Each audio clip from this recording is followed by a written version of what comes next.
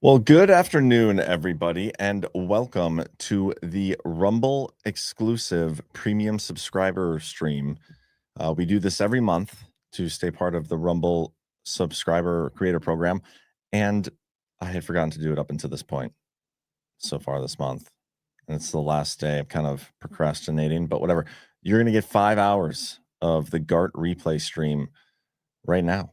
So pretty excited to get this out there. GART 10 Cocoa Beach was a fantastic time, and we had some really good content. I would say was the best content we've put out at a panel or at a conference so far. So I think you guys will enjoy it.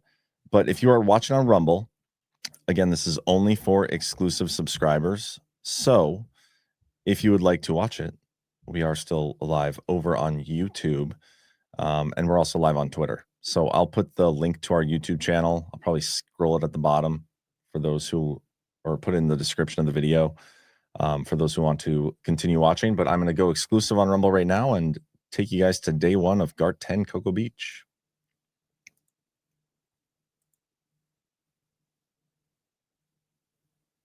If I can figure it out. There we go. Thanks, everybody, for tuning in.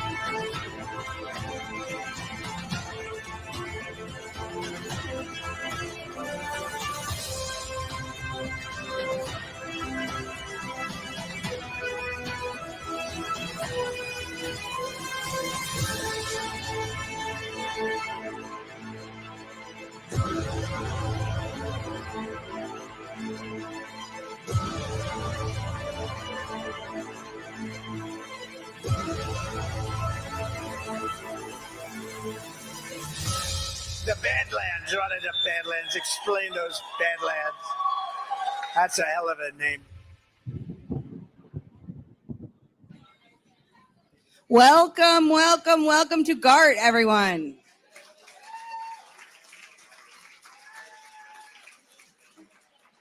So I was reading in Acts 17 this morning, which is when the Paul goes to Thessalonica, and he talks about the Bereans and how the Bereans, they didn't listen to what people were saying. They searched the scriptures to find out what's true.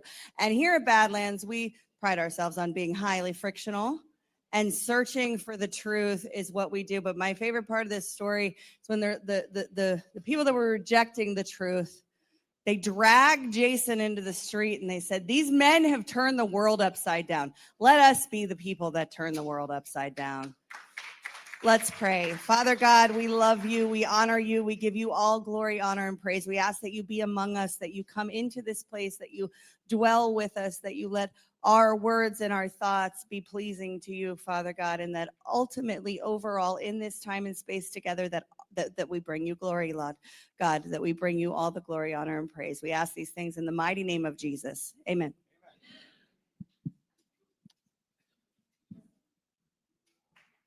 Flag, please.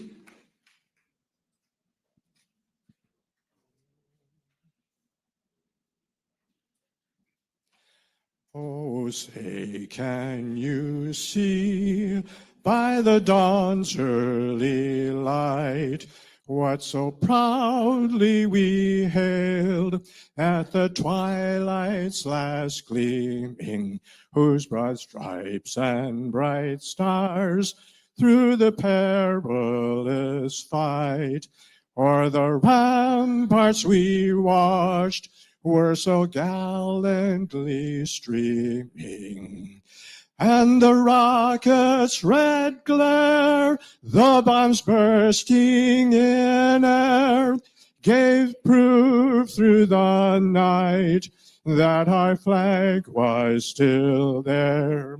Oh, say does that star-spangled banner yet wave o'er the land of the free and the home of the brave?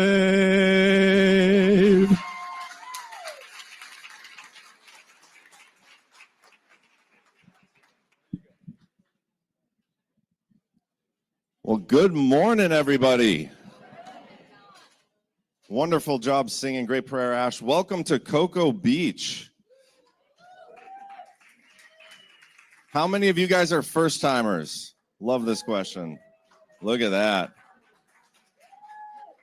Amazing. You first timers, there's a lot of veterans here. You will have no difficulty making new friends. And you veterans, make sure you guys are finding the first timers. Anybody sitting alone? Hey, guys. We're going to have a great weekend this weekend. The panels I'm very excited about, and I'm actually on the first panel, so we're going to start things off right away with JB and who else? Cam. I think CanCon's on with me. But quick reminder, you guys can come up here if you want. We're doing the Q&A on this side over there. I think Ghost is going to run the mic. Where is Ghost? Okay. Okay, G-Money's got the mic. So don't be shy. We want these panels to be interactive. We want your input. We want to come up with the solutions to all the world's problems together. But with that, we'll get started. Ash, can I give you this mic?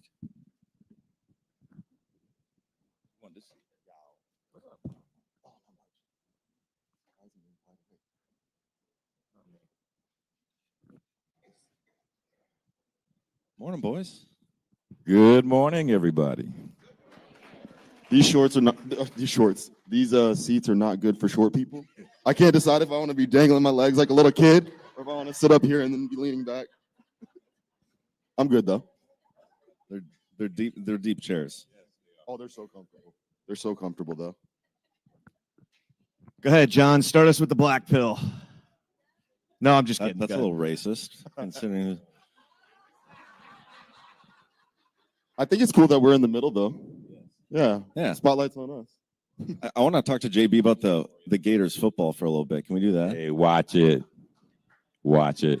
And the Jags. In Deadwood, he told me they were going undefeated. John put a curse on my football team. I didn't know these North Dakota nigs had that power.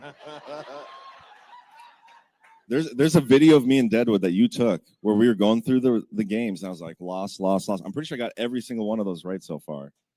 There's a good chance with all the losses they have.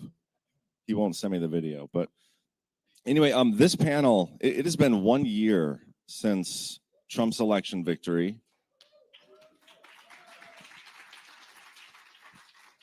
And we want to take this opportunity. I think doing this first is a good idea too, but to go through, just kind of discuss the last year of what's happened. Has it lived up to expectations? What wins have we had? What losses have we had?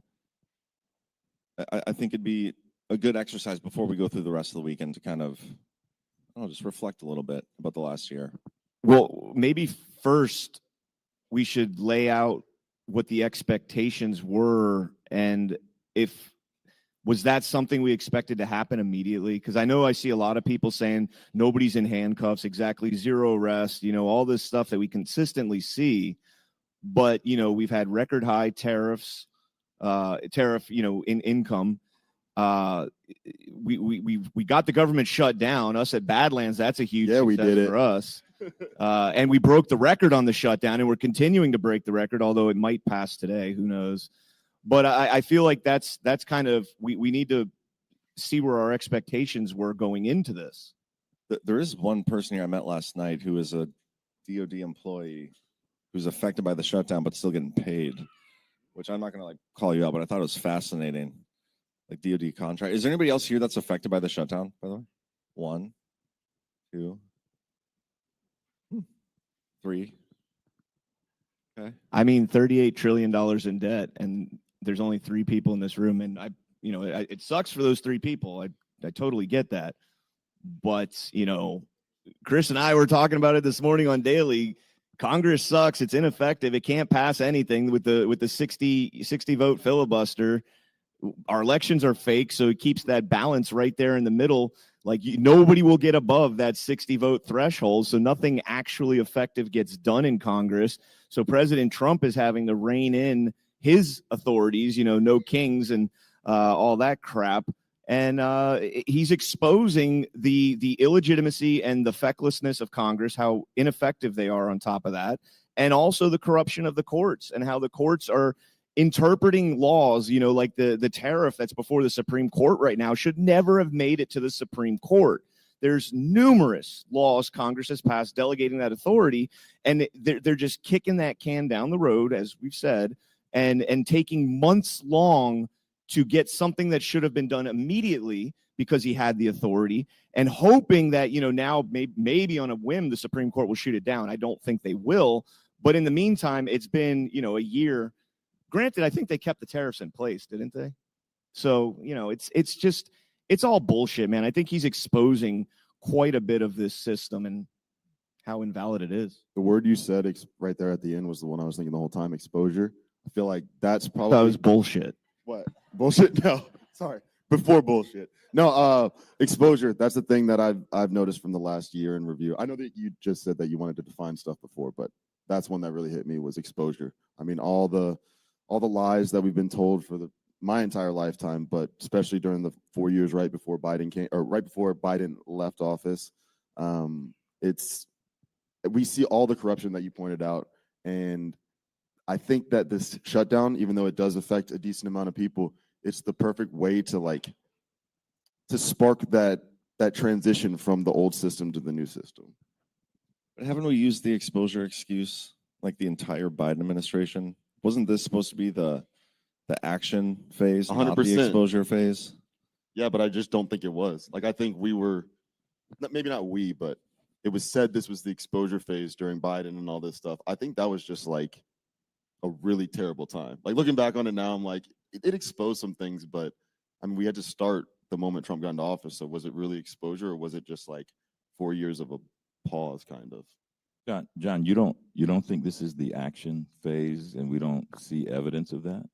Minimal evidence. Really? I don't think it's lived up to expectations, for sure. Oh, I definitely take the opposite position. I think we're in an incredible action phase, and people it's almost like people not understanding complex prosecutions and why aren't there more arrests? Well, because you don't understand complex prosecutions and what you have to do to put them together so you get a conviction. It's going to require some patience, but the man flooded the zone before Inauguration Day even, and he has continued to this day to flood the zone. To me, we're just on an incredible run, and it's a part of our frustration that we can't fully take credit or believe that, because we've seen so much BS over the years, and we're rightfully frustrated with that. But it's an incredible. Before this morning, I was looking at, in the Trump administration put out like their first 100 days. Here are the accomplishments, and people talked about the first 200 days. We're not to 365 yet, but it's incredible what they have done, and they have flipped the script on practically all of our adversaries to me, and we've got them on the run. And they have these, it might be Pyrrhic victories. Like, I'm not concerned in the slightest that New York City elected a communist dumbass. I'm not concerned at all. That is going to redound against them. And Trump is a master at making that so. So, yeah, no, I think we're in good shape, and we have to know how to accept taking the win, the temporary win, in all of the foolishness that we, are wading through. We still have to take stock of real victories. Well, let's go through some of those things. You read the list. What are some? Give me your top 5 of the list of accomplishments. I don't know that I can give a top 5. I've been so distracted on all kinds of other stuff, and things start conflating. But I will say this. I don't think people fully appreciate. I go back to the July 2017 from his first administration and that Warsaw speech, I say to my audience, that is a historic speech. It's going to be remembered forever. And it lays out, to me, some sort of discernment on everything that's happening right now. Everything in terms of the fullest understanding of what America First is, the fullest understanding of NATO taking responsibility for themselves and their defense, all of that stuff. But he comes in and, G Money is sitting over there, and he gave an incredible speech before the election on, Bitcoin strategic reserve. They have, in fact, moved forward in that.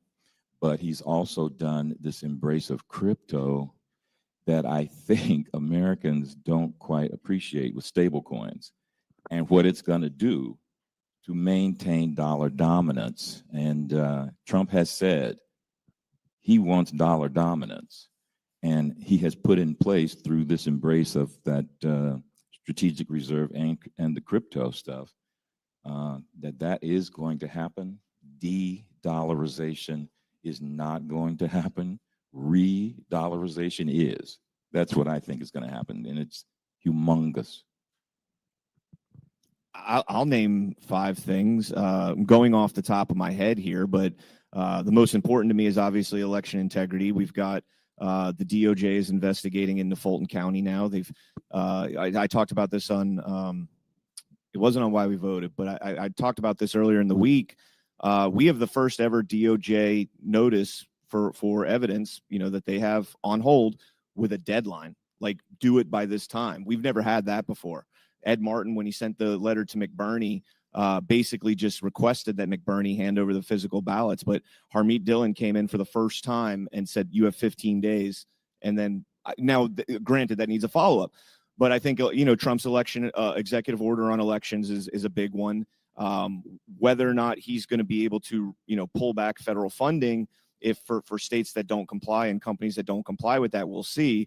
I still think there's something with this Liberty vote. I don't know what it is. It looks like horrible on its face, but there's just something about this story that sits wrong with me.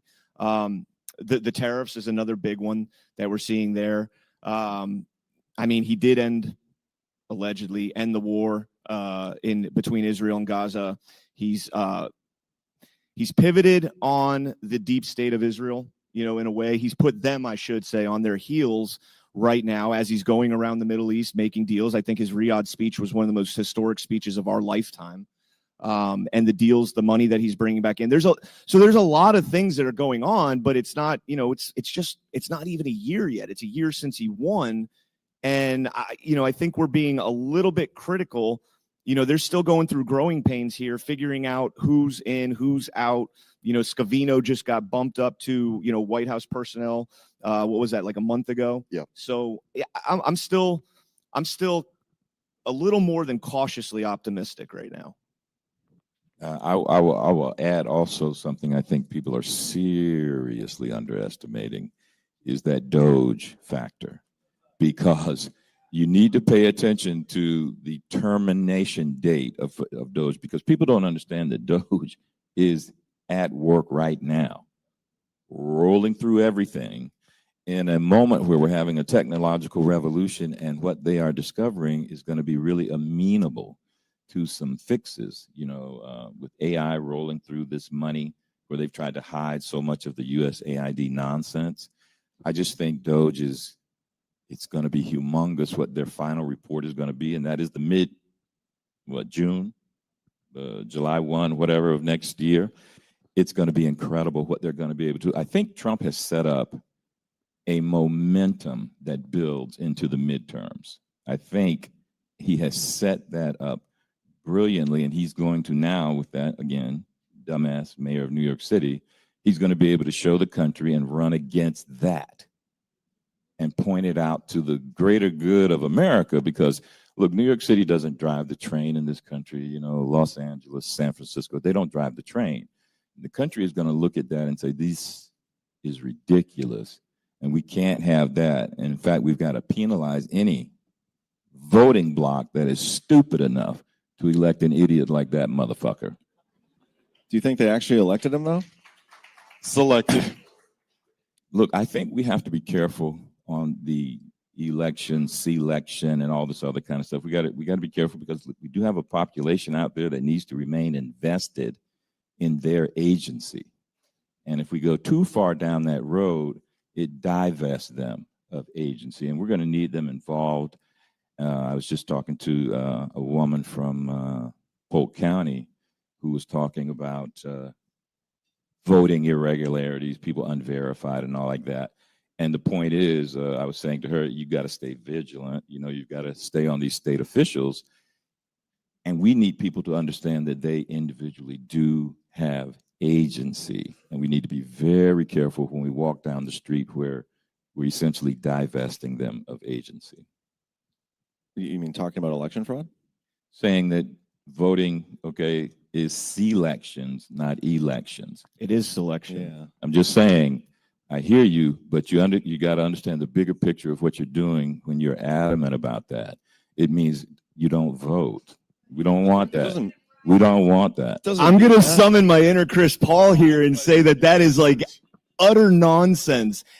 I could buy into that before. Hold on. What's utter nonsense? That we need to keep people engaged in the agency of our elections. No. We need to keep people remembering that they have agency, and when they don't have agency, they do have agency. There is no agency in a black box voting system without the ability to check any facet of our elections. Okay, you're having a narrow discussion about agency. That is an aspect of agency. But you are saying something that tends to tell people you don't fucking matter. They do fucking matter because they have agency.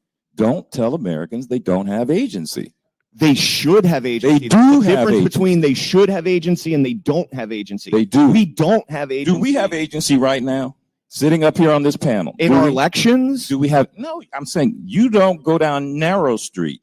We're talking broadly. Okay. Can we define agency here? I think we don't have agency in our government if we don't have the ability to elect officials to represent us in that government. Again, all I'm saying, Brian, listen, don't go narrow when you talk, and then people conflate that they don't matter. They do matter, and they matter because they have agency. Period. Full stop. What do you mean when you say that, JB? Like, what? The ability to, as an individual, affect change in their world, their individual world. All change begins with that individual believing they've got agency. But how does talking about election fraud affect a person's ability to change it? Like, if election fraud exists, we can't just ignore it. No, talking about election fraud isn't the problem. I'm saying making a carte blanche statement that elections are fake. They are fake and you don't matter. Don't do that. I don't think anybody's ever said that you don't matter. That's definitely what said the elections are well, fake. JB, what I hear is I don't think so. What I hear is elections are fake and your vote doesn't matter. Not you don't matter. Your vote doesn't matter. Therefore, you need to fight to make sure that your vote does matter. That's what I get when I hear selection. Yeah. And that's an academic statement that doesn't address normies, because normies aren't going to hear that. Normies are going to hear, my vote doesn't matter. Well, I agree, but I also feel like with CanCon, not everyone should have a right to vote. Not everybody deserves to vote. And by deserve, hear me out. When I say deserve, I mean if you're an uneducated voter, you are literally ruining the rest of the vote for everybody else. Also, go easy. Oh, I'm not going easy on this one. This one actually bothers me a lot because you guys have probably heard before, but I didn't vote until 2020 because I didn't trust any of these people, even Trump 2016. And then I go in 2020, vote, get my vote stolen in Cobb County, which has been red since Newt Gingrich got into office. And then I come and find you guys and everyone's like, well, the elections are fake. And I'm like, finally, there's more people that are talking about it. And then JB comes along and he's just like, they may not be on the up and up, but we got to keep. And I'm like, no, man, no, not the only other black guy here. Come on now, brother. You know, it's a fine line, you know what I mean? And we all know this, right? It's a fine line, and we're trying to get to a place. We're trying to support a president who's trying to get us to a place. And I say to like my audience, you know, you are all force multipliers. And I feel that way about everybody here. If you're this involved that you're at this conference and, you know, you mix and mingle with your friends who really don't understand any of this stuff that's going on, and they're just living their life. I got a brother saying to me, hey, man, I'm married with 2 kids and, you know, blah, blah, blah. I'm just living my life. We can't have that attitude because there is this war going on. And so I sit up there and I listen to President Trump saying he's a wartime president, and I believe him. And I listen to people talk about the 2020 election and that Trump obviously lost. And I know I can give you the side eye because what the hell does 81 million votes mean to you? You're not paying attention. You are disengaged. So this is what I mean about being careful with, okay, the elections are rigged, voting is gay, everything, blah, blah, blah, blah, blah. No. Don't you consider that self-censorship though? Because if we know that that's the truth and we're not sharing that, well, I feel like this is, like, to invoke Chris Paul again, I feel like this is the argument that people have for Tucker Carlson all the time, is like he had to wait to say certain things because he needed to keep the base engaged to be able to get to the point where they're at now, where they can understand what we're talking about on stage. And I feel like that's a cop-out because it's basically holding back the growth of the American people because you're not giving them all the information. And that actually reminds me of the whole Doge thing when you're talking about Doge. Why aren't they telling us what they've been doing? Like every time I watch John's show, he's like, nothing new on the Doge report. And No, it's okay. every day. That's a real question. Go ahead. Yeah, and it's one of my frustrations. It's a frustration that goes along with why aren't people being arrested? Why don't we see more people perp walk? Why? Good God Almighty! You have a agency that has been put in place to do a deep dive through the federal government, and you want them to come give month by month motherfucking reports? They're the ones who created the website. Yeah, I actually do, because I think the problem we've had in this country for the longest time is lack of transparency. And then when we have somebody come in on our side, an agency or part of our agency to help us out, and then they don't tell us what they're doing. If we find out in July of 2026 that they found $38 trillion in fraud, waste, and abuse, okay, well, that's it. That's awesome. I'm glad we found that out. Our debt, if it's at that level at that time, will get wiped out when they get rid of everything. But they could literally just be telling us that, and there was no debt ever before, and they've just been laundering $38 trillion since we started going into, or up to $38 trillion since we started going but into look, debt. We don't have the transparency. That's all I want. Do you know how much fraud they found so far, JB? No, I have no idea, and I don't care, because they've got a date certain where they're going to give me a report, and that's when I start to care, because you got to understand the war. And it's like, damn, do y'all understand we're in a war against a savvy adversary? You do not come out and put everything on the table and tell that savvy adversary what the hell you're finding and doing. Why'd they create a website where they're giving us weekly updates? Give some basic stuff to say, hey, we are on the JOB, and expecting you to understand there's a date certain for the report. Don't sit up here and demand that I put everything out there for these idiots to see. You're supposed to be...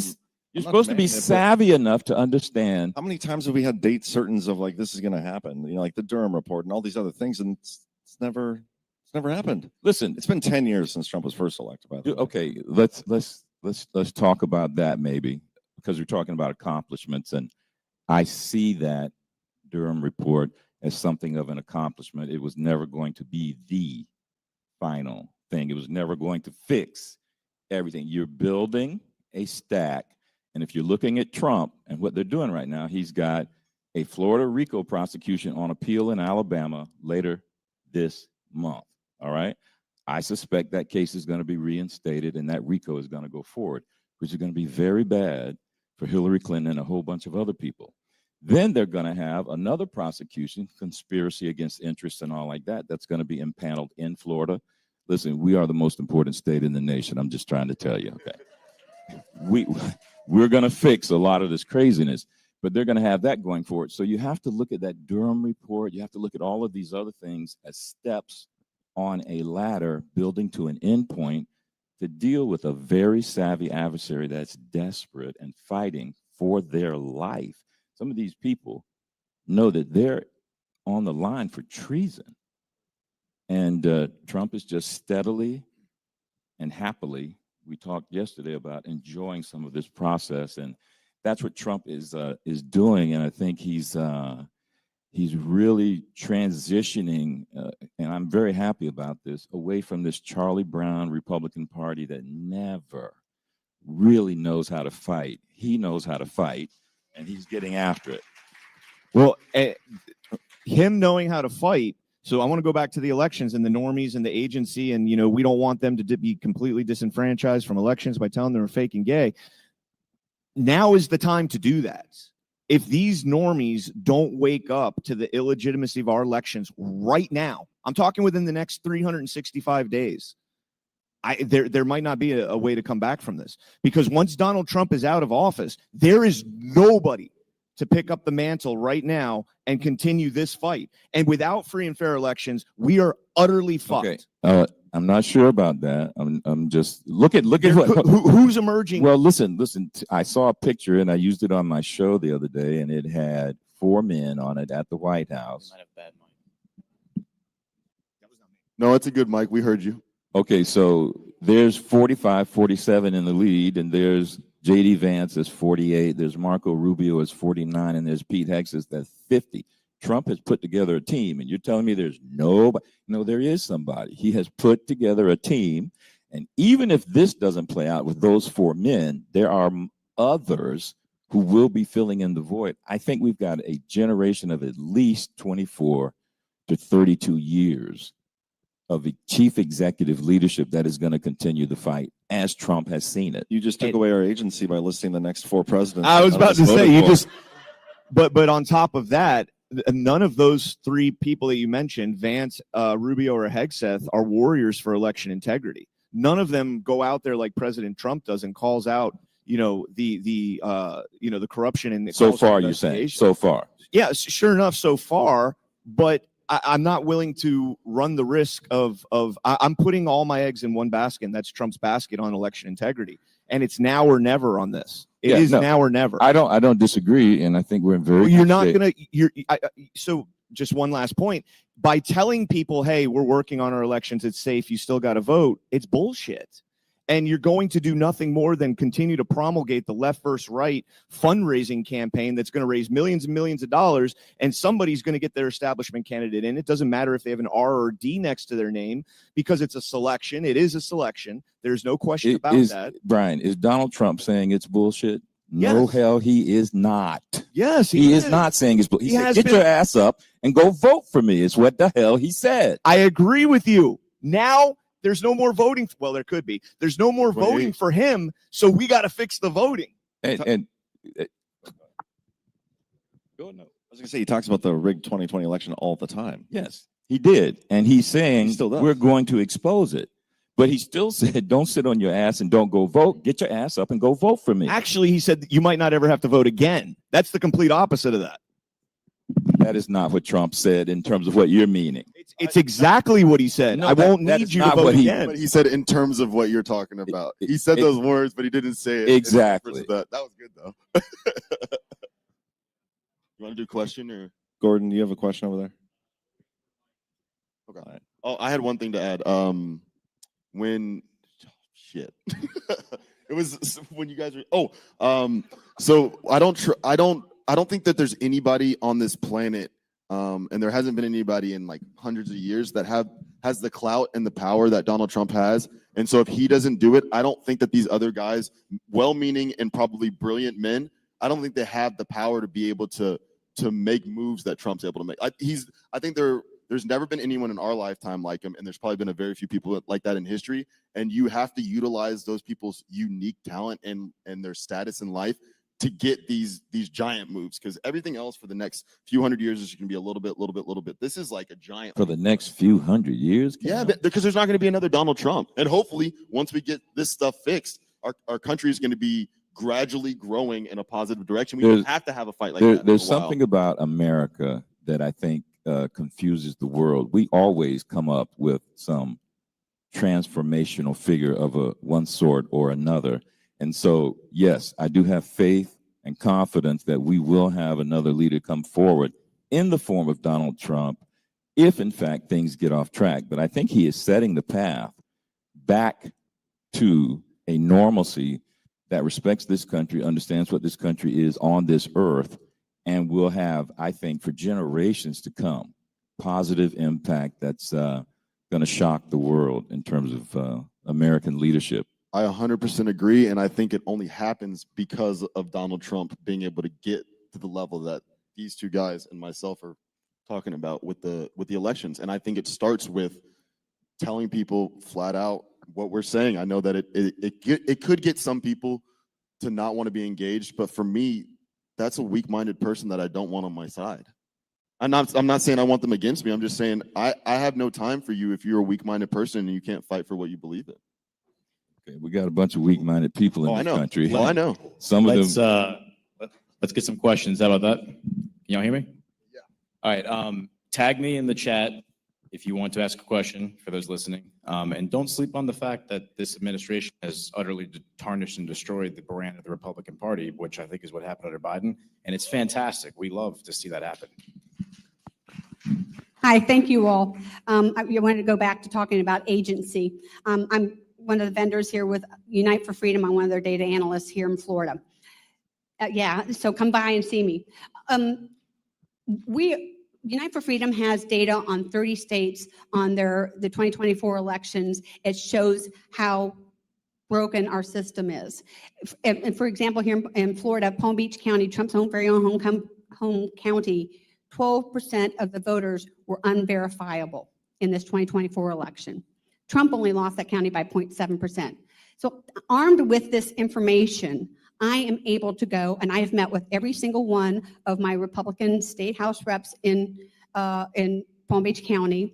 I have met twice with our Florida Attorney General, James Uthmeyer, and last week I spoke with Byron, well, actually I've spoken to Byron Donalds twice, who is a U.S. Congressman now and running for governor. The thing is that I'm just one voice, and I think that we need a groundswell of people armed with the information, but it can't just be me going out there talking to these people. We need to all be picking up our phone, showing up at meetings, sharing with them the information, and that's how we make some move the needle. Thank you. Perhaps, excellent job. And perhaps that piggybacks off my point, and maybe this is where me and JB might be able to find some common ground. And he's saying they need agency in the election, which leads to, rather than doing what somebody like you is doing and somebody like many of us are doing, they just go and they go knocking on doors and campaigning and registering people to vote, and they're doing nothing but, you know, putting a piece of tape over the check engine light and driving down the road until their engine blows up. Meanwhile, people like you that understand our elections are totally illegitimate are doing something about it. That is what we need. We need people that are actively engaged in fixing it, rather than trying to go out and campaign harder. You know, just as I think G's the one that says vote harder, right? Vote harder, daddy. It's not going to happen. So thank you for that. And JB, that actually made me think, I think the part where I could connect with you is that what I was saying was extremely harsh, because I'm not giving a solution. I'm just telling these people, I don't care about you. And that's not what I really mean. For me, it was more, I'm frustrated with the fact that I'm trying and you're not. So if I put forth the effort to help the person out, explain things to them, teach them, and they don't want to hear it, then I'll go to that step. But before that, I understand where you're coming from, because you will lose a lot of people just telling them you don't care about them. How many people here are actually involved in their local elections? I know we talked to two gals last night. I remember, just real quick, John, during Daily, when I lost my train of thought, I just want a round of applause for two of our Dallas County folks here. That Dallas County is now doing hand-marked, hand-counted paper ballots in their primary election. Because of these two. Stand up. Stand up. Primary elections are massive because, yeah.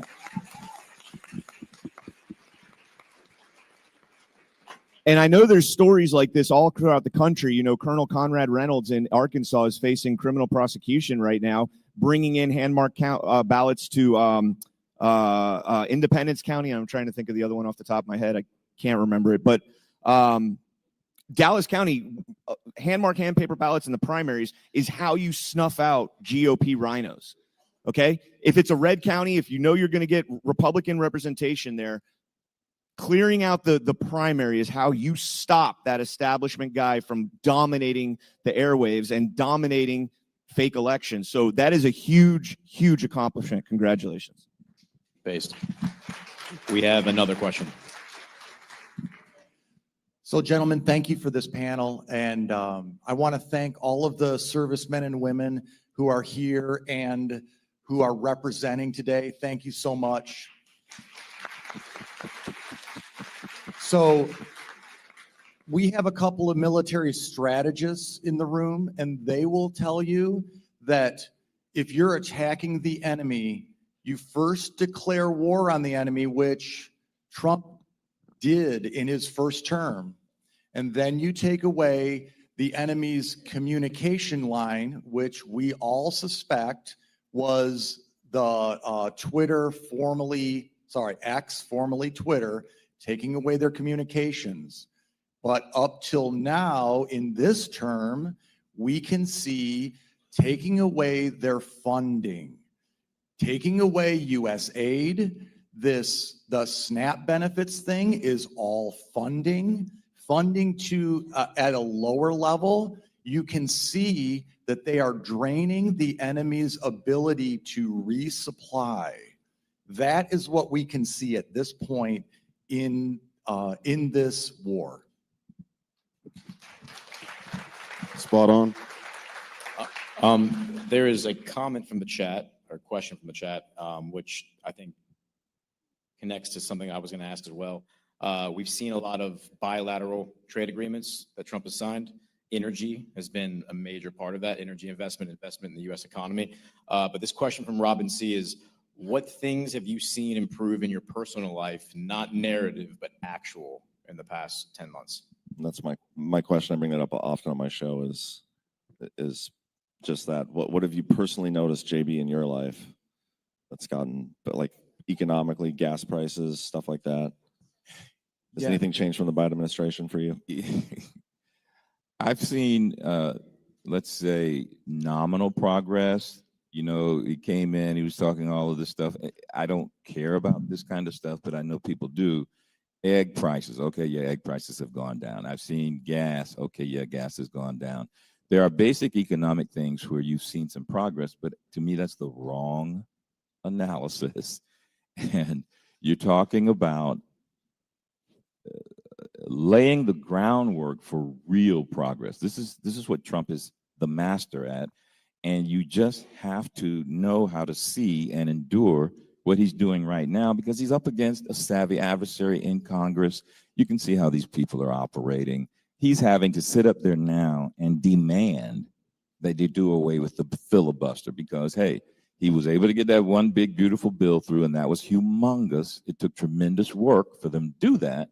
Now it's taking tremendous work for them to force through this filibuster change, because you got dumbasses again sitting up there saying, well, what about what the Democrats might do when they get back? They're going to do what the hell they're going to do anyway, and they're not going to care about what you just did. So you need to take that power away, pass this legislation, keep moving down the track towards success. But again, he's setting everything up. And again, we have to be, I think, savvy and patient to see how he's building towards the 2026 midterms. Everything he's doing is building towards that and the success of the vote. Again, I think we're going to see a lot of stuff come out with this DOJ report. I think you're going to see court cases. If you're paying attention, I think he's got an incredible track record at the Supreme Court with them verifying. And, you know, the Supreme Court doesn't allow, this is a pet peeve of mine, they're acknowledging the power that he has to do X, Y, or Z. And so I think that's going to continue. With this tariff thing, it's been a phenomenal success. And you had all these rhinos and other fools saying the tariffs are a mistake, and they've been exactly the opposite. They've been a tremendous success. That was a brilliant response, but you didn't answer the question at all. Yeah, has anything happened to you in your life? Just like I answered it by saying I don't. You said you don't care. I don't give a damn about that, because it's the wrong way. And this is how our adversary has baited us to being Charlie Brown Republicans for decades. It's a stupid analysis. But you also said that we can't talk about election fraud because we're taking away agency of people. But no, I didn't say. I did not. But the normies, they also care about the egg prices and the gas. Like, that's the analysis they care about. Okay, North Dakota nig. That is not what I said. That is what you said. It's not. Go ahead. Go ahead. No, go. You guys are missing the point here. What? Nothing has changed in our lives, because nothing should change with the federal government. It's been shut down for 36 days now. Nothing's changed. The federal government is, I don't have to take my shoes off at TSA anymore. Ooh, that's a good one. Yep.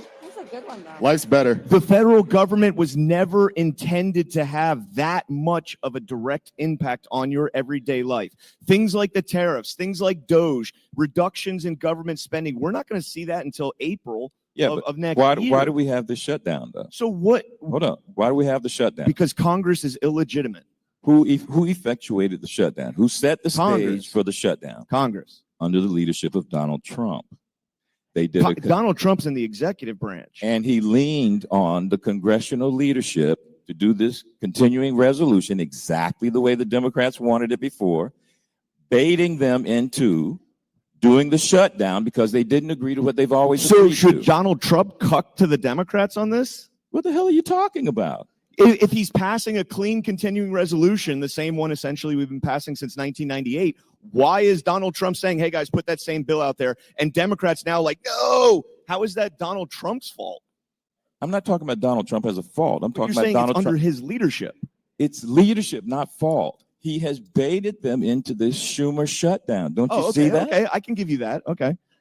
And to show how irrelevant the federal government is, which the answer is what's changed? Nothing. Yeah, Nothing has changed. It's that things have changed beyond the federal government. If you look at the media landscape, right, this is a humongous change when you see what's happening at CBS News now, right? And you see these changes.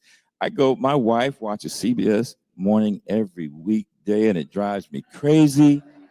And to know that some of these people are getting fired and that show is going to change and multiple others are going to change is a So your humongous TV step. program changed, and that's the major impact on your life. Are you belittling His wife that? is watching it, so yeah, it's a huge impact on his life. You're belittling that? Yes. Okay, well that's stupid, Brian, because It's stupid because the CBS guys got fired because they faked an interview. what the hell do you think normal Americans are watching and listening and paying attention to? Let them get fired. Do not belittle that. That is a humongous change. They are on the run and they are losing. We need to recognize that and we need to continue the fight and not belittle that kind of thing. This is how we win. This is exactly how we win. Celebrating it, but it's You not a just change in our belittle- lives. It is a change. We're going out and voting. And again, I'm not saying the federal government should have minimal impact on our life. So I'm saying that the answer to this question should be nothing. Isn't the Schumer shutdown proving what you're saying? And that was the only way that was set up was through Donald Trump. The only way that was set up, and it is showing to Americans, we really don't need all of this federal government. He's proving a point as he continues to march on the battlefield. I think the horseshoe just met at the bottom, and I was going to say you guys literally just I agreed think we right at finally the end. just got on the same page here. It just took a really long detour to get there. Race love race JB. relations are so fun. Okay. Next question. Well, first of all, I think everybody should understand that JB had a devastating loss in fantasy football last weekend. Wait a minute, Ash. Did he lose to you? Wait, Ash. Yeah, he did. Ash. Who's in first place, Ash? That That- would be me. That wasn't Mr. Autopick. That wasn't the question. It was How many of your question was team who, did you who draft? won last week? Okay, so ask him how what- much of his team he drafted, though. His He's like computer is 12 the wide number one in our You league. see, here's the thing. That was God Almighty helping me out. That was AI. Wait, I was going to say we're all losing to AI. Do you guys realize that we're losing to AI in picked fantasy JB's football? team. Okay, so I heard it the way Brian heard it, that we can't say true things to people about elections because it will rob them of their agency. So my question is, how does telling half-truths to the American people bestow agency? And JB, is there anything you think the administration that we should be able to expect that they'll tell us the truth about? Yes, I think we should be able to expect the truth from the administration in a whole wide range of things, but we should not expect them to do dumbassery, which is getting out there and putting everything for our adversaries to then go cherry pick and try and frame for the normal population that's easily swayed. We've seen the difficulty that we have already in how they frame things. And so I just don't, to me, they're operating something of a military battle plan. And to me, there's operational security. To me, you do not lay out all of these steps that you're taking if you've got a military battle plan that's succeeding. Continue to march the way you've been marching. Follow Donald Trump's lead. He is the commanding general. There's a really good follow-up question from the chat on what Ash asked. It says, if elections ever become actually improvably safe, is it better to have an electorate of numbers, no matter their level of engagement, or an electorate of engaged and committed citizens, no matter their views? Did you say better or?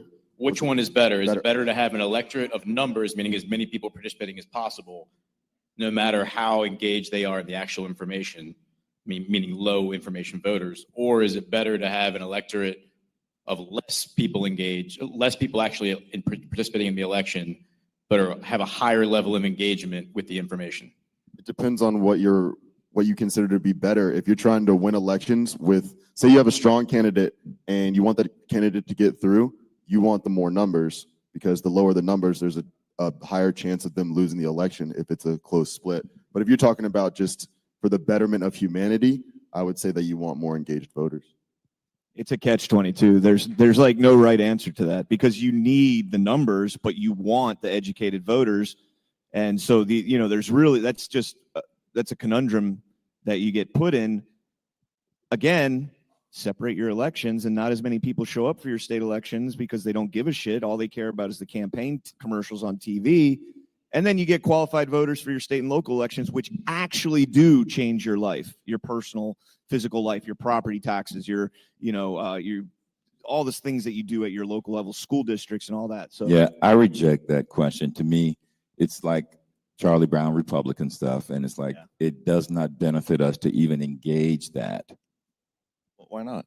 Because it's Charlie Brown dumbassery. It's not. not. There's no right answer. That's not an answer. That is an answer. We got a real world problem, and then you have somebody insert this stuff, and it's like we're going to engage in a debate on some theoretical nonsense that doesn't apply in the real world. Are we or are we not at war? We don't have time to engage that kind of foolishness. Okay, so what foolishness can we engage in? Like, what are we just allowed to talk about the things that the TV tells us we can? I mean, this audience here, we all understand we're in a war. Like, we should be able to have the higher level discussions. You think so? Yeah. Okay. For sure. The audience members, when they go out into their communities, the people around them, do they understand we're in a war? No, they don't. Okay. So we're not engaged in that dumbassery. Okay, but I want to come back to what Ash's question was. Like, why do you think it's a negative thing to discuss election fraud with people? Look, let's not conflate.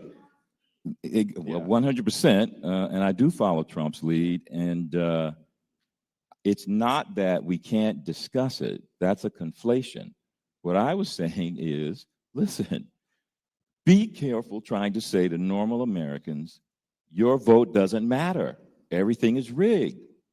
That is foolishness to me, and I think it's obvious foolishness. We need them to understand they matter, and so if we want to encourage somebody in Florida to go to Palm Beach County and talk about these unverified votes, you don't do that by saying your vote doesn't matter. Well, I don't So think you I've want ever to said lie that. to them? I said the elections are fake, rigged. I mean, I don't know if I've ever said. If anything, What does me fake, telling somebody, rigged, and gay mean? He's saying Did that their it means vote your matter? vote doesn't matter because the Did their person's vote going to matter? hear Okay, that and say, yeah. but people understand. Like, so me personally, like me thinking the elections are fake, I still went and voted. I believe the elections are rigged. I still went and voted.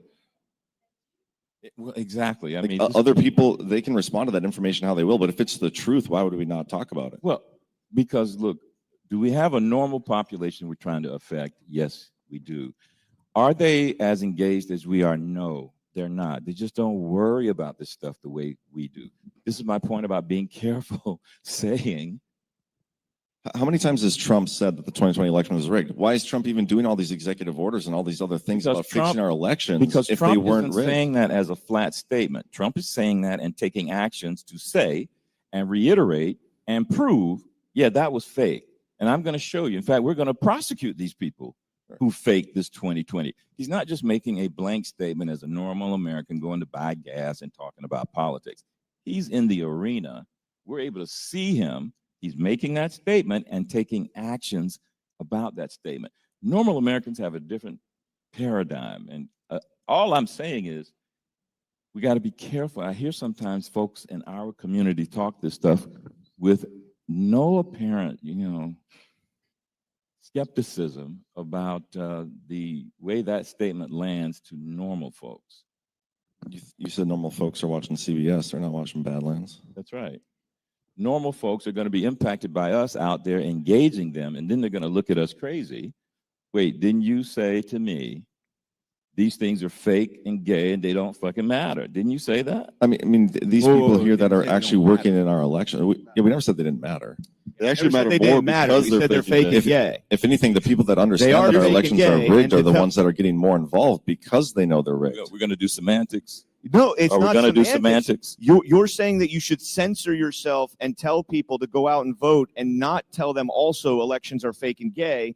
But like John, I still went out and voted. But it's absurd to say like, hey, just keep telling them like you want them to continue voting. So don't expose them to the fact that their vote is illegitimate and doesn't actually count. Well, wait a minute. Or is not verifiable. That is not remotely close to what I was saying. All I was saying is, no, you got to get your ass up and go vote, number one. But number two, I'm not saying be Pollyannish. I'm sitting up here saying, hey, you got to do some discernment. You got to understand what's happening. You got to hold people to the account. You got to do all of those different things because you have agency. That's the much better approach than sitting out there saying some flat statement about, hey, man, it's all fake and gay, man. It is. Hey, we have another question over here. And I will say, Jimmy Rickenbaugh, great follow-up comment to my last question, which is depends upon the quality of information, which is the problem. I think that's actually a great comment. Well, I sure don't want to get in the middle of this. It seems like the last question that was, not this last one, but the one before that, is not an either or, win elections or educate the electorate. It's both and. And it's a short term and a long term. Short term, we got to win elections. Long term, we got to educate the electorate. So as I look around the room here, we have a band of brothers and sisters. And you need to know we're not alone. There are groups just like ours, with our goals all over the place, hundreds, thousands. There are at least 4 or 5 right in Polk County that my wife and I are affiliated with. So I go back to a quote from John Adams. And John Adams said, duty is ours. Results are God's. So we continue to show up, stand up, and speak up. And until people either listen or we're dead. Until the last one of us is dead. So it's not a question of, is this futile or is it all rigged or none of that makes any difference. As long as one of us is still alive and speaking the truth, we have not been defeated. So hang in there.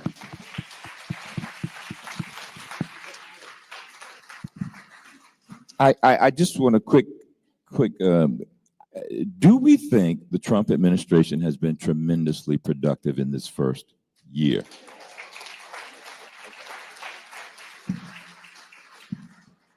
Another question. Indivisible Adam here. I'd like to think that I like to champion the false divides, but I want to put a quick perspective on where JB's going with this. The absolutes that we throw out there, black, white, Muslim, Christian, all these things have proven to be very absolutist labels and false divides. Look around. I mean, we've all come to realize that. So when we look at the elections and we say we dismiss it as being totally rigged, that's an absolute. And that kind of divide is something we need to bridge big time. So God bless John for being one guy who can just take his, amen. But God bless him because he's one guy and he did one thing and he wrote it out and here we are. And it all started with, how can a president actually walk away from such an obviously rigged election? So to put perspective on it, Joe Von Pulitzer called in John's show with Richard the Saint and Patrick, and that was 2 years ago, maybe 3. Let me tell you something. He outlined an amazing way of all the different ways that the election is rigged. So it's not that everybody's agency has been taken away. It's been hijacked to a huge degree on a regular basis, just not in 2016 and 2024. Figure that one out. But think of it this way. If we had a swimming pool full of marbles and those were all legitimate votes, it might be 60-40 Trump if we could figure out how many people would really vote leftist. But how Joe Vaughn explained it is that they start putting up digital numbers and they have to backfill it with ballots. And that's why that swimming pool doesn't have all those ballots that got taken away by the postal carrier and thrown into the ditch. And in the middle of the night in Atlanta, they're bringing in the suitcases and they're pouring in the leftist ballots to make 81 million votes. So we got to get granular, not absolute. That's my whole point. So as this thing unfolds next year and manifests, it may not be a giant slam dunk by Trump. The people have to play their part individually and get out there and chip away at the mail-ins, chip away at the real ballots getting voted fraudulently, the fake ballots getting voted fraudulently, the fake counting, the machines, and et cetera. We got to hit it at every level, and the people are here to play a part. Thank you. A lot of comments in the chat about getting back to the topic at hand, which is the world Trump 2.0 and not just elections. So just wanted to make that note. Another question. JB took away our agency of talking about that. Hi there. My name's Missy. I'm from Long Beach, California, and it is local action, national impact. Our state is, there's a very, very large group of people who are fighting for voter initiative. And we started taking signatures October 1st. We need 1 million. We're up to 600,000. Every time I ask someone, how do you feel about voter ID?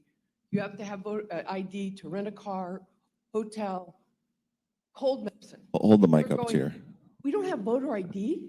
I said, you live in California and you know we don't have voter ID. So we are fighting very hard. Sorry, I'm a little nervous, but we're getting there. But the point is granular. You got to wake people up. And I've lost a lot of friends in the movement because I speak my mind. And I'm a mom, I'm a grandmother, and if we don't fight for our state, who's going to fight for it? So again, I want to thank John because he's our leader in this movement, but we have to also find other leaders. Thank you very much. Thank you. God bless you. That was awesome. Thank you. Give Vida the mic there. Hello, just want to mention that a lot of people should consider being in your Republican executive committee in your own county. And now a lot of people just said, well, the Republicans are all corrupt. But if you can infiltrate these groups, then we change everything. So I'm in the REC, I've been in a couple years, and our Polk County REC did a resolution for hand counts of ballots. That's submitted up to the Florida State REC. Now, that has not won, we have not won that battle yet. But what if every county in Florida did the same thing with their REC? This would be too hard to be ignored. And currently the reason why we don't have hand count in Florida is there's a law that says we must have electronic machines used. This has to do with the whole Chad thing years ago. They're all gun shy because of that. So what they did is they put something in our legislation that says you must use machines. People have been trying to get that law changed to say, you may use machines or it's optional. So right now in Florida, we can't use hand count. But if every county in Florida did the same thing, got their REC to do a resolution up to the head guys, you'd have to sway them. So, you know, that's something to think about. People just throw the REC out the window thinking they're corrupt, they're no good. Well, infiltrate, that's what I say. And we have an election integrity committee. There's like 7 of us on it in our REC. And we work behind the scenes trying to do different things. And our hands are tied. We can't get a hand count yet. But what we did do is we did a hand count demonstration because we witnessed one of them. So we got to see how to do it. So we went to our supervisor of election and we did a hand count demonstration for her. Now, that's not going to change things yet because, like I said, we got that law here. but it's making progress that you're showing people hand count can work. And so that's another method that people can start, it starts making the conversation about hand count because Trump's talking about it. So something to think about. Thank you, Vida. Perhaps to kind of bring us back to the actual topic here, maybe we should go and talk about maybe one or two of our favorite things and expand on that. I will start. I think the greatest thing President Trump has done so far is the dismantling of the USAID, the National Endowment, a lot of these other programs that have been orchestrating, regime overchange throughout the world, the Gladio-esque type operations throughout the world. That is by far my favorite thing. Tariffs would be a very close second. Real quick, how many? Isn't the USAID though still open? Like 1,000? No, it's closed. But they moved it into the State Department, Exactly. didn't they? And there's Well, still a thousand Plenty of programs or something. Yeah. there's a little more accountability in the State Department, though. There's a lot less accountability with USAID. How do we know that though? Well, if Doge. yeah, Well- Doge. I'm it's looking an at you, ongoing JB. Is From there though? what? Is there though? Good question. Accountability at the State Department? I don't know, but You mean this? You mean the thing. CIA? We have access to freedom of information with the State Department, not with USAID. So- Are we going to get anything out of it? Yeah, that's a great question. I mean, State Department. That's like Hillary Clinton ran that, right? I mean, Yeah. we're talking accountability of the State Department. I don't trust it. I don't either. I think I don't the trust any of it. I trust it more than I do USAID, though. Exactly. And we got to always remember, look, let's not make the perfect the enemy of the good. We're talking about progress. It's a methodical thing. And we appreciate the steps. We don't have to go perfect or nothing. And that's what's happening right now with the Trump administration. Marco Rubio is doing a damn good job at the State Department. And so, I think, what is it that I think is the best? I like the court cases. I like Donald Trump going forward and appealing his Florida RICO in the 11th Circuit of the Federal Court of Appeals. He's not giving up, and he's mirroring it with impaneling these grand juries in Florida for conspiracy against rights. It's a double-edged approach. That's a pincer, and I think it's guaranteed to succeed. So I think historically that's going to be a phenomenal success for the Trump administration. You want to go? You want me to go, John? You can go. All right. For me, it's not. All right. So what he's done with Israel, Iran, China, Russia, all the things on the global stage where he's Ukraine. He's talking about ending the Ukraine-Russia war while doing deals with Russia in Alaska. He's doing deals with Qatar while holding Iran in check, keeping Israel from blowing up the entire world. Like, the fact that he's maneuvering through all these things means that he has so much clout in this world and so much power. So for me, the first year, like the year in review, the thing that's most impressive is I knew he was a powerful man, but the way that he's able to use his power strategically and be able to not screw it up. Because that has to be the hardest thing in the world to navigate. You're dealing with people that you know are known liars, known murderers, known criminals, but they're on a world stage and you have to treat them like world leaders. In the public, you have to say, BB's my friend or BB's this, when behind closed doors, you're clearly telling this man, like, I will not even ruin your life. I'll make your life worse than you could ever even imagine, and I won't let you die before you do it. What? Oh, no. Yeah, that's where my brain goes, JB. Now you've really taken away agency. I mean, I'm going to be the odd man out here, I think, because I'm happy that Trump is back in. But I mean, those who watch my show, you understand where I stand on this. Are you going doomer? No, I'm not. I'm going realistic, because a lot of people are like, well, let's just wait. We just got to be patient and things will happen. But personally, like financially, although I make so much money, guys, I'm not making any more money now than I was before. You know what I mean? Gas prices, they're not really down that much. The tariffs, like, yeah, it's nice. We're hearing this tariff income's coming in, but I haven't seen it personally. Doge, we've saved $214 billion so far. In the first month and a half, it was $100 billion, and the rate of change, by the time Trump leaves office, we're going to be at $517 billion or something based on the pace we're on right now. And we were promised $2 trillion. I talk about this every day, JB. We are not getting much in Doge. We're told it's in all these agencies, but we haven't seen anything. $1,300 per taxpayer. Where's that money going? Or have any of you guys gotten a tax refund from Doge?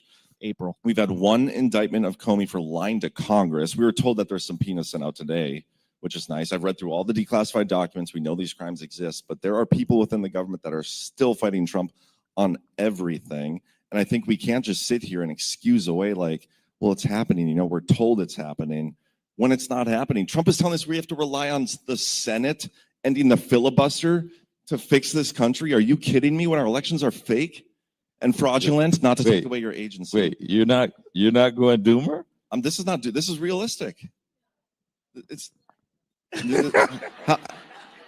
This is not black. You guys can call it black pill, but being a realist is not a black pill. And you guys saying I'm a black pilling for this. That's like a cop out for you. Well, hold on real quick. In order to black pill, you have to say at least the things that John's saying, but then actively don't do anything about it or work against the interests. The thing that John's doing is he's saying the things that a black pillar may or would say, but in the process, he's literally got an entire organization that he's running. I think talking about the things is you have to do it in order for it to happen. If we don't talk about it, it'll never happen. But look, John, you said you read through all the classified documents, right? Yeah.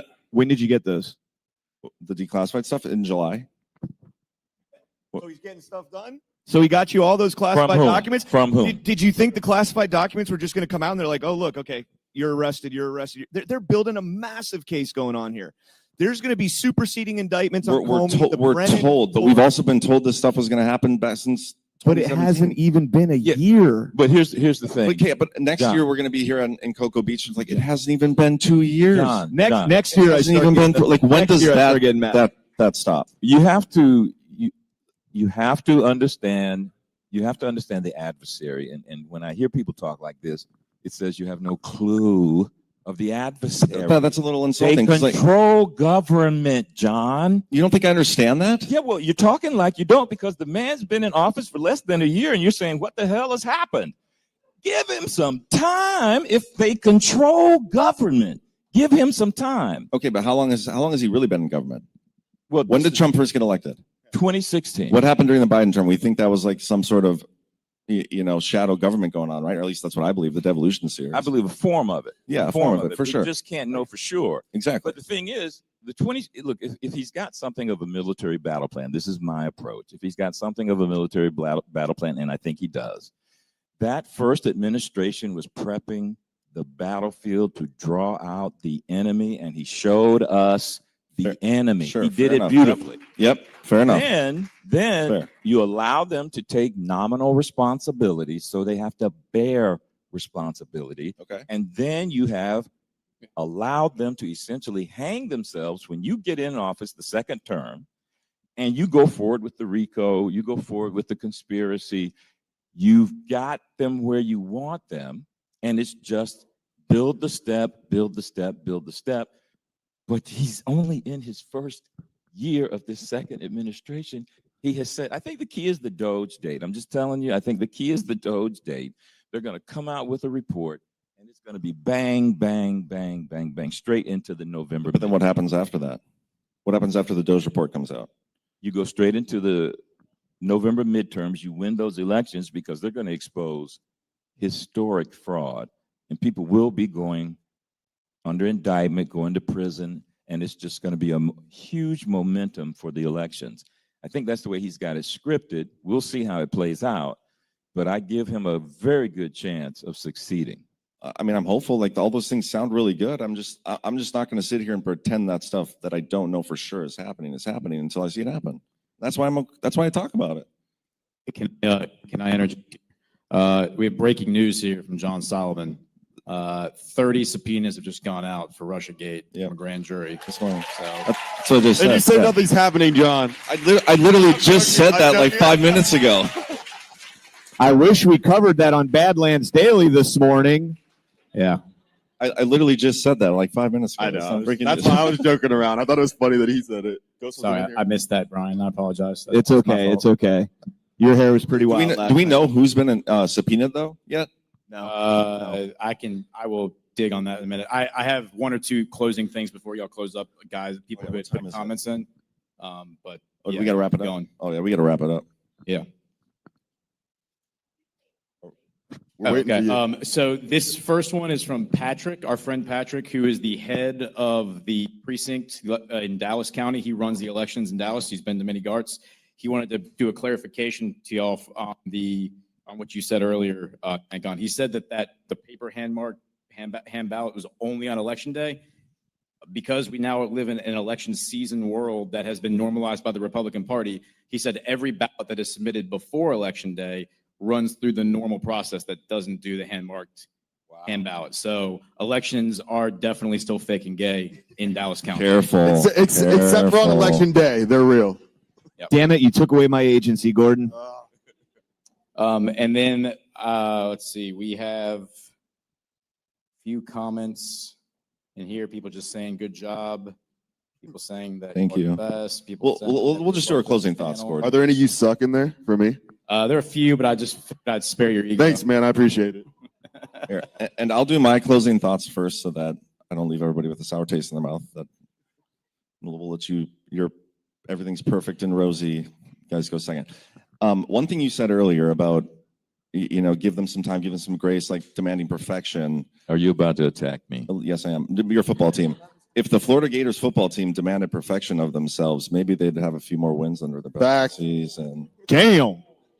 But seriously, why can we not demand perfection immediately at all times from the people that our taxpayers are paying to do their job? Like, why should we give them any grace at all? Even though I fully believe, and it sucks that I have to caveat this every single time as a guy who wrote the Devolution series, that there's no plan going on, whatever.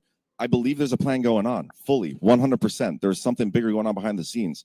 But just with that being said, like, why would I still not demand perfection and accountability and justice and appropriate use of my tax dollars and fair elections, fraudulent elections that I can verify at all times? Like, why would we not demand that? Why would we excuse away any behavior or give any of these people grace periods at all? You should vote them out. Why would we give them any grace at all? Well, You should vote them out. number one, listen, it pays to remember, right? We're God-fearing people. We know we live in this realm. Perfection does not exist. I know. Okay. I know. I've seen the Florida. This is the Gators thing football. about understanding the adversary, and why you don't want to make the perfect the enemy of the good. You have to really have context. You have to seriously understand the fight. They know it's an existential fight. And when you say that, do you think like the people in this audience, we understand the fight? Yes. Like, I understand the fight and the enemy. Yes. Yeah. So like when you say like you have to understand these things in order to understand like why we need patience and time, like I understand all those things.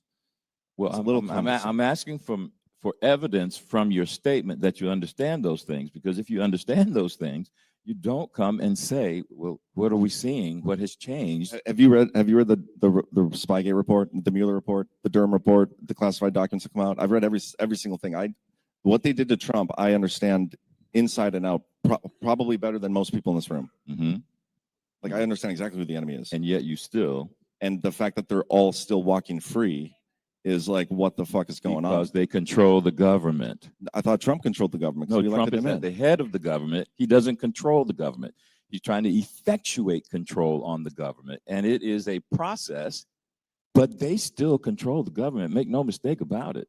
Okay, so then why are we not screaming from the rooftops about this? Why are we giving them any time if they control the government? How Because can we be got sure? a competent leader at the helm who is making progress, and we have faith in that.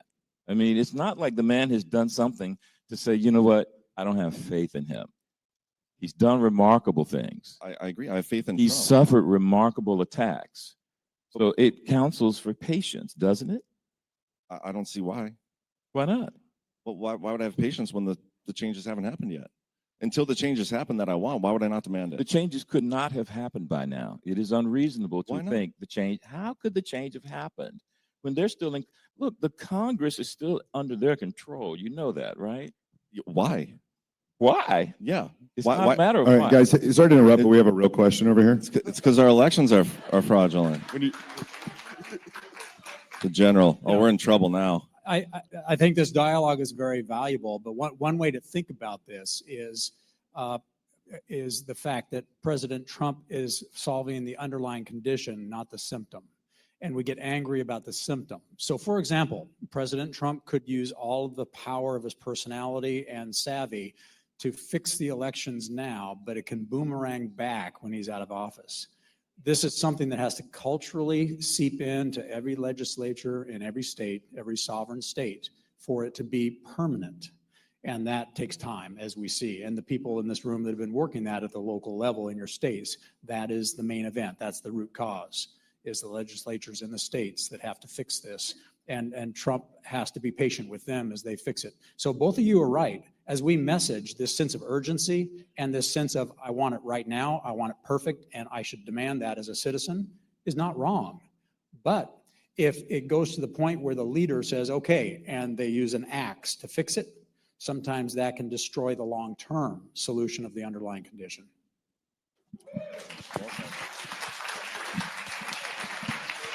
Well said. Oh, shit. I just wanted to add one thing to that, because I think you guys are kind of like arguing over the zit on an elephant's asshole. Whereas like you guys as a voting bloc are contributing to the centralization of power in Washington, D.C., right? And so you have no recourse, right?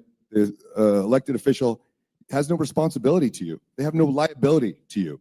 And so we need to get away from the idea of us handing over our power to other people to make decisions for us. Like that is the thing that's okay. It's not okay.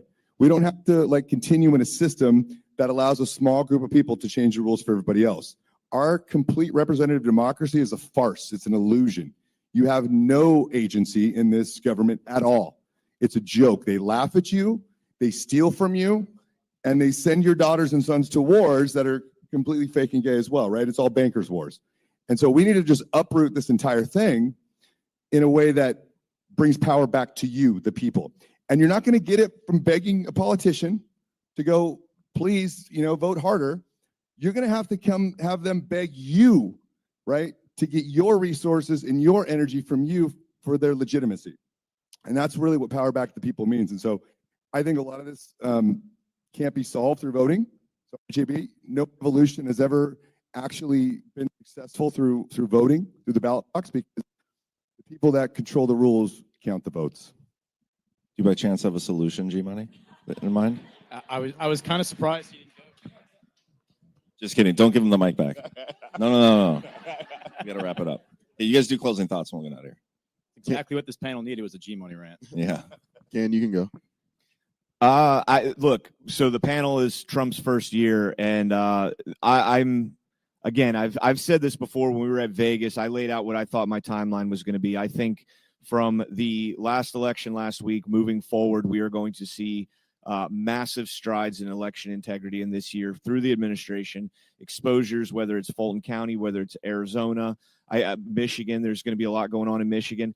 I think there's a lot that's going to be going on in that regard. And I said this at Vegas. I don't think the full-blown arrests and rolling everything up and getting everything, the deep state abolished the way that we would like it, or at least held accountable, I don't think that happens until after the midterms. So those are my expectations. So because those are my expectations, I am not feeling at all nervous or pessimistic about this administration right now. I think what we've gotten so far has been fantastic. I would like to see more of it. I like to see normies freaking out over Trump and the No Kings and all this other bullshit. I love all of it right now.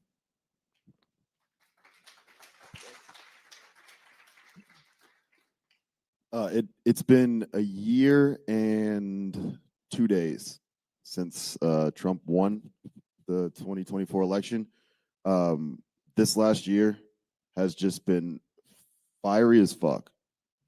Seriously, fiery. It's been fiery.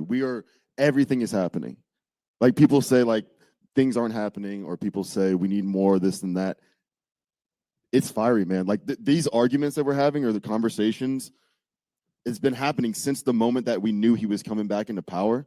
We've had assassination attempts. We've had literal assassinations. Like this last year has been crazy, but we've been so focused in a good way on our day-to-day tasks that sometimes we think nothing's happening. But I've noticed that from 2024, November 5th to 2025, November 7th, we've gotten a lot of progress. And I'm hopeful. I'm grateful for all you guys. And I'm grateful for Donald Trump. But more importantly, I think that we as a people are finally exercising the rights that we can control, our sovereignty. Yeah, I agree. I agree. I don't think it's possible for me to be more pleased with everything that has happened. The man has flooded the zone internally and externally, so much so that he has forced people to acknowledge, and this is again, acknowledge his authority internally and externally, so much so that, I mean, he goes to these Arab nations and, I mean, they're sitting there calling him the president of the world. And it's a very important statement for an American leader to have that kind of statement made in a region of the world that has caused so much issue, continuing concern for the nation, and internal discussions that's fractious.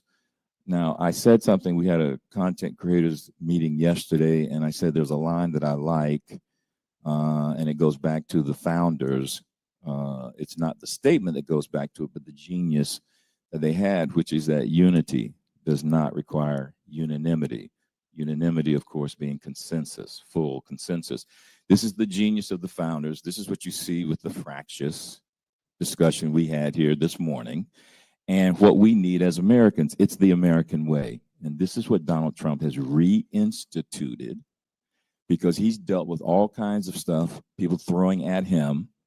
And y'all know Donald Trump can throw some bombs himself, right?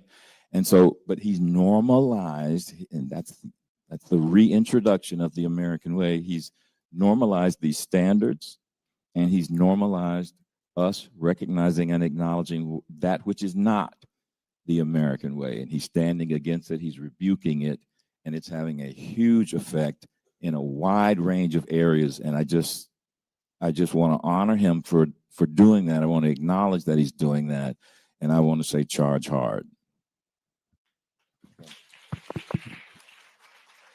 Well, we're gonna just take a quick 5-minute break here, probably, and get the next panel up here because I started it. He started with the black pill. It wasn't memorable, yeah. It just wasn't rosy enough for everybody. But okay, 5-minute break, and then we'll be back with the next panel.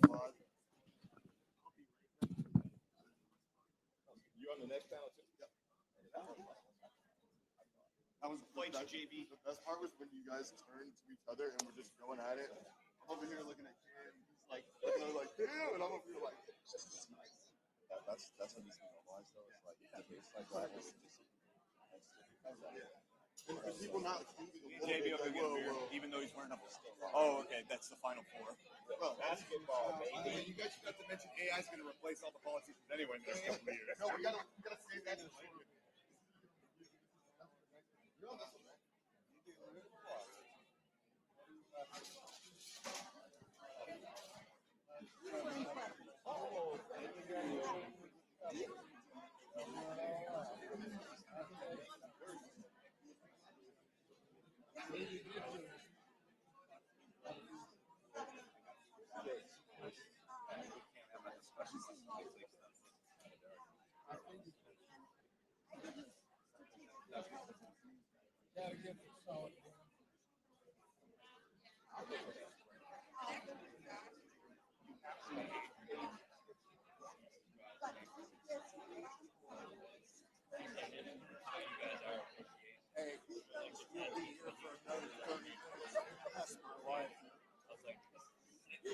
I'm going to the bathroom.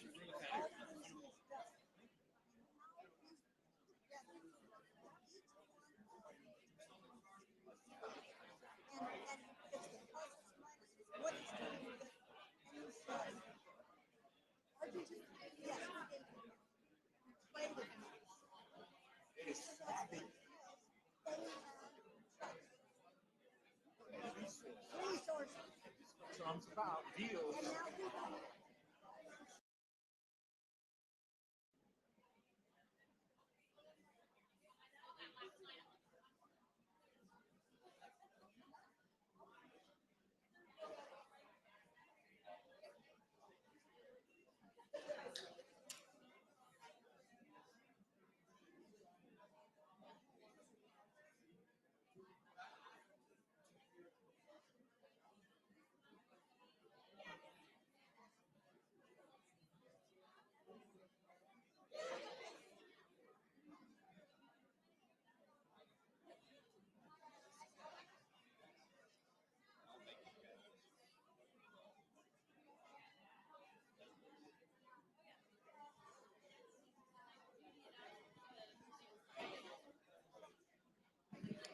All right, if we could have everybody come in here and take your seats. If you wouldn't mind coming in here and taking your seats.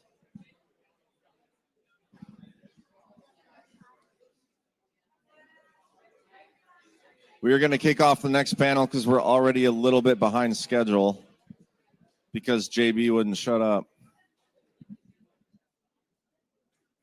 You guys come on up.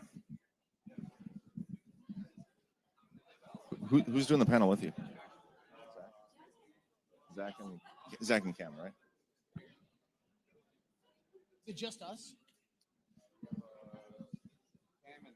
Okay. I want a couple quick notes. Guys, if you could quiet down. JB.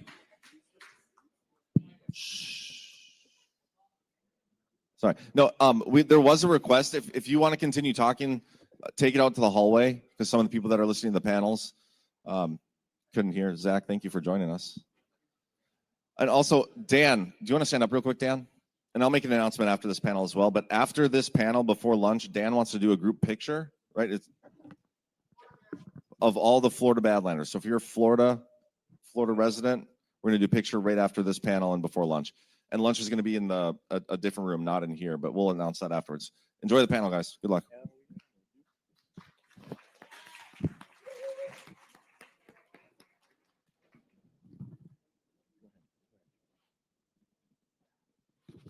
Josh, go ahead.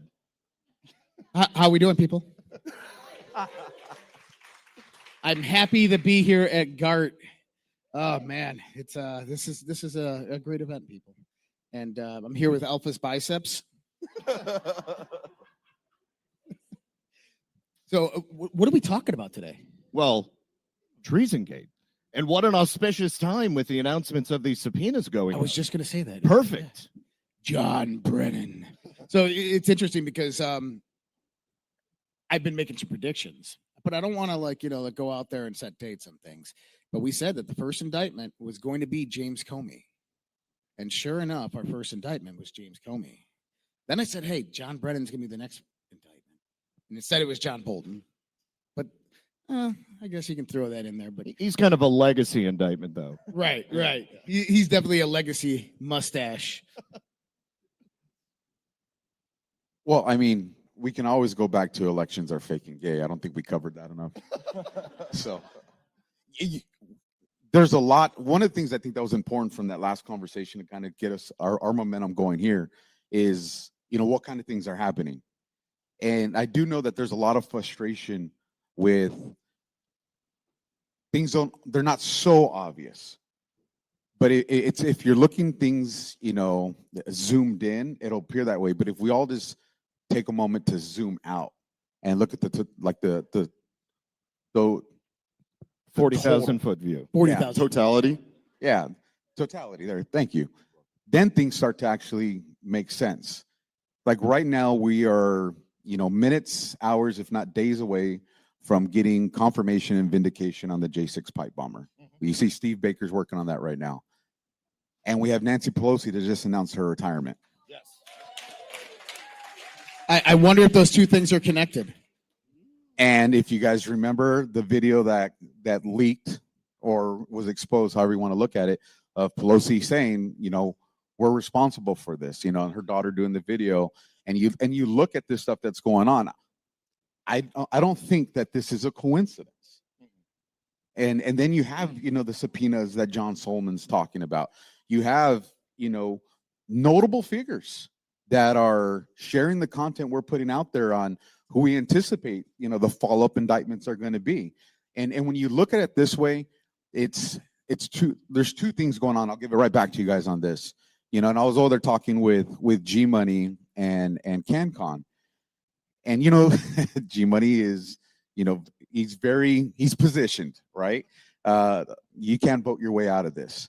And there's an understanding of that because, you look at this, FISA-gate, Russia, the Crossfire Hurricane, Crossfire Razor, you look at all this, yes, we're there. But the problem, and I think this is kind of where I agree with JB to a point as well, is if you're telling people who are not read in or understanding where we're at right now, you just tell them, hey, your vote doesn't matter, that becomes very dangerous because we have to be fighting these wars on all the different parallels. And until we have either eliminated the elections or taken control of the elections, there's still a participation that needs to happen there. Because if you pull the trigger too quick and they still control the apparatuses to shut down a revolution, then we lose. There's no second chance here. So until we have full control, we have to do that. And I think when you look at all that, that kind of sets up this conversation of it's all being exposed right now. Russia is being exposed. All that's coming out. And I think I think we're the part of the slingshot where we're being pulled back. And as soon as the fingers snap on that, it's standby to standby. So, to a large degree, I in terms of the immediacy and the sort of discontent that people see, I think that we've been conditioned to have this really short-term view of the way things work. And we've been so used to seeing the corruption on full display from the other side, which is just like, a bombardment of things happening against us, the American people, and President Trump's administration. And, the reality of it is that I think unless you're looking at it from that 40,000-foot view perspective, and you stop thinking in terms of 4-year election cycles or like the weekly news cycle, then you're going to have a difficult time seeing how everything has been laid out so strategically. And in terms of like when the administration began coming in and cutting off that money pipeline, the color revolution pipeline, the global destabilization pipeline with USAID, National Endowment for Democracy, taking over the intelligence community, and then gradually laying the seeds to bring us to where we are today, where now we've had a couple of low-level indictments, and now we're going to begin with USA Quinones down in Florida. We're finally going to see indictments coming for larger figures with far more consequential outcomes. I think that couldn't have happened if we didn't lay that foundation to get us to where we are right now. Foundation's a great word. Yeah. So if you go to the boards, FISA equals start. Think layers, build a foundation. How do you build a house? And what we're talking about right now is not 2016 to 2020. We're talking about right now into 2026, 27, 28. And what we are watching right now, and I've said this multiple different times, FISA-gate is simply the start. Think about it as a point in time that connects the past and the future. In the future, what do you get? You get the 2018 midterms that we know were stolen. This is when George Soros went out there and funded all the attorney generals, all the secretary of states around the country. Why did he need them in place? What was the purpose of funding those state elections and getting those specific people in place? Well, we realized that in 2020 when COVID hit, because that's how they changed the state election laws without state house approval, was through the secretary of state and the attorney generals. That's preemptive. Yeah. Knowing that biowarfare was coming, they preemptively positioned those people in place. That's a crime. From COVID, then we get the stolen election in 2020, then we get January 6th, then we get the weaponization of government against Donald Trump. That's the future. Now you go backwards. You got to remember, treason has no statute of limitations. This is an ongoing treasonous conspiracy that's been ongoing since 2008, much further back, trust me. But we're just talking from Obama, the current date, is now you can go back from 2016, FISA-gate, and you can go into Benghazi. You can go into Uranium One. You can go into the crimes and the corruption, the selling off of SAP programs by the Obama administration through the Secretary of State, through various other programs, educational exchange programs that they had. This all becomes fair game because it's an ongoing criminal conspiracy. And so FISA equals that foundation and start, but it's all tied together. So when we start seeing James Comey being indicted for perjury and people are like, that's not enough, I want to see more, we have to understand there's a reason why you have grand juries impaneled in New York, Pennsylvania, Virginia, and Florida, and why they're looking at one case. Like you got Quinones down in Florida looking at Mar-a-Lago, but then they said, oh, well, he's going to open it up because the documents that they're after, this applies to January 6th, 2020 election. This applies to FISA-gate. So now he's looking into that. In Virginia, you got James Comey. Well, that opens up FISA-gate. That opens up everything else forward and backwards.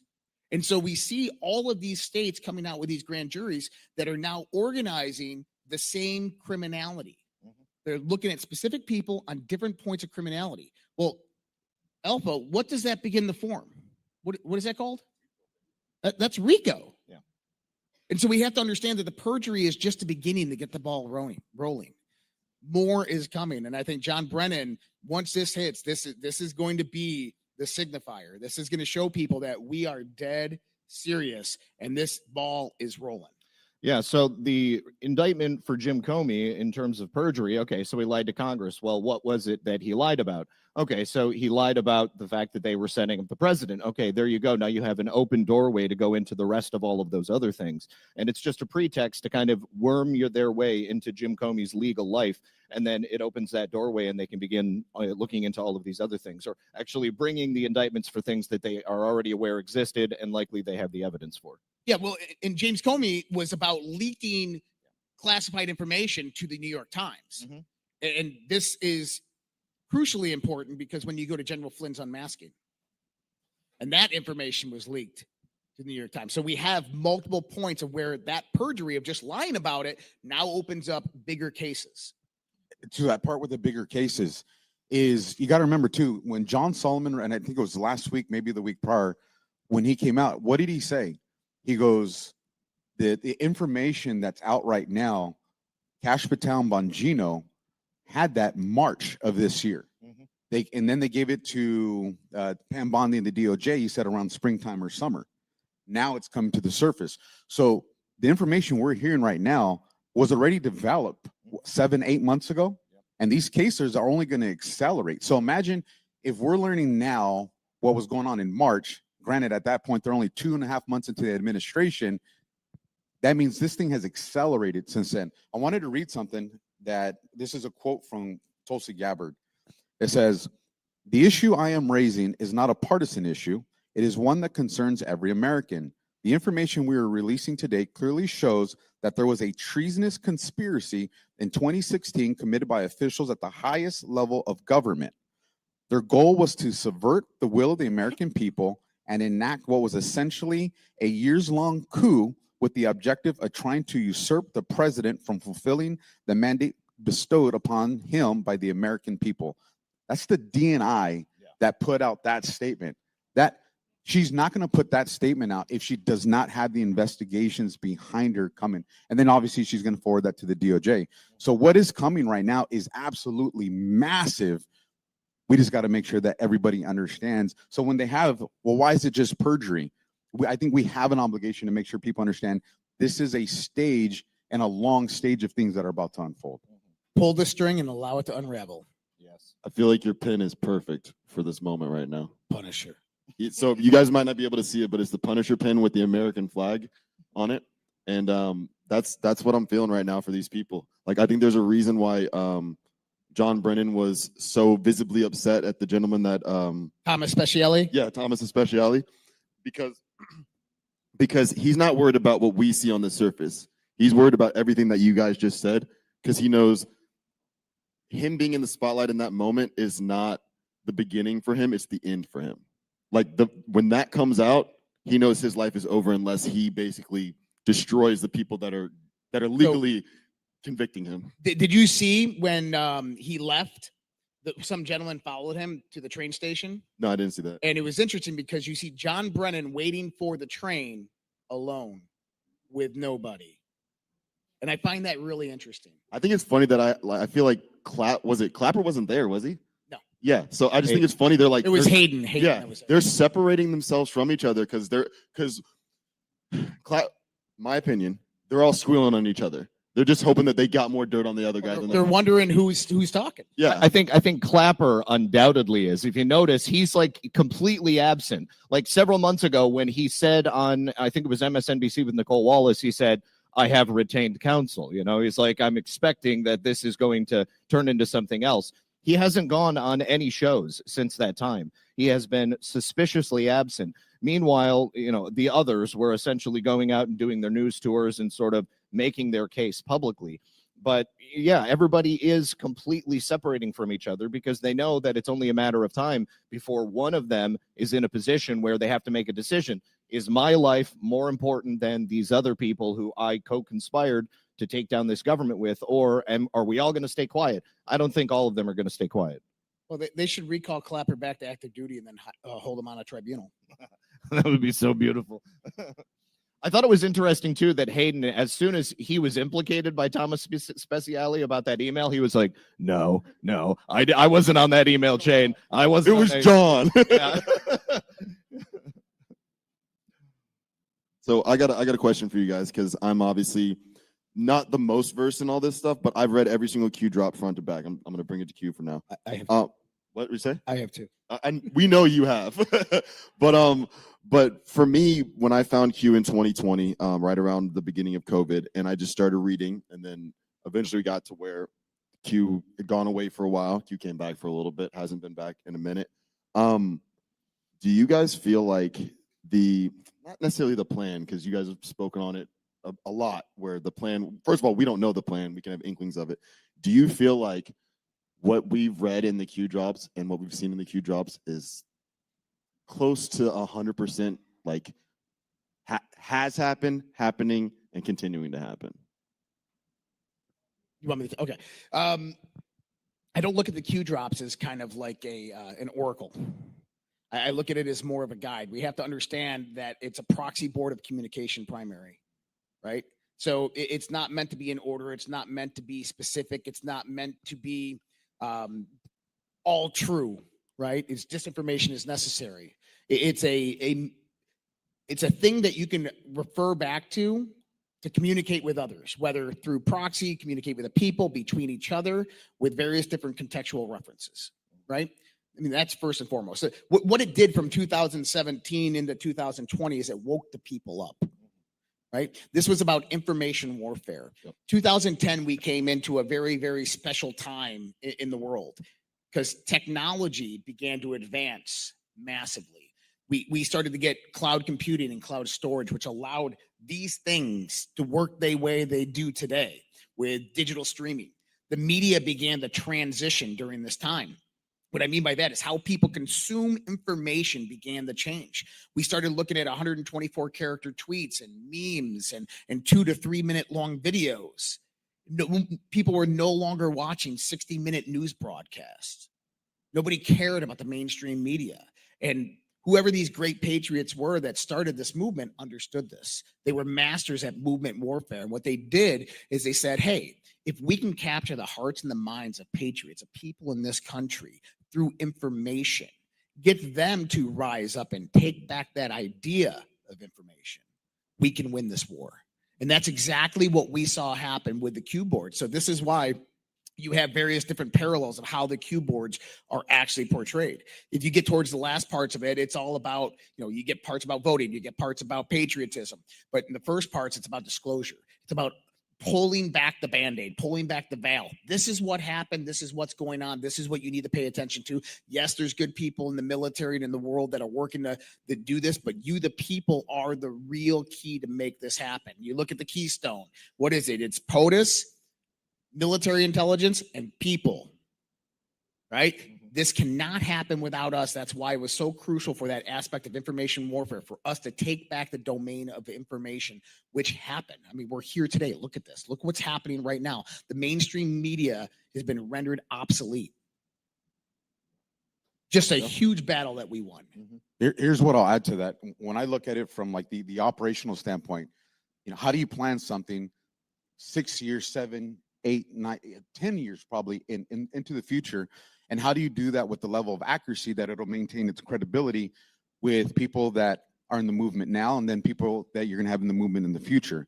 And I think that there's a lot of, quantum computing and predictive analytics that went into that. But if I'm anticipating that there's going to be the end of the world and I got to set up, my escape plan for me and my family, and I'm like, all right, this is the location probably where we're going to want to go. And I'm going to take all my, weapon systems and ammo and food with me. But what if something happens to where I can't? Well, that's okay. I'll pre-position weapons and food at these locations. But what happens if that entire route I'm not able to make that way? The 10 freeway shut down. Well, then I have an alternative route with pre-positioned weapons. And when I look at the boards, one of the things that I see, because disinformation is part of it, we do know that, and it doesn't tell you, hey, 1 through 100 is legit and 101 through 200 is fake. We don't know that.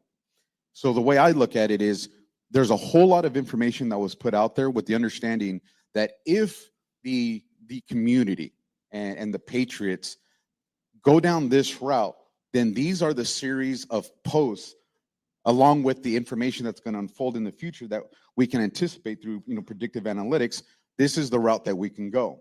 If they go this way, this is the route that we can go. And along these different paths are alternate off-ramps. So if something happens where we're going this way, but then, okay, we got to go with arresting Comey first. Well, then this is the route. And I think that there's a bunch of drops that were pre-positioned for different parts of the future that were dependent on if this happens and there's this reaction, there's these series of drops that we can do. And I think that's why you see thousands of drops that had applications from 2016 or 2017, 2018, but then you can see where it has it here. And I think it was the way it was written and put out there was to facilitate posts that could be used in the future, but still maintain its credibility.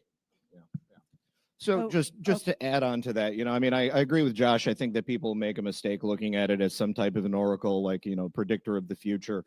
A lot of it initially was about the awakening aspect, sending people out there to do their own research and develop their discernment. And it's kind of ironic that some people have taken it and completely abandoned discernment, and they've just used it to sort of apply in whatever way, they think makes sense. And then they look at that as some type, or they present it as if it's some type of truth because there is some, random piece. But not everything that was written there was directly a message for us, and not all of it was meant to be 100% plain language truth. I mean, I like what Alpha said, because if you think about it from a military sense, I'm sure that if you're building a battle plan, you're going to have, 15, 20 of them just in case your enemy is going to behave in a certain way. So you've got to have the ability to pivot based upon what's actually happening in real time in the midst of the warfare. And I think that a lot of it was presented in that way as well. Okay, we have one comment and two questions from the chat. The comment is from Jeff, and he says, Zach is the Rachel Dolezal of Badlands. My name is Jeff. I just wanted to share that. Mike White asked the panel if they think Obama will have any accountability when all is said and done. And then I'll give you John Drake's question as well, and you guys can just take them.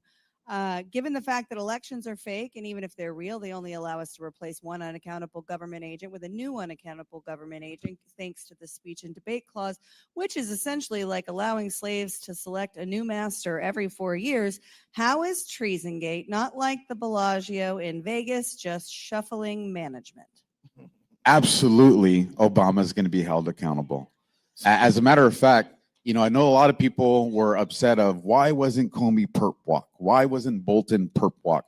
And I think it's because you don't want to water down the impact of that perp walk.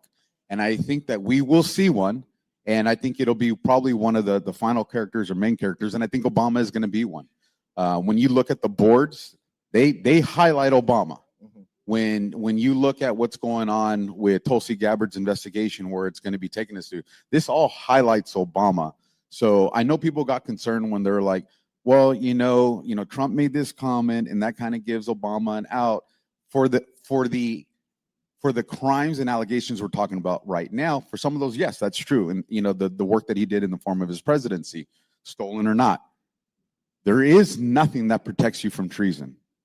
There's not. That's outside the scope of his presidential authority. And I am pretty confident we are going to see something with him on that. Well, what's really interesting is that I think it was like Oklahoma or Kansas or something like that. The federal government used data from the SNAP data, like in terms of like citizens, and they just figured out that an illegal alien from Mexico was the mayor of an American town, and he had been voting since 1990. There's certainly nothing that protects you from treason if it turns out that you were never even an American citizen. Like, how interesting would it be if they're prepping people for the idea that illegals or, non-citizens at least are actually holding elected office here in America? And then that leads up directly to the fact that Obama was never an American citizen. So his entire identity was a cover. What the one lady that was covering on his birth certificate scandal is the sole person to die in a plane crash. You mean in the video where you can actually see the guy swimming under the water, pulling her under? The mysterious frog man.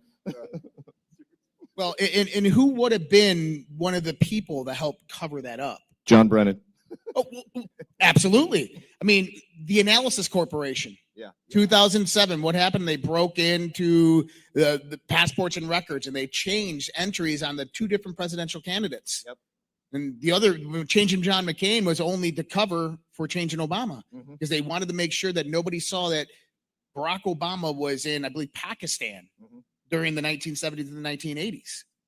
And so why would you want to cover that up? But John Brennan is big behind that. And I think that this is one of the keys. What I was saying is, once this indictment comes out about John Brennan, this is it. This is the signifier. This is, I mean, James Comey. I get it. I think that James Comey was kind of back and forth, teeter-tottering. If you look at, you remember prior to the 2016 election, James Comey reopened the Clinton email investigation. Well, why? Well, if we look at the boards, because Admiral Rogers goes to him with a file from the NSA of the Clinton tarmac meeting, plays the audio file for him and says, reopen the Clinton email investigation. He does, and then closes it 3 days later. He did that because he was spooked. He did that because he knew what he was doing was wrong. And so I think that Comey, honestly, is the one who's singing like a bird. But Brennan is going to be the one card that you start to pull that's going to allow the rest of it to collapse, and it's going to lead directly to Obama. And I think Alpha is absolutely right. You're not going to see a perp walk till Obama. Yeah, I think Comey was more of an opportunistic player, whereas John Brennan, like, he developed Barack Obama. Like, he was directly involved for much more of it, and he had a lot to lose if something went wrong with that operation. And now here it is, and he's about to be exposed. And I mean, I agree with Alpha. I don't think that Tulsi Gabbard would have called it treasonous if it wasn't treasonous. I mean, it clearly was. And the architects of that plan are all directly in the crosshairs of these upcoming indictments, and, well, subpoenas first, and then indictments that I believe are to follow. Where do you guys want to take it next? Well, what was the other question? It was the John Drake one. And to answer his question, yes, he was talking about it being like the Bellagio, the craps table at the Bellagio. Gotcha. You know, that's an interesting one, and I think we're going to talk about that on other panels this weekend. Kind of what is next, what comes next. But to give everybody an understanding is that the Trump administration since January has been laying the foundation for multiple different things. And one of those is how our country is going to operate post arrest and post treason.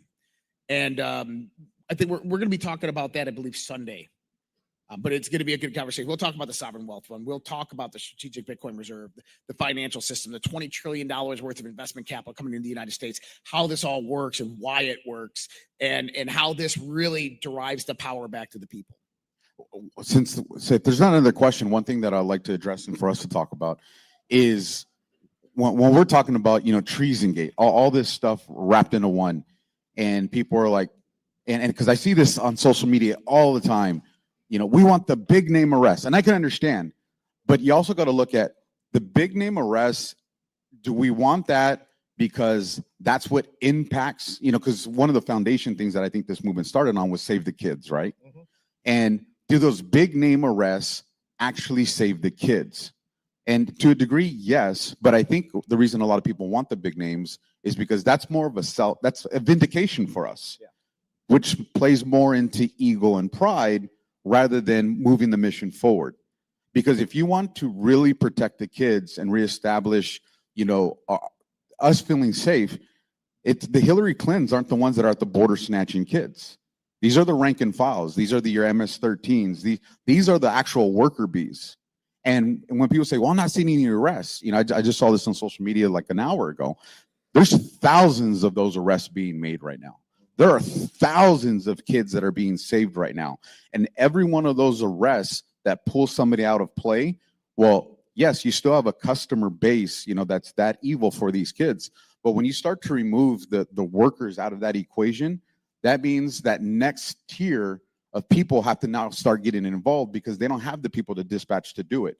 And the more of those people you remove from those tiers, the more you're forcing the names we don't know about. Because the Pelosi's, there's 100 people to replace her.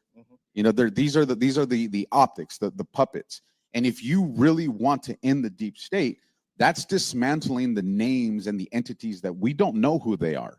And there's very few ways you can pull them out because they've operated in the shadows so long.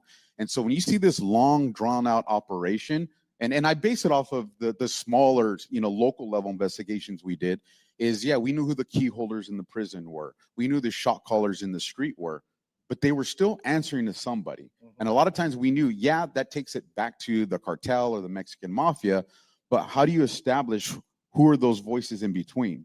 And when you look at what Tulsi Gabbard and the FBI is doing, you can tell they're forcing these people to have the communications of what's going on, which is going to let them know who needs to be arrested. So I would tell people, don't panic because you don't see these big names. And for the record, Comey and Bolton are huge names, huge names that have been indicted.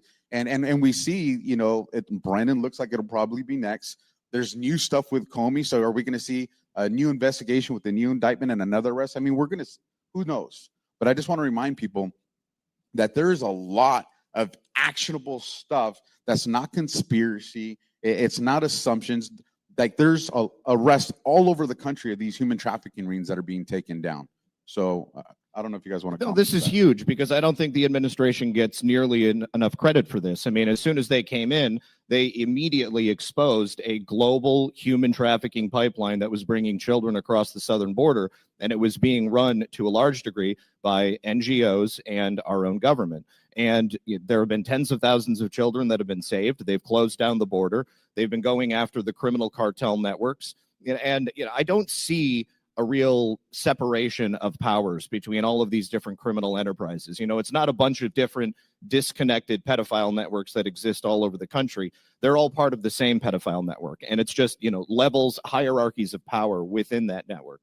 And the same with the global criminal cartels. I mean, they're all like the foot soldiers that are being taken out, but they're also answering to a higher power. They're paying off politicians. There are, again, hierarchies of power within those levels. And this is a huge win as far as I'm concerned. And every single day I'm reading about operations in American cities where they're saving, dozens of kids here, dozens of kids there, taking down, low-level rings that are going to inevitably connect to higher-level rings. And it's again, to exactly your point, it has to go through this like chain of command. And the same with the indictments. If we are going to bring successful investigations that result in indictments, that result in prosecutions, it has to be done in a particular fashion. Again, we're so used to seeing the former administrations choose a subject and then find a crime to fit that person. And so they do a press conference or they say that this, overt criminal act had been committed and we're going to bring this person to justice. And then they worry about the details later. And because there were so many different people that were corrupt and involved in the process, it didn't really matter. They knew that they were going to get the guilty plea eventually at the end of it. But it's a different world. We have different people that are running this DOJ and that are involved in this government. And I think that if we want our system to work ideally as it's meant to, then we have to allow it to take its natural course. And well, the other part of that too is, and we had talked about this months ago, probably even one of the prior GARTs, is do we want to see the trials of Hillary Clinton and Bolton and Brennan and Peter Strzok and Lisa Page when we know there's still compromised Soros DAs and Soros judges? Right. And what have we seen since January? We've now seen the exposure in the judicial system where people are like, hey, you know what? The second they announce where an indictment's coming from, what are people doing? They're looking into the background of the judge. And what are we seeing now? We're actually seeing judges being arrested. We're seeing DAs that are either retiring or resigning. So, and I think that's a big impeached. It is. Yeah, that's a big marker, because once you start to see the corruption that's in the actual judicial system either being removed or positioned to where we can have successful cases, that's probably because they're getting ready to start doing more indictments and start getting stuff going to the courts. Ash? Yeah, Ty has a question about Marines doing gay stuff. It was only about Alpha, but no, my question is, I didn't wake up through the Q movement or anything like that. I know that Q is a huge part of this movement. And I guess my question kind of goes back to the disinformation that's in the Q drops. if there's disinformation in the Q drops, how do you discern which one is, and how much time are you spending digging to find out what is the disinformation? I'll start this off for Josh and gay stuff. Look at the way you're holding that mic. So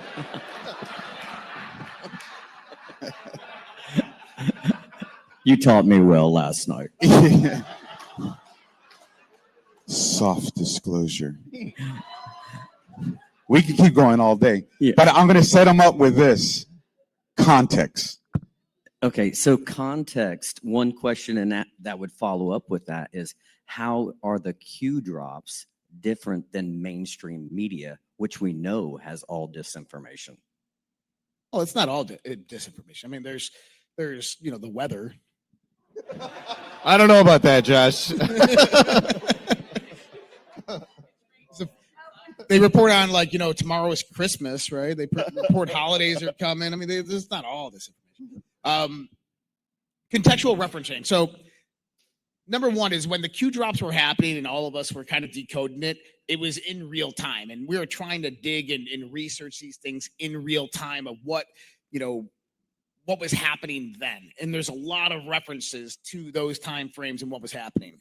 Nowadays, I don't necessarily dig on Q drops. I don't look at a Q drop and just pick it and start digging. Now it's more of a back level reference for a contextual reference frame. So if Trump is out there posting something that has a significance of a number in it or a timestamp, or Scavino posts something, you look at that and then you try to look at what Trump is talking about and match that to that board post. And if there is a direct correlation between that, I look at that as a comm. I look at that as a signifier that something's going on. And then what you'll also get is you'll get Scavino, Trump, and Flynn all doing it at the same time. And not only that, is you get a daisy change, a contextual reference. It'll be like 3 John Brennan posts in a row, and they're all talking about John Brennan. Is kind of how that works. So like these days, I don't necessarily dig on posts. I mean, there's some that you can do like 142, 144. Those are some good digs if you wanted to jump into them. Family, why, these types of things. There's been some good anons out there that's dug on a lot of these things and figured a lot of this stuff out, right? So I guess what I'm trying to say is I use it more now as a navigational point of reference to where we are heading more than a point to look back and say what happened. The only thing I would add to that as well is I think the years leading up to where we're at right now with the boards was, deltas were really important in the form of, is this accurate? Can we prove that it's real? And I think trust and loyalty. Yeah, I think one of the things is I think a lot of people have stayed in the mindset. It's no longer about proving that the boards are real. It's about what are they meant for? What's the lead taking us to? And I think when you look at the pattern recognitions between whether it's Scavino and Flynn and Trump, and you see that now these things are becoming consistent, now it's okay, well, yes, this post may apply to it, but what's the consistent message or what's the pattern that we're seeing and what they're actually putting out now? And I think that's where we're leaning more towards. It's the deltas are important, but it's not really about proving the boards are real no more. People are either going to believe it or they're not. It's what does this apply now and what are they trying to get us to talk about? Yeah, like as far as I'm concerned, the need for proofs is long gone. I mean, like that's already it's already happened. Okay, like I mean, we've already gone through all that. It was a very different phenomenon to be there in real time as it's happening live, and to be experiencing that and seeing it play out, watching it happen. And I mean, I think you're totally right, Josh. I mean, like the messaging changed at a certain point. I mean, it went from this point of like waking people up. Giving proof that what was happening was real, it was coming from within the Trump administration, to sort of just becoming a tool for cheerleading and making sure that people continue to stay on task. Yeah. One thing I'll add real quick from my perspective, if I'm watching their show, DEF CON Zerk, or if I'm watching you watch our show? Of course, man. Oh. Of course. Or Q After Dark. I'll obviously get context from their perspective because they bring up so much stuff. For me, when it comes to the Q drops, if I see something connects in my head, pattern recognition. If it's easy, simple to get to, it makes sense. If it doesn't, I'm searching for something. I can't use my own confirmation bias to try to add on to the Q drops or add a number to here, or move a number, one place over here or position. It's all about, if you see it and it's basically obvious to you, follow that. If not, you don't need to keep trying to dig on it and try to figure it out. Right, and you don't go through multiple points of circling and underlining numbers and letters and post and using Tremaccia and all this stuff. There's no need for it. It's actually very, very simple. And one thing I'll say about the Q drops, I know Ashley's got another question coming in, but I wanted to say this, is there's a lot of controversy over these things. Are they real? Was it the Mossad? Who was it? And I've always said this, that it doesn't matter if the Q drops were done by some, booger eating snob in his grandma's basement. It had a purpose. And if that purpose was done by that kid or not, it doesn't matter. Because hundreds of millions of people woke up around the world and began to realize the truth, began to research and dig for themselves. And we all became the media because of it. And people are going to say, well, it was Trump that woke me up. Well, but it was the Q movement that guided this from 2017 into 2020. It is the Q movement that really kind of became the base foundation for all of this. I mean, everybody within this movement, whether it's MAGA or the Truther movement, has heard of Q in some way, shape, or form, or utilized it or talked about it in some way, shape, or form. So the movement is much, much more than just kind of a proxy board of communication. It's more than, contextual reference frame of comms of what's happening and where we're going, or a guide or the dig into research. It was the mechanism that woke up America. The other thing before you go, Ash, is when the boards came on, you have Trump's first administration. So there's the understanding, well, if Trump and them are handling this, well, yeah, they're not going to expose it to us. They need this operation. But then we had another administration come in with Biden's. They didn't take it down, expose it, so you had two different administrations, both on opposite ends of the political spectrum. Neither one of them told us who it was. Neither one of them stopped it, and it kept on working. And so that's something that just made me go, huh. Well, Congress tried. I mean, think about this. Q made Congress. They shut down the servers of 8chan. Come on. I mean, they tried, but they still couldn't figure out who it was. And the second part of that was the Smith Modernization Act.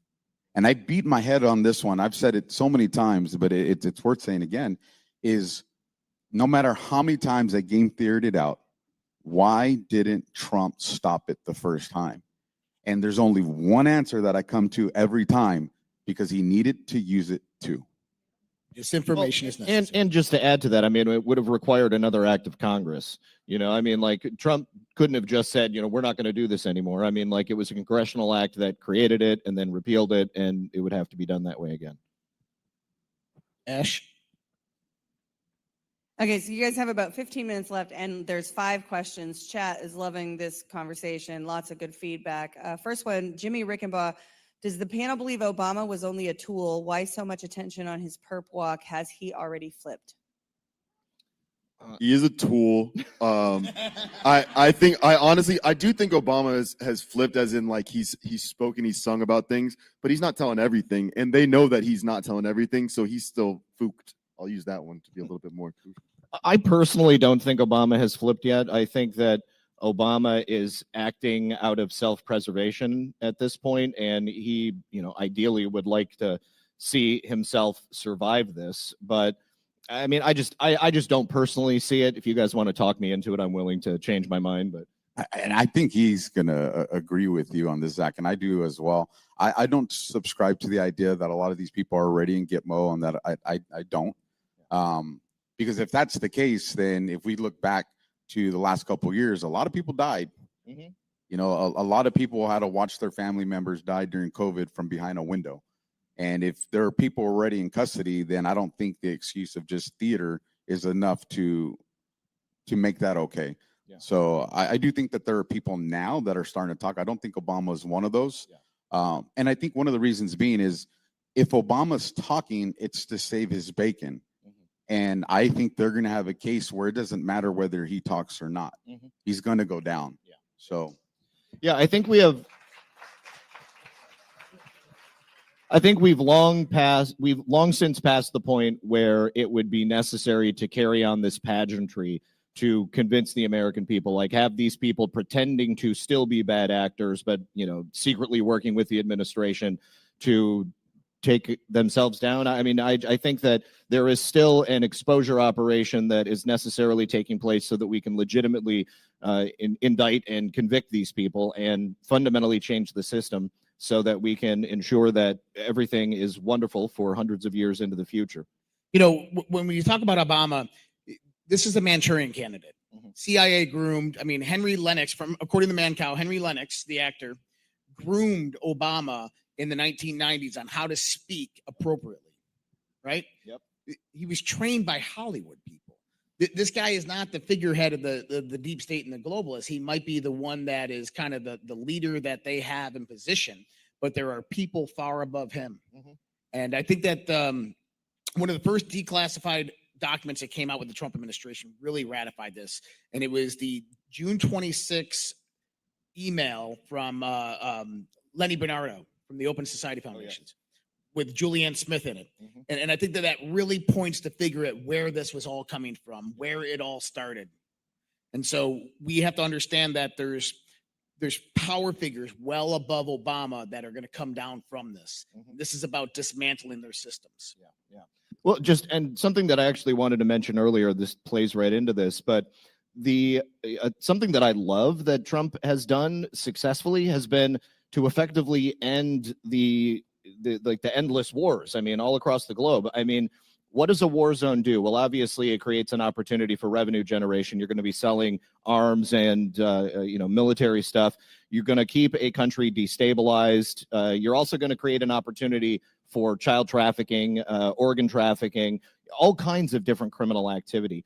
And those pipelines have also largely been closed down as well because President Trump has put an end to all of these different wars. And I think that this global government that has been waging war on every human on earth has done that through this death cult that they've operated throughout these wars.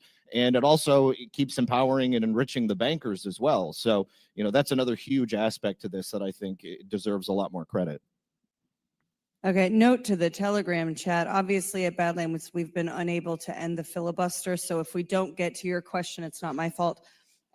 Nobody Special says military plans include a kill switch. Does anyone believe the Q boards have a kill switch? If you do, are we past it or is it still an option? I don't really think so. I mean, in terms of the U.S. government's ability to just shut everything down in the need that communications would need to stop, I'm sure that probably exists, but I don't think that it's necessary. Personally, I think maybe what they're asking is if Trump's plan fails, there's kind of one scenario that they can play out, one last Hail Mary. Like a Samson option? Yeah, like a Samson option. I don't think it's needed. I think that we're well on the way to success here. I mean, the people woke up. It's over. Agreed. And you got to remember, I think there's 2 or 3 different posts on there where the boards talk about having contingencies. And so that means that they're prepared for if things don't go the way they want. There are contingencies for that. So I don't think there's a kill switch that's needed. Robert B., do they think Trump called all of the generals to the inconsequential rally-like speech to grab all of their cell phone and electronic data to further identify enemies within? That would be totally logical. Yeah. Well, and since then, we've had a few generals retire, a few step down, other people within the DOD step down. I think that it's entirely logical to think that. Yeah. Especially that it was the announcement of that meeting, the generals meeting, was literally 3 days after the SIM card honeypot was found in New York City, right by the UN. That was most likely China. And we know that there was an integrated, encrypted communication network that was organized through that. 3 days later, they call the all generals meeting. They have them over at Quantico. Why Quantico? That's just an interesting place to have it. Well, you had the Marine Corps Intelligence Battalion right out of Fort Meade that operates out of Quantico. So I think it's a good possibility. And then after that, they also found an even larger SIM ghost network in New Jersey. It was double the size of the one in New York. And there's more to come. Yeah. Last thing I'll add to that, what if he had all of them come in, they said things behind closed doors at some point, and whoever is treasonous was recording things, and if that gets sent out, like the information he put out was to see where it comes back from. Question from Maggie. What's up, Maggie? Do the years representative of the Q drops lead more to signifying, for example, 2018 drops compared to 2017 drops, signify a specific part of the op as it was designed to happen in a hypothetical chronological order? Or hypothetically, could the 2019 drops be analytically different to another year's drops as plan A compared to contingency plan B, et cetera, represented by another year's drops? I don't know. I don't know that they would be like specifically like based on like per year. I mean, I can get behind the idea that there were distinct phases, but I don't know that they would have been drawn on calendar lines. If it was on years, it would be because that's what happened in that. Like it would, the years would be extra, a supplement, not like part of it. From SMAY 70s, does Josh/Alpha, you guys are like one thing now, think it's happening in quotes, expectation from 2021 is on White House PSYOP to keep us going while learning along the way? What was the question? Do you think it's happening, the expectation of it's happening from 2021 is a White House PSYOP to keep us going while learning along the way? Yes, but not just that. I mean, when you look at it, people are always being awakened. I think for those that spend, I spend a little time on social media, and we're here in 2025, and people are just getting their red pill. So, and it's crazy. And we talked about this like 2 years ago or something like that. When they come in and there's this urgency that they have, like, we got to do this and this and this and this, because it's like they just took that red pill and, we're out of time, is, the world's going to end tomorrow. Slow down, young buck. Yes, exactly. So I think that's incorporated into it, but I don't think that's the sole objective of it. So yes, it's designed so people understand that it's happening, is going on. But I think as people start to search, they start to realize what it's happening actually means. And then I think there's the understanding, okay, this is what we got to do. And you got to remember, is going back to actually an earlier question, is there a fail switch, right? Yeah, it's 100 million American citizens who are armed, but we have to get to that point as well, right? We have to get to that precipice moment. It's not about just waking up conservatives and patriots and veterans. It's about waking up the left. It's about waking up whoever can be saved. And we're coming into those moments right now. So I think that the idea of it's happening, yeah, it's still about the awakening process, to getting more and more people on board with what is happening and understanding and seeing what's happening. I think it's happening is not a PSYOP. I mean, it's a mimetic tool that sort of encapsulates this idea that there is action taking place, and no timelines given, but people need to understand that there is actually something happening, and we can rally behind that. All right, you got 2 minutes for closing thoughts.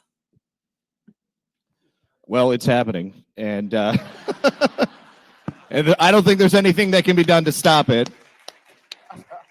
And I'm still perfectly comfy. I'm really enjoying everything that we're seeing, and I think that it's really important to not think about this in a short-term time frame. I've often said that our enemy thinks in terms of generations, and they have plans and machinations that have been sort of mapped out over many, many years. And we oftentimes have gotten caught up into this 4-year cycle. And I think that that's self-defeating, and it's important, but it is a microcosm of a much larger thing that we're playing out here. So thank you.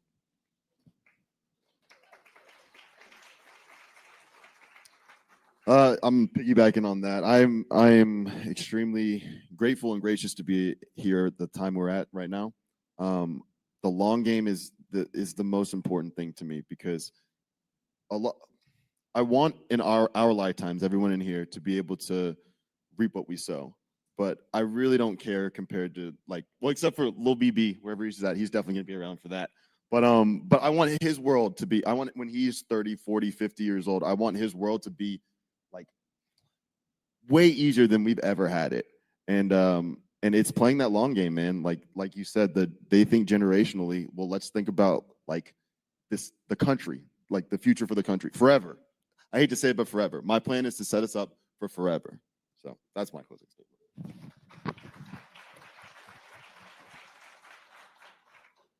I want to experience that world too. Just putting that out there. Me too. You know, Treasongate is not just the Obamas and the Hillarys. You know, 2025, I've always felt is the year of exposure, and treason includes, you know, those amongst us as well. You know, this community has been infiltrated, and as these D-class start to come out, and I think we're seeing that going to start happening at an accelerated rate, people need to know who to turn to. And you see it all the time, again, on alt media and social media, you know, breaking news, you know, this is coming, and then it never comes. And I think what that's doing is it's exposing the leakers, but it's also exposing the people that aren't really about truth. They want to get these headlines out because of the independent benefit that comes from it. And everybody I see is starting to recognize that, and especially with the boards. You know, me and Josh have talked about this at length of the new style of how these boards are operating now. And there's people that don't want to adapt to that. And I think people are recognizing it. So I would tell everybody is just be open to change. And, you know, when the enemy infiltrates you, it doesn't do it with horns and a pitchfork. You know, it comes and it says the things you want to hear and addresses the way you want them addressed because it wants you to trust them. And then at pivotal moments, that's when they strike. And I think I think a lot of us can think of a lot of names, especially on social media, of people who are now turning on Trump, turning on this administration. And I would say pay very close attention to that. All right. Good job. So when I think about closing remarks on this aspect of things, Nessun Dorma, none shall sleep. Now, think about this with Donald Trump and why he keeps on playing that song. It's not about a quick finality to these people and the crimes that they did. It's about making them not be able to sleep at night, wondering if that noise they just heard was the FBI at their door, about driving them nuts and crazy like they did to him for over a decade. He is going to draw this out because he wants them in fear. He wants them in panic. He wants them to not be able to walk down the streets during the day. He wants them to be able to sit in their house at nighttime wondering, when are they coming for me? Because I know they're coming. That's what this is about. This is retribution. Flynn said it the other day. This is from your post. He quoted your post. It's about the retribution. This is about giving back to them what they did to him and his family over the last decade. So, you know, Nessun Dorma, nothing can stop what's coming, and then the best is yet to come.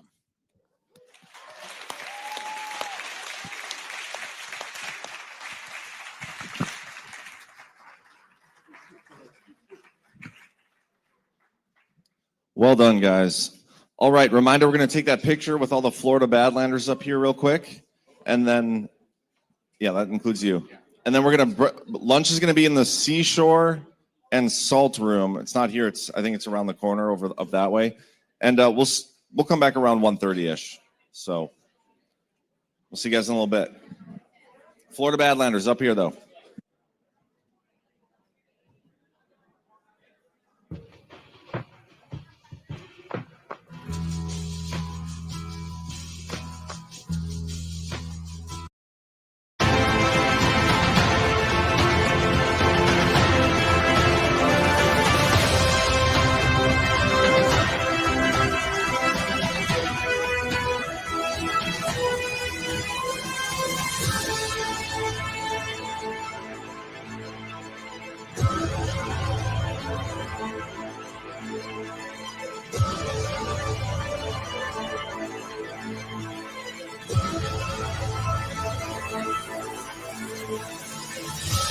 The Badlands, what are the Badlands? Explain those Badlands. That's a hell of a name.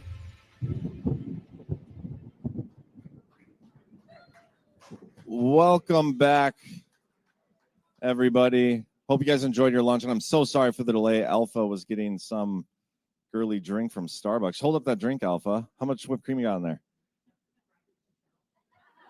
So cute. Very excited about this panel, though. The last panel we had was, DEF CON, Q focused, and then this one is going to be a little bit more about, what happens after the plan. And I think it'll be a good discussion here. So why don't you guys come on up here and get cracking.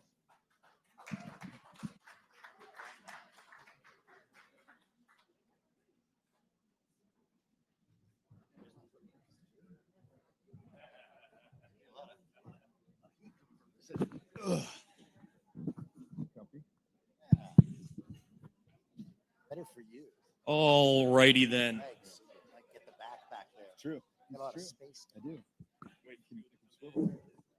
Yo, Cocoa Beach, let's go. Or is it Kofefi Beach? I don't know. Definitely some numerology going on with 11, 6, 9 and Cocoa. I don't know. Something in the ether, I think.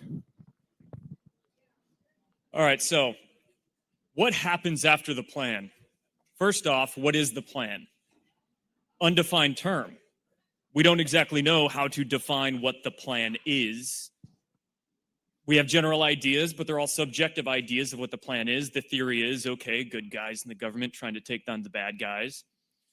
What is the plan? We don't exactly know, so we can't necessarily answer that, what happens after the plan. But we have a general idea of what we're trying to accomplish here, and that is the ending of corruption. And through that, we need to decentralize power away from the authoritative structures to the people. Now, we have large national tools like Bitcoin to take away the centralization of the financial system, independent media here to take away centralization of media and education.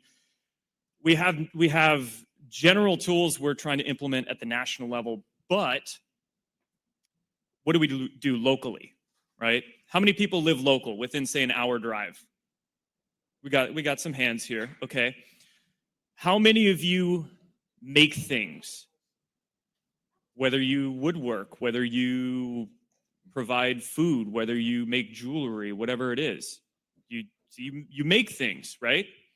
I was running some stats on Grok, just thinking of this idea last night, and compared to the 1940s, the amount of people who hunt for food and fish for food is down by about half. The amount of people who woodwork in the 1940s was about 1.2%. Now it's about 0.3%. The amount of people who make fabrics like sew and make blankets and their own clothes is about that, down from 1.2% to about 0.3%. The amount of farmers in the 1940s was 17%. Now the amount of people that grow their own food to try to feed their local communities down to about 1.6%. If we're going to decentralize, sure, there's tools we can use at a grand scale to help decentralize the power, but what we need to get back to doing is making things, working.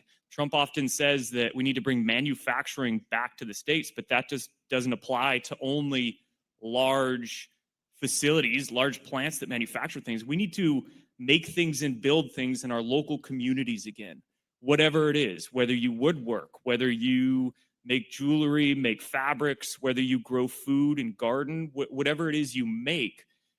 And it doesn't mean you have to make some giant business out of it. Just make some beer or wine in your garage and hand it out for your friends. But as long as you can sustain at least your family and make things, again, I mean, that decentralizes the power away from the centralized manufacturing systems, is just making things with our hands again and giving them out to local community, barter and trade, whatever it is, hand out free things, or maybe you can make a small business out of it or something to that effect. But if we're talking about decentralization, what happens after the plan? Because I mean, the arresting of the big deep staters that we all want, that's not the end of the plan. That's just the beginning.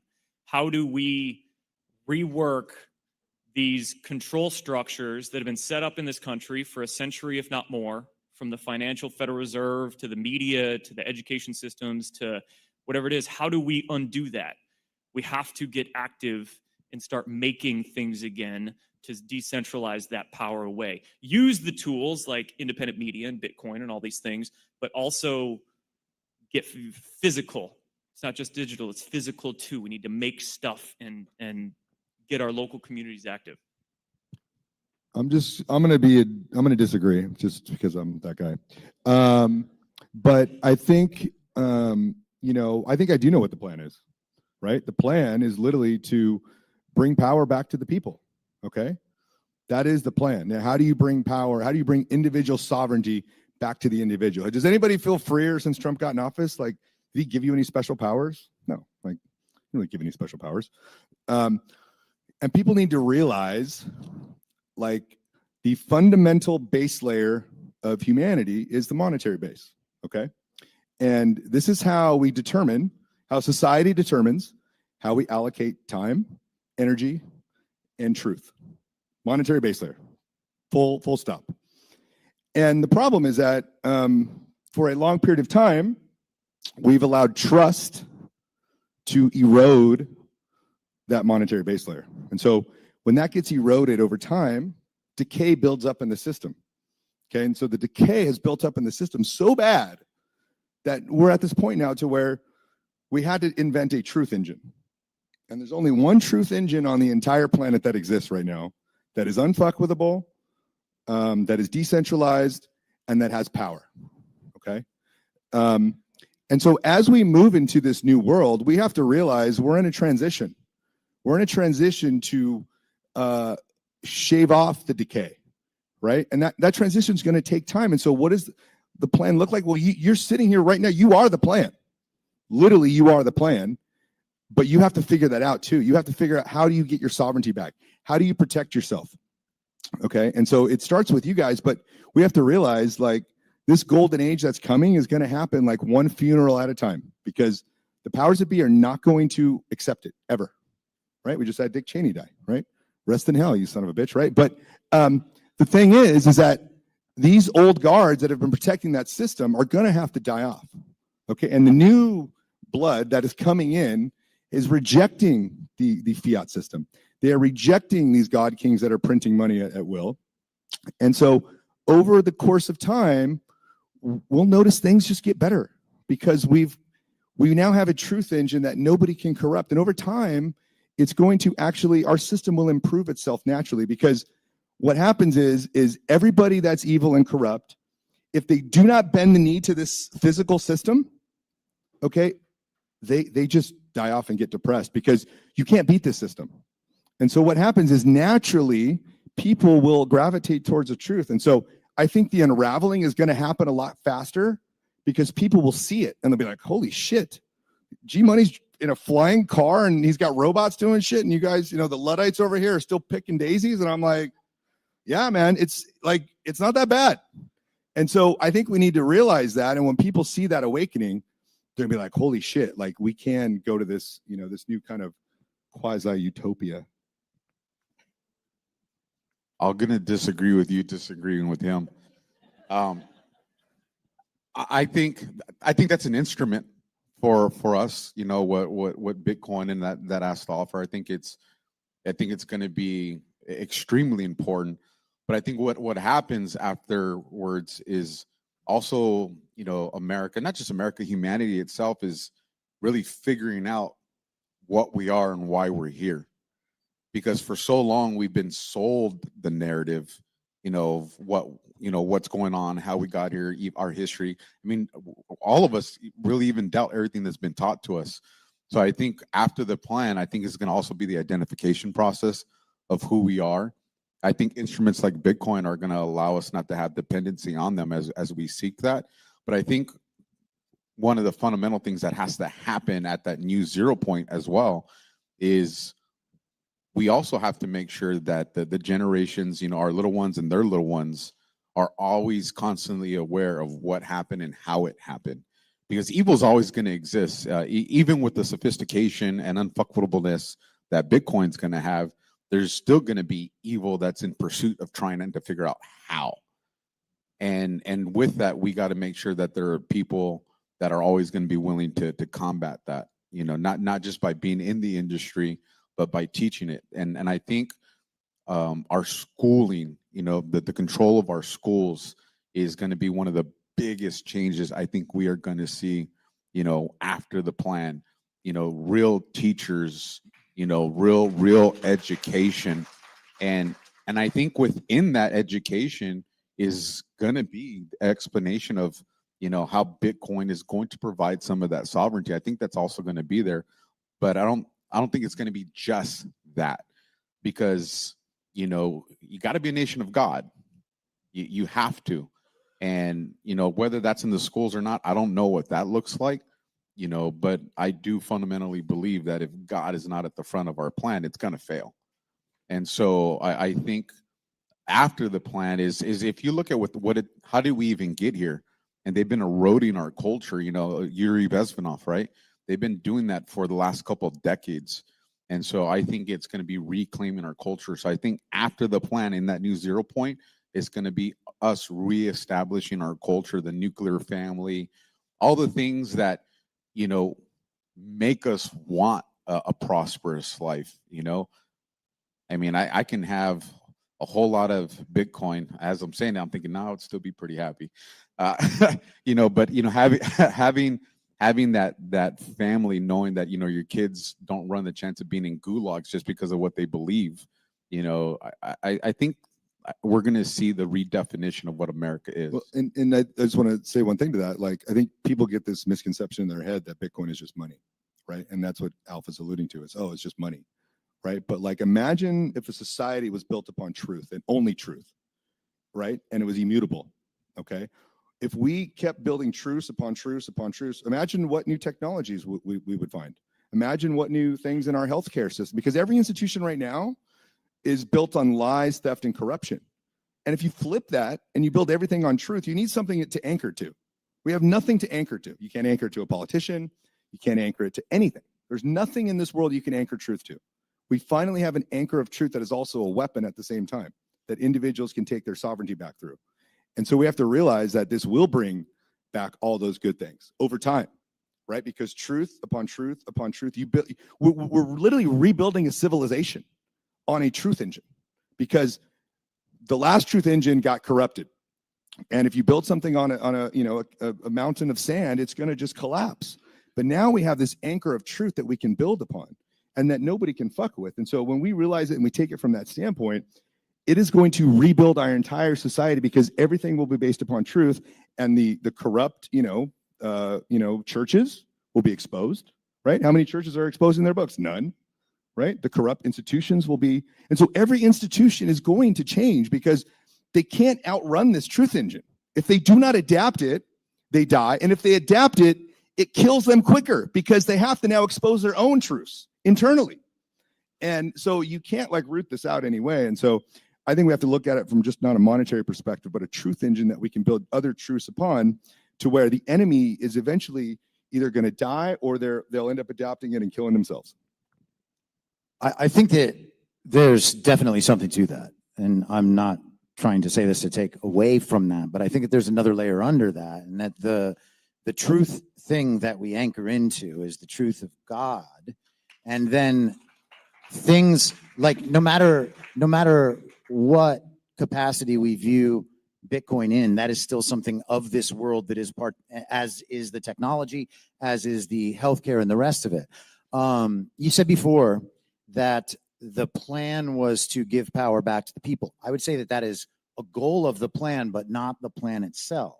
We actually don't really have a lot of insight into the plan. There's what we can figure out on our own from the patterns we are watching, these long patterns over time. And listen, man, I'm on board with the Bitcoin stuff. I really am. And I'm super on board with the corruption of the federal government, the fact that the system has actually failed and I believe been overthrown hundreds of years ago. So I'm with you on all that stuff. All of that said, while we remain in the mode of trusting the plan, and in the first panel, we heard that we are trusting the plan all the way out until like 2050 or something. We have all our new rulers lined up for us. I don't know what kind of plan that is, that like the people that we like on TV are going to rule us forever. I don't think that's a very good plan. And I also don't think that's the plan. At some point, if the plan is to give power back to the people need to be able to successfully accept and then use that power. and properly wield that power to build a proper society, which means that there are conversations on a wide range of issues that have not even been started yet that we need to get all the way through. And, you know, the 1776 thing, which I know we're trying to figure that out so you can participate in that, but it wasn't only that it's not only that we're switching systems, right? Because the Great Reset is a switch of systems. It's not just that, and I'm not even a like tear down the government kind of person, even though people think that that's what I'm saying. That's not what I'm saying. It's never been what I'm saying. But some of that stuff has to happen, and there has to be something after that. And so I think that like it's important to talk about that aspect of it. We should be, if we are the most tuned in people, and I think that, you know, a lot of people in this room wouldn't be here if they didn't kind of see that stuff and see it realized in their lives with the relationships we have with other people and where they're at on their understanding as compared to some of the conversations we have here. We should be looking ahead, because the value of us telling other people that the TV was right is very minimal. Yeah. So, I mean, so what do these systems look like that Chris is talking about? By the way, one comment I would say is like, if God is the truth, what religion are we talking about? We're talking about Buddhism. We're talking about, you know, That's Islam, a different we're talking conversation. about, We can have that at the bar tonight. Right. No, I know, but what I'm saying is that Bitcoin transcends all the religions, so that you can practice whatever you want and you're still weaponized. You don't have to force your ideals on someone else. That's what's happening in New York, right? That's what they're doing. And so it does bring back that godlike particle to individuals so that they can protect themselves and they do have a truth engine. But we won't get into that because I'll trigger too many people. But what I will say is that these decentralized systems, right, will end up being governments as a service provider. Okay, because if a government can no longer print energy to do all these pet projects and create biolabs in Ukraine and military industrial complex, if you've removed their source of energy and they now have to earn their legitimacy, you're going to find competition out there. And governments are going to have to compete with like private entities, right? Maybe there's a private Michael Saylor Citadel that's going to have robo dogs and flying cars and going to offer you, you know, chlorine free or, the greatest water and the greatest food and all these different services. And you're like, no taxes. And you're like, shit, why would I stay in this fucked up system when I could go over there? And so I think we're going to bring back this competition of governments because they can no longer control the reins of energy. Their energy will be removed from them and everybody will have to earn value, right? The privileged class is fucking gone. Okay, the VIPs gone, right? Because they can't just give it to their friends anymore. That system's over with. And then AI comes aboard, and like, you know, we're talking about politicians like a couple of minutes ago. Like, there's not even gonna be politicians in 2028. Like, the AI is gonna be so good in 2028. You'll be like, these are my values. Like, what's the AI gonna spit out? And so, like, I think we need to just figure out like where we're going is we're not gonna need politicians at all because the AI will do it faster, cheaper, and it'll be open source, and we won't have to trust them because we can verify everything, you know. And so I think those are the things we need to think about after the plan is how do we implement these systems. How do we awaken people to move to these systems? Because those are going to be the ones that are going to move the needle. I see what you're saying, but that's also with the understanding that, well, then evil ceases to exist because it doesn't have an apparatus to assume control. And I don't think that's the case with Bitcoin or anything out there. Is if that type of freedom exists to do whatever we want, then that means that people that are just evil have the ability to do evil with that same concept. So you're gonna still have to have some type of, whether you call it government or something, there has to be some type of consensus among humanity of what's still going to be appropriate or not, because the freedom to do whatever you want to do includes evil.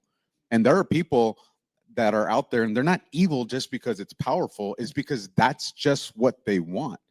Well, it's the incentives that make them evil, right? No. Yes. No. Look, there's going to be evil people no matter what. But you can turn perfectly good people into evil people by giving them a position of power. It is 100% proven. Okay, and so what you're doing is you're taking inherently good people, putting them in office and making them a bad person because they don't give a shit about you anymore. They're just interested in their own interests and their own incentives. And so when you remove the incentives away from this evil system, then everybody has to earn their own value on something based on merit. I agree with you on that part, but there is a large faction of people that don't do it for the incentives. They're just evil. And that's the part where you have to have something in position to combat that.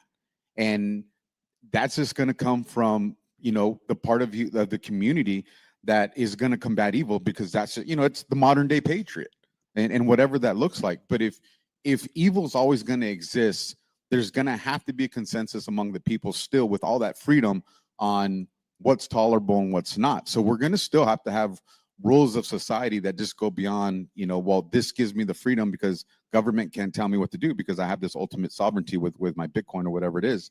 And I think that's where, in this, what's after the plan is going to be the establishment of that. I don't think we ever are going to see borderless countries or countries that don't have governments. I think what Bitcoin and other things are going to allow us to do is be able to prevent those institutions from abusing their power that they're entrusted with. And I think when we look at our Constitution, it's us giving consent. This is going to be us having the ability to control that consent, which we don't have right now. I have a question. Well, we need to reduce our dependence on the institutions so there's less of a possibility for those evil people to control us. They used to say, learn to code, as if when you got fired from your job, go learn to code so you can be valuable. Now I like to say, learn to garden. Coding, there's AI is taking over coding. There's so many coders out there, it's becoming kind of useless skill. And code isn't going to put food on the table. Code isn't going to provide the drinking water you need to live. We're losing so many of these skills to be able to provide for ourselves, and we're outsourcing providing food and water and basic necessities for ourselves, going back to the statistics I mentioned earlier. So in AI code isn't going to put food on the table for me. I can do that myself with a little patch of land behind my house. Drinking water falls from the sky. Like how these skills of providing our basic necessities for ourselves are being lost. So we need to get back to that we can decentralize the power away from big food corporations, big pharma corporations. And all these things we're talking about here are simply tools to do that. I mean, podcasts aren't going to give you the basic necessities for you to provide for yourself, but they can help. Bitcoin can help. These are all tools to be able to decentralize things, but you have to know which tool to apply at the right time. And ultimately, we need the self-education. The education is first and foremost. Thereby, we can learn these skills that we forgot, that we should have been taught in schools, to be able to provide for ourselves once again. I have a question over here.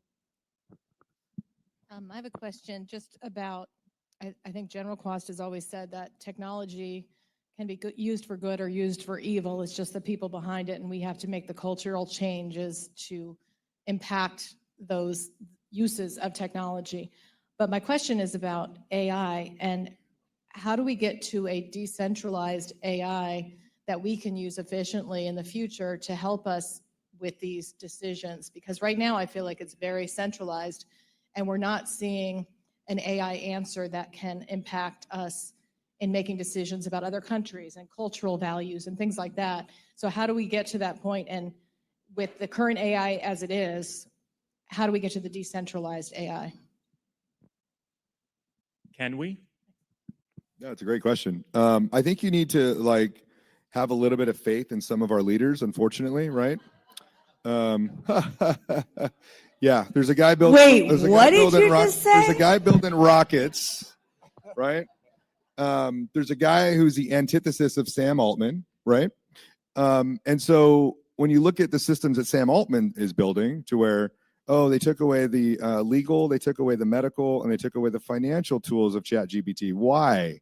Because those three tools would eliminate lawyers, they would eliminate the financial people, and they would eliminate doctors. Okay, and that's really what's going to happen eventually. And so we hope the AI is friendly, right? But there's no way to actually know if it's going to happen that way. But it's happening, whether we like it or not. And I think we just have to figure out which one is better, and we have to keep making sure that we're using the best one that aligns with our values the most. That's all we can do, really. Going back to Alpha's point earlier, in that we need to get back to learning how to spot these things and knowing the critical thinking skills. One of the things with AI is a great research tool. You can use it to really scrub data very quick, but I see a lot of people using AI so much that they're outsourcing their own critical thinking and they're just going off what AI says, and AI can be wrong. And I wonder, can we create a decentralized AI? I don't know if that's possible, because with these large language models, you have to feed so much data into them that it's essentially a centralized resource. And the usefulness of the AI depends on what large language model you're feeding into it. And it's purely dependent on the human writers of the AI. So I'm not worried about AI taking over the world. I'm worried about who's programming the AI, right? What language? Most AI language bots, they're using Reddit and Wikipedia. All the language on Reddit and all the language on Wikipedia to feed into it. I was playing around with the new Grokpedia last week, and I got some really bad answers from Grokpedia, because Grokpedia is simply trained on what's out there publicly, mostly Wikipedia, some other proprietary language models. So I don't know if we can build a decentralized AI. Can we? I think maybe. And what does that even mean, decentralized AI? So there's one aspect of that I've thought about with, put some time into, and it was kind of sparked by the release of DeepSeek out into the wild. That happened 6 months ago or something. And the idea was that the individual would have their iteration of the AI, and that AI would be some kind of knowledge-based mirror, right? So it's built, it caters to you in some way and becomes a mirror of your perspective on the world. And I think that that's very scary for a lot of people, because they don't want to see our understanding of what this is fragmented, that everybody else, that everybody has a different opinion about this or that or the other thing, because a lot of people are agreeable and like to agree with other people. And it feels comfortable that we all agree about this or that. I would suggest that the natural state of our worldviews, they are individual. They are already individual. They are already fragmented. That is the natural state of things. The unnatural state was the network television era and the radio era, when everyone was hearing the same things at the same time every day, having the same conversations, the same water coolers every day, and everybody develops they called it the monoculture. And that is clearly the system of power putting its story about the world into the heads of everyone through indoctrination, coercion, force in the school system, and through incentives. So, the fragmentation, I think it's good to think about that in the future. That does not sound scary to me. Before we had these mass communication systems, and then I'll pass it off. If you can imagine, a couple hundred years ago or something, or somebody out on the prairie with their family and they ride the horses into town and they see some other people there. That's the total perception of the world those people had, right? It was their interactions at home, how they interacted with nature, and then the few people they knew and what those people could tell them, insofar as those people were communicating honestly what their experience was. And that's like the limit of human knowledge for a person at that point. So I don't think that the knowledge thing, everybody believing the same thing, I don't think that that's a concern when it comes to, and I think that that's the way to decentralize AI, is that it actually matches the person in some level. You guys, I'm not so sure of the advancements of AI. You guys might know more than me, but is there a way for people to easily create their own AI chatbot? I mean, I think that maybe that's the decentralization of AI, where you can easily, in a simple way, create your own chatbot. Like, we could take the transcripts from all the Badlands media shows over the years and just feed it into a system that creates our own chatbot. Right. I think that would be the decentralization of it. I think that's definitely coming. And I think that the open source aspect to the DeepSeek thing is what's propelling that forward. And I think we actually have General Quast over there who can probably tell us better than we can tell you. We're going to probably revisit this conversation again and again and again over the next number of years, as AI is truly a kind of a new thing in the psychology of the human race. But I think you've hit on two of the major points, and it goes back to her question, whoever was asking that question about decentralization.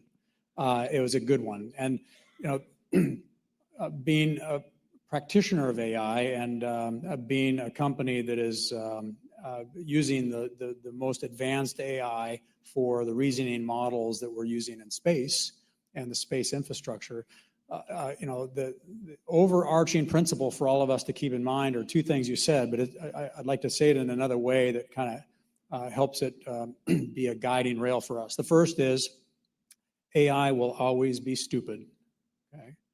And you just need to, it will look creative because it can see opportunity based on the database that it's looking at.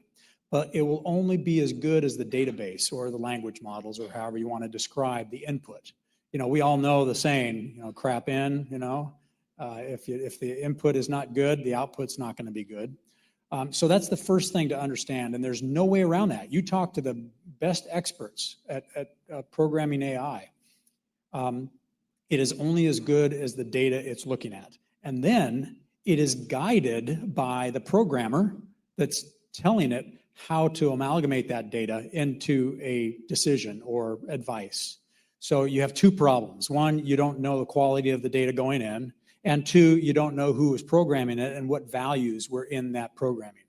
So that's why you have to just realize it will always be stupid.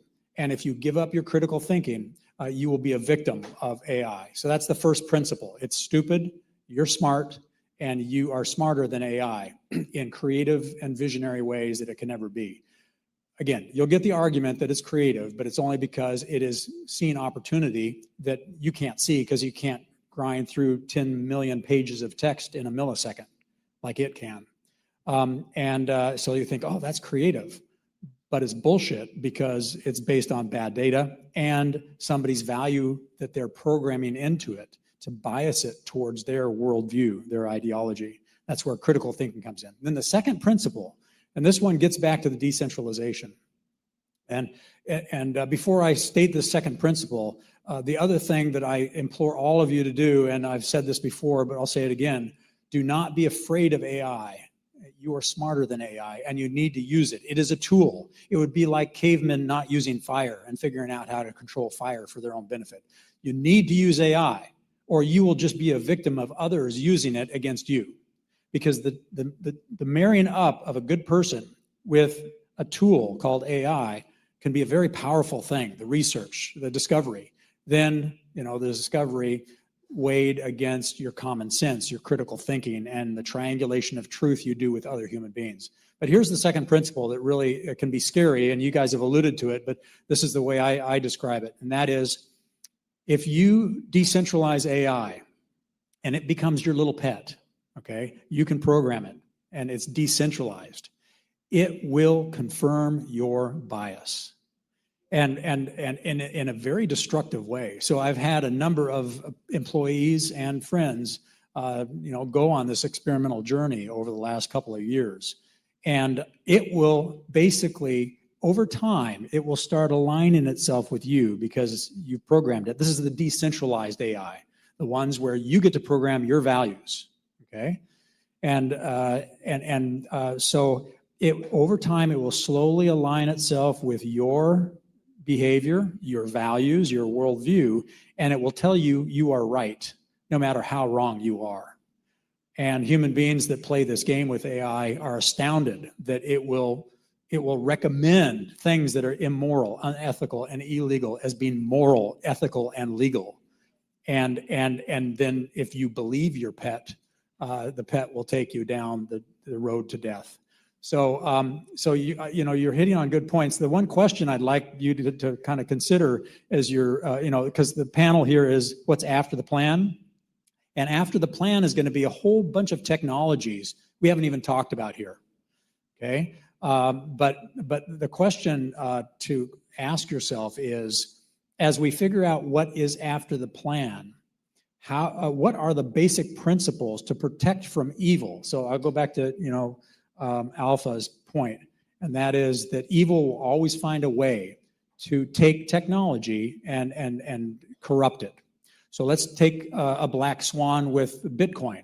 Bitcoin is based on a whole series of words that I pick that unlock my Bitcoin whenever I want it. And if I lose everything, that ledger is still somewhere because it's on some node somewhere in the world. So it's, if you will, indestructible unless the entire human race is destroyed. But when quantum is fully operational, it can crack those 12 words or 20 or however many words I have in, literally a billionth of a second. And it has my Bitcoin. And it has everybody in the world's Bitcoin. Those are the kind of black swans we need to think about, because if, let's say, an evil country or an evil person can operationalize quantum, all of a sudden they have access to a lot of money, and you lose your money. Not that that's going to happen, but these are the kind of branches and sequels we need to think through on the day after the plan is done, with the human race thinking critically, raising our children to understand technology can be used for good and for evil, and that AI is just a tool, but it's a tool you better be good at using, because if a human being with AI goes up against you without AI, they're going to win, as long as they have decent data and the programmer was moral and programmed it based on our Constitution and the Bible. Thanks.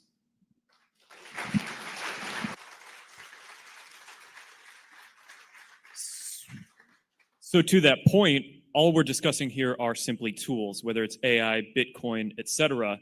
And it boils down to the values of the people that are utilizing these particular tools. So in terms of energy technologies, we could point to how many energy technologies have been suppressed for decades. And one of the reasons they've been suppressed is that the establishment doesn't want people to have cheap electricity, or these energy technologies, with directed energy, have been used for weapons by evil people. So what happens after the plan? Well, through this process, we need to, number one, get our values in order. But number two, I think open source and transparency will be one of those values that prevents any of these tools from being used by evil people for evil agendas. So that's the most important thing. And that's what some of these tools that are leading us towards, is a more open sourced and transparent society. I think one of the things that we need to do, and it goes back to what I was saying, is that's why immediately after the plan, I think one of the first things is reclaiming our culture, teaching like the smallest of our kids, the boys and girls, to have heroes again, because that desire to reflect their heroes is what's going to make them good and bad. And then as they grow up and they do their life choices, whether it's engineering or coding, these are going to be the people that are going to, because their fundamental upbringing was to be the hero, to be the good guy, to be the one that's going to combat evil. Then when they choose to go into these different fields that execute these tools, it's who they are that's going to be able to make them combat the evil. And that's why I think one of the fundamental things that we need to do is teach our little ones again to grow up and be heroes, to be the new patriots. Not, this someone else is going to come save me. No, we need a generation where they're going to be the ones that want to do the saving. Somebody could make Darth Vader their hero, though.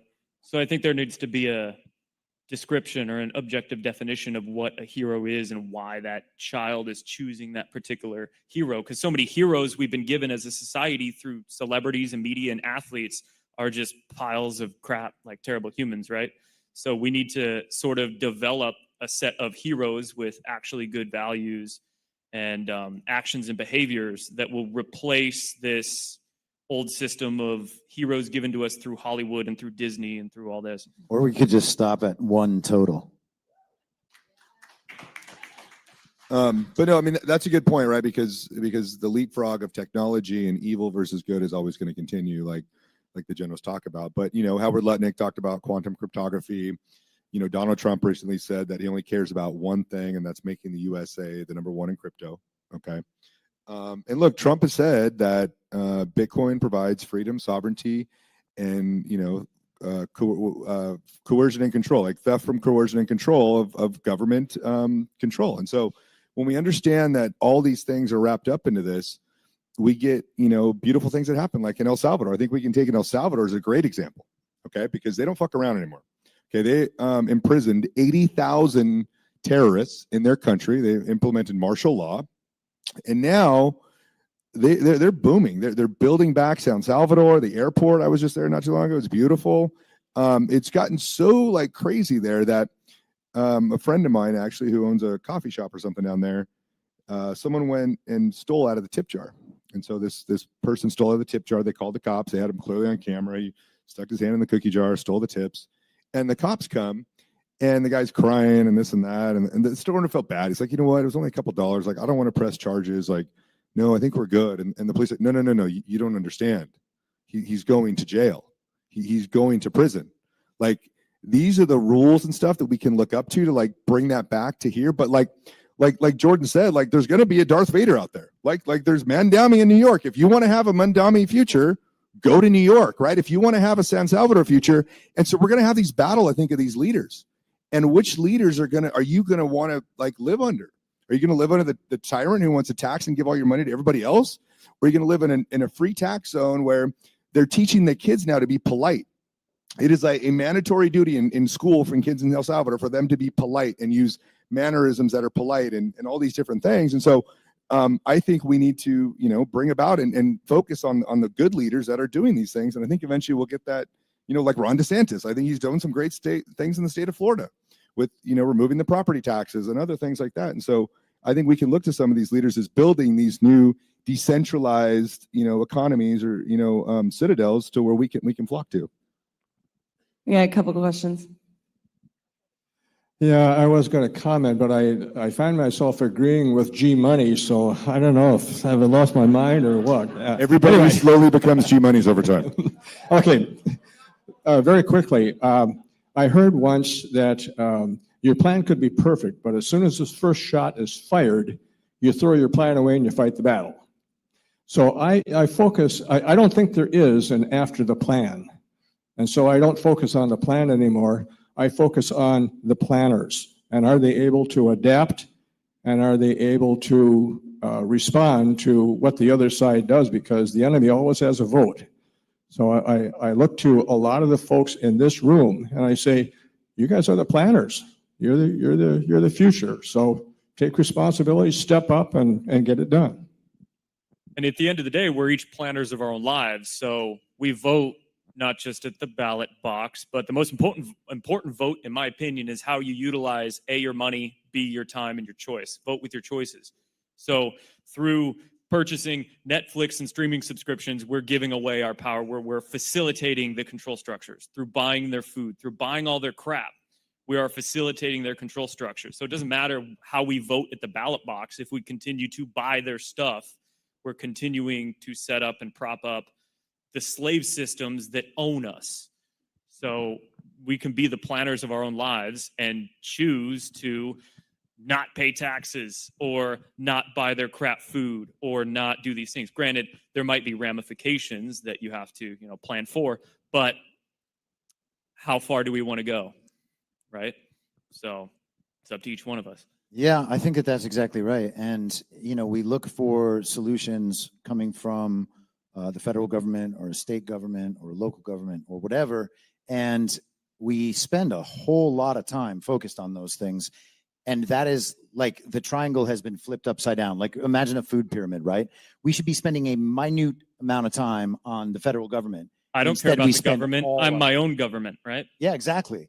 And it really does have to get to that point because, we should be honest with ourselves about, and I try to be honest with myself about the things of the system that I am unwilling to give up at certain aspects, right? We still engage online. That's part of it. There's all of these aspects of our lives that are really, really hard to unwind from that system. And every time we fail to unwind one, that is, as you say, supporting that thing, it is a lot harder to change ourselves in those ways than it is to complain about what's happening on CNN. And back to his point about, we are the plan, like he said, like we are the plan. And I don't think there's going to be like a clear demarcation line where like the plan happened and now it's after. Like it's going to be a slow transition, however that happens. But eventually, like, the domestication process that the entire populace is under is that we're afraid of our government.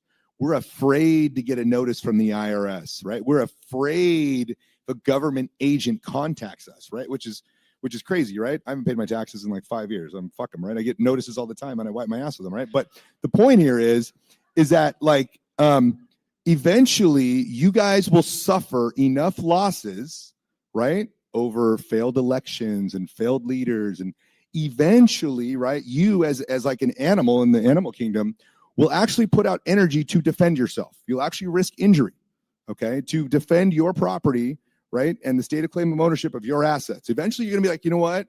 I can't suffer any more losses, okay? And when you reach that point, you don't have to pull out a musket, right? You can pull out a digital musket and you can conserve your energy to where you're not attacking anybody. You're just shielding yourself from the attacks that are coming, because the attacks are not going to stop. Donald Trump is still going to print money. He's still going to prop up the system. And in this transition of moving to CBDCs and stable coins and all these different things are going to continually happen.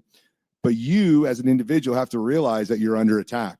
And then at some point you have to find a way to defend yourself. The problem is that people always think in their head, I'm being attacked, I'm being attacked. In the back of your head, you're like, shit, I'm going to have to take up arms against these people, right? And that's what you go to. And that's like in the deep, deep back corner of your mind.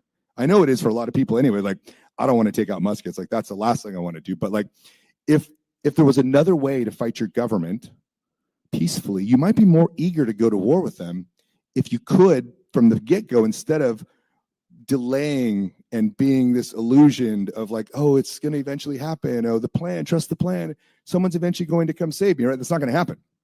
And so if people could shift the mindset and move that battle to the front of their mind and be like, if I start fighting now, I don't have to wait till it gets a lot worse later.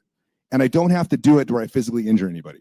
And that's what I think, he's talking about when eventually that first shot happens, right? These are like mini shots of rebellion into the state, right? When you self-custody your Bitcoin and you stop paying your taxes, that's a worldwide rebellion against all these tyrants. And so, yeah, it's a beautiful thing. I want to know where the Constitution fits in this, in the going forward. You're talking all tech and that kind of stuff, but there's still in action the Convention of States that is Article 5 in the Constitution, and it does have, what do I want to say, ways for the people themselves to unite and to change our Constitution. So I'm just curious, like I said, we're talking all forward, but how are we going to use what we have now and incorporate it with what goes forward? I think, and I've had this conversation with CanCon a lot. We each have like the thing that's our priority with regards to the laws and government. But at the very base of this, you're gonna love this, G Money, I promise, is look, elections have to be completely secured. Because if elections are not secured, everything else is irrelevant. Because then it's exactly what G Money says all the time. You're just playing into a system that's just controlled to manipulate you.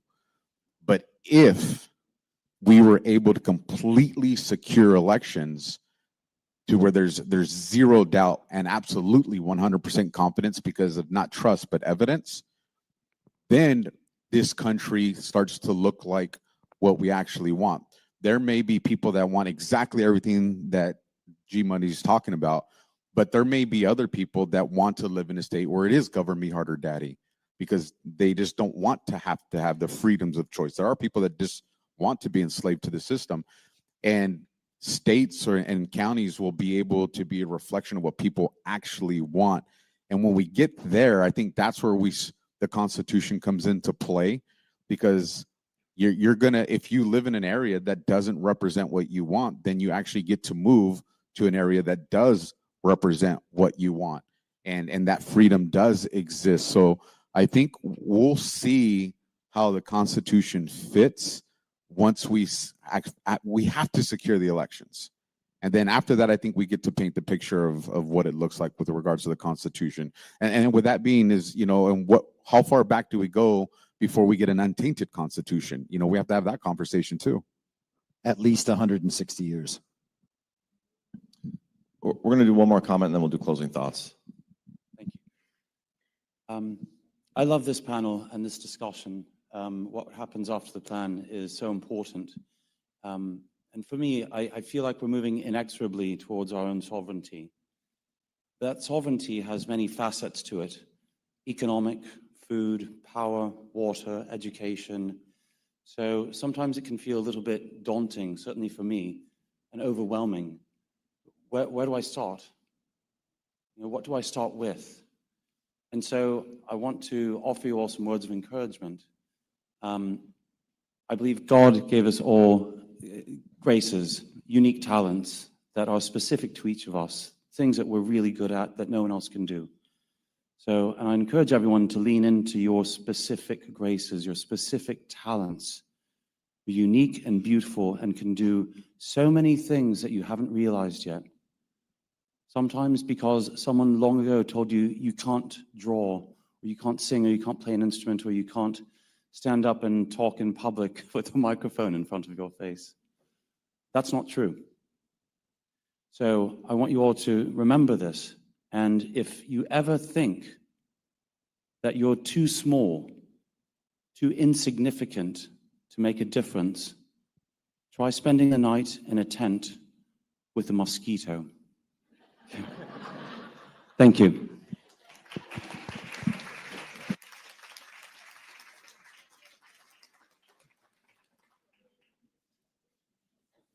Closing thoughts, guys. Yeah, look, as I said previously, I think, each and every one of you are part of the plan. I think the old guard is slowly being removed, one funeral at a time, and that people based on merit, value, and energy that understand it are going to be the new leaders of the future. The other day I saw this, this Wall Street, banker get all excited because he did a round of funding with XRP for 500 million, and I was like, oh wow, I was like, that guy's going to get a rug pull the century, right? Because he's looking for the lights. He's going right into the lights and being like, I'm going to the moon, I'm going to the moon. But he doesn't realize he's headed straight for a freight train. And so this natural selection process is living itself out right now. And that's why it's taking so long, because the culture has to catch up, right? The young people need to grow up and they need to be replacing these people. And that's what's happening because the old guard is definitely being replaced. And so I would say this, lead from a point of courage and optimism because we have the tools, right? We have the leaders in place that are somewhat, right, bringing us into this golden age. And the golden age is definitely happening. Whether you like it or not, technology is advancing, AI is advancing, and we now have a protocol based on physical reality that nobody can mess with that is worldwide. And so the entire world can agree on energy. And now we're just, we just replaced the base layer. And imagine a future built on truth rather than trust. Yeah, I think truth rather than trust is very important. What comes after the plan? I mean, we have been in this cycle of just being in the plan, understanding that we don't know what's really going on, that the government absolutely will not tell us, but that for sure the people who won't tell us what's going on are doing the right thing on our behalf, and we should support it without knowing what's going on interminably. And I don't think that that is a very, I don't think it's a particularly responsible way to go about living. And so I think that we really need to think about what it means to be a government of, by, and for the people, if that's possible. I'm not convinced it is possible. And if that's not possible, then we need to be honest about the state of what it is we are existing in and what we are doing, because we are giving our power over to a government. That is our authority delegated to them that we are then told we do not have the right to withdraw, even if they don't tell us what's going on, even if they break and defy their own laws that they claim to be able to enforce on our behalf, though we did not choose them.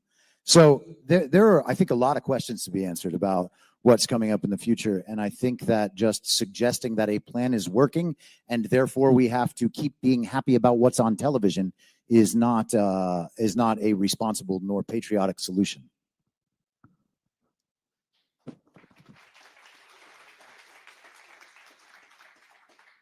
Speaking of trust, y'all lost my trust. Jordan saved it because he's the only one that told me I had whipped cream on my beard. I'm on this side. First So of all, the thank evil you. people Alpha talks about made that thing. The solution is not ordering a drink with whipped cream in the first place, bro. Fruitcake. I'm testing it. You know, what happens after the plan, I think it has a lot to do what we accomplish during the plan. And I think if we look at our individual responsibilities, what we can control, and obviously there's the community plan, but if we recognize that when we say we the people are the plan, well, I the person am also a plan.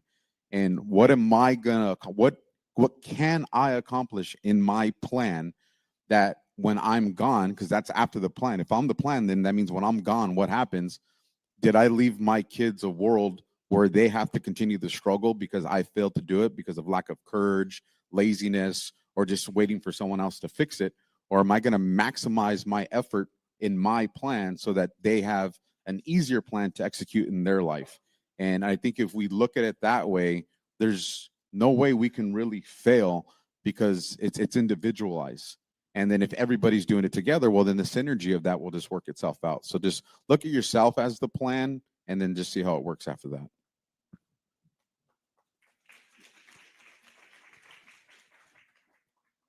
To me, there is no after the plan. There's no after point of it. The plan is a continuously going through, it's going to happen forever. And the ultimate goal of it is returning power to the people. Truth, justice, freedom, openness, transparency. Now, with all those values, we can talk about definitions and all of that, but the way I see it at the end of the day, there's two paths. Are the choices you're making servicing yourself, evilness, psychopathy, putting yourself above others, or are you serving others with each choice you make? And that is the path we have. And if we all work on serving others through our actions, behaviors, habits, then at the end of the day, that will ultimately lead to returning power to the people. So what happens after the plan? There is no after it. It's a continuously evolving thing we have to work on every single day through simply objectively looking at ourselves. Are my choices, are my actions, is this free will that I am using helping society, helping the collective, or am I just making choices because it makes me feel good inside, right? So that's the dichotomy we have.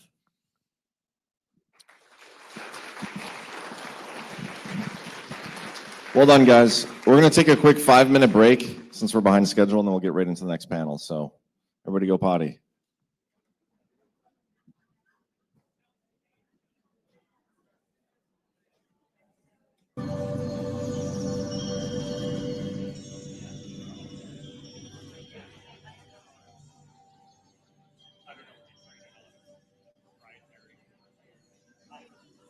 All of these AI chatbots, whether it's ChatGPT or Grok, they're training it off databases. So Grok is training off whatever databases they have access to. What I've found, they're training Grok GPT with a little bit of Wikipedia, some language, Twitter, proprietary stuff you can build. But I was just testing it, asking it questions, and it gave me very propagandized answers. So it's not great.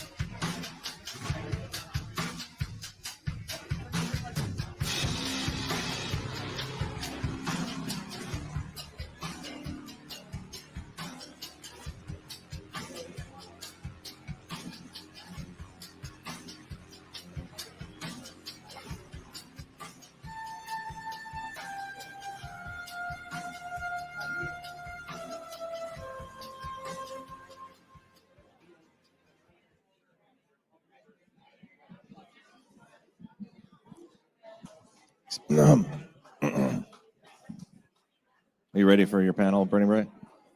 We've been waiting. We've been looking for him. Yeah, he's been here the whole time, he says. We're going to start the next panel. Come on up here, guys. Good luck.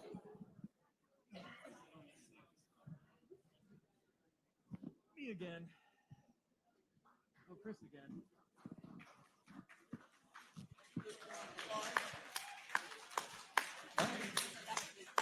Yeah, everyone's tired. So, radical doubt. I have been writing about this a pretty fair amount recently. I believe that we are in a zero trust information environment. We are being told primarily false stories from totally unreliable sources who we know to be liars, and they're trying to exploit us. So that should be our baseline when we are confronting any new information. Zero trust on that information because I know the source is unreliable, dishonest, trying to trick me and trying to exploit me. So zero trust at the baseline. And when you start from there, you interact with the information that is incoming in a different way. And it removes the motivations for belief. Oh, I have to say that I believe this thing because there are these social incentives that if I don't express this thing, people will tell me I'm a traitor or whatever it is. I mean, I've dealt with every different version of this over the last few years. But you really do have to approach information that way if you are engaged with a survival instinct in yourself as a person, because we do not live in the sort of world where answers are just given to us and they're all for our benefit. We don't live in that place, and we should not act as though we do. So, I mean, I just employ extreme skepticism at all times and then wait for standards to be met before I form any beliefs. Yeah, I'm glad to hear applause when you gave your description, because I think this is one of the positions that we take the most shit for. Following the Charlie Kirk assassination, there was, you know, there are people that I don't believe what I'm seeing on the screen. I know that I got a ton of DMs about this, particularly about like you two.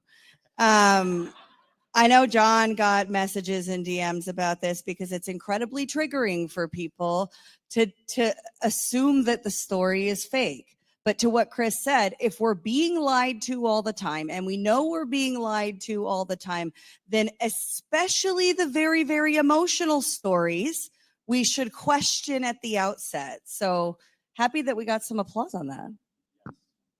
Well, to that point, whoa, geez. Oh my God. Shocked myself. To that point, I think that's like a great place. It's almost starting at the ending to me. When you're dealing with these kind of discussions, it's good to bring up the examples like Charlie Kirk or like 9/11 or whatever example it is, but it's best, I think, to talk about these from a first principles logical framework, which is what we try to do. And I suppose my argument style in my own head is I always try to, steel man against myself. So I think about, well, what would be a logical counterargument or an illogical counterargument to what we're saying, which is withholding belief, broadly speaking, as being a virtue or a good thing. Well, by definition, then you're asserting then the other thing is by virtue a bad thing. So, and that's, I think, not instinctual for human beings. What I've been thinking about a lot in the last couple of years that we have taken a lot of shit for these kinds of stances. We have this innate desire to believe in things. We're creatures that try to make sense of the world, right? So it makes sense. We are trying to order information. We're trying to put meaning behind that information, and there is order to things. We know inherently that anything that's happening, whether you're talking about a big political thing or a cultural movement or some micro event like a Charlie Kirk assassination, obviously the effects of it were macro, but I mean, one person got killed, right? That's a micro event. We want it to make sense. I had said on a show with Chris recently, recognizing that that is an extreme vulnerability in your psyche that can be exploited is important. Needing something to make sense to you is a vulnerability that is going to be exploited, right? So you're talking about the emotional appeal. To me, those are all mechanisms of deception, right? Emotional appeals, false logical appeals, appeals to authority. Chris talks about a lot. We have former Badlanders and plenty of people that are in the truth community that can't wait to put their tweets out about how it's irresponsible to talk about election fraud or anything, and asserting these blanket statements that to have a discussion or consider not believing in something is inherently bad is the thing we need to get away from. And one more point on that would be, if you're looking at the alternative, and I'm trying to think of the argument against that, okay, why is it better to believe something? You just go down the logic path and think, what if there's a lie, if we're being told a lie, to Chris's point, is it more dangerous to not believe something or to believe it? And I would say that even if something is true, whether something is true or a lie, we don't know, right? We don't know what the truth is. We don't know if it's a lie we're being told or the truth we're being told. Not believing something somebody is telling you is almost never going to visit negative impacts on you, but believing something that turns out to be wrong visits catastrophic effects on the micro and on the macro, which is why we all inherently teach our children that lying is a problem. The way I would frame that is to say, we teach our kids the damages of lying way more than the virtues of truth. And that is the correct way to teach people, because it's about teaching them that the damages of believing something false or telling people false things are way higher than just not knowing what the truth is. So that would be my opening, is that just recognizing that you want things to make sense, that's a weakness that you should kind of be conscious of and go, okay, are these puzzle pieces fitting into place because they logically make sense, or because, thank God, it's been 2 hours since Charlie Kirk and now somebody is telling me what the story is and it makes me feel better that I know what the story is? I don't like beliefs. Like you. To me, beliefs can be very dangerous things, because beliefs are concrete, solidified ideas that you are pretty much 100% going with. And the belief system or belief structures that we program into our heads, or have programmed into our heads, it funnels us into this very narrow-minded viewpoint, and it tends to create a lot of confirmation bias and cognitive dissonance in our psyche. Our egos like to believe things. We feel in control when we have these beliefs. I'm going with that. That's going to be my belief. And we will search out information that confirms or aligns with those preconceived notions. And when we come across information that is contrary to those preconceived notions, that gives us this internal inconsistency, this cognitive dissonance, or this discomfort within our subconscious mind. To me, I try to shy away from beliefs, and I go with, okay, what is the evidence I have at hand telling me? Where is it pointing me?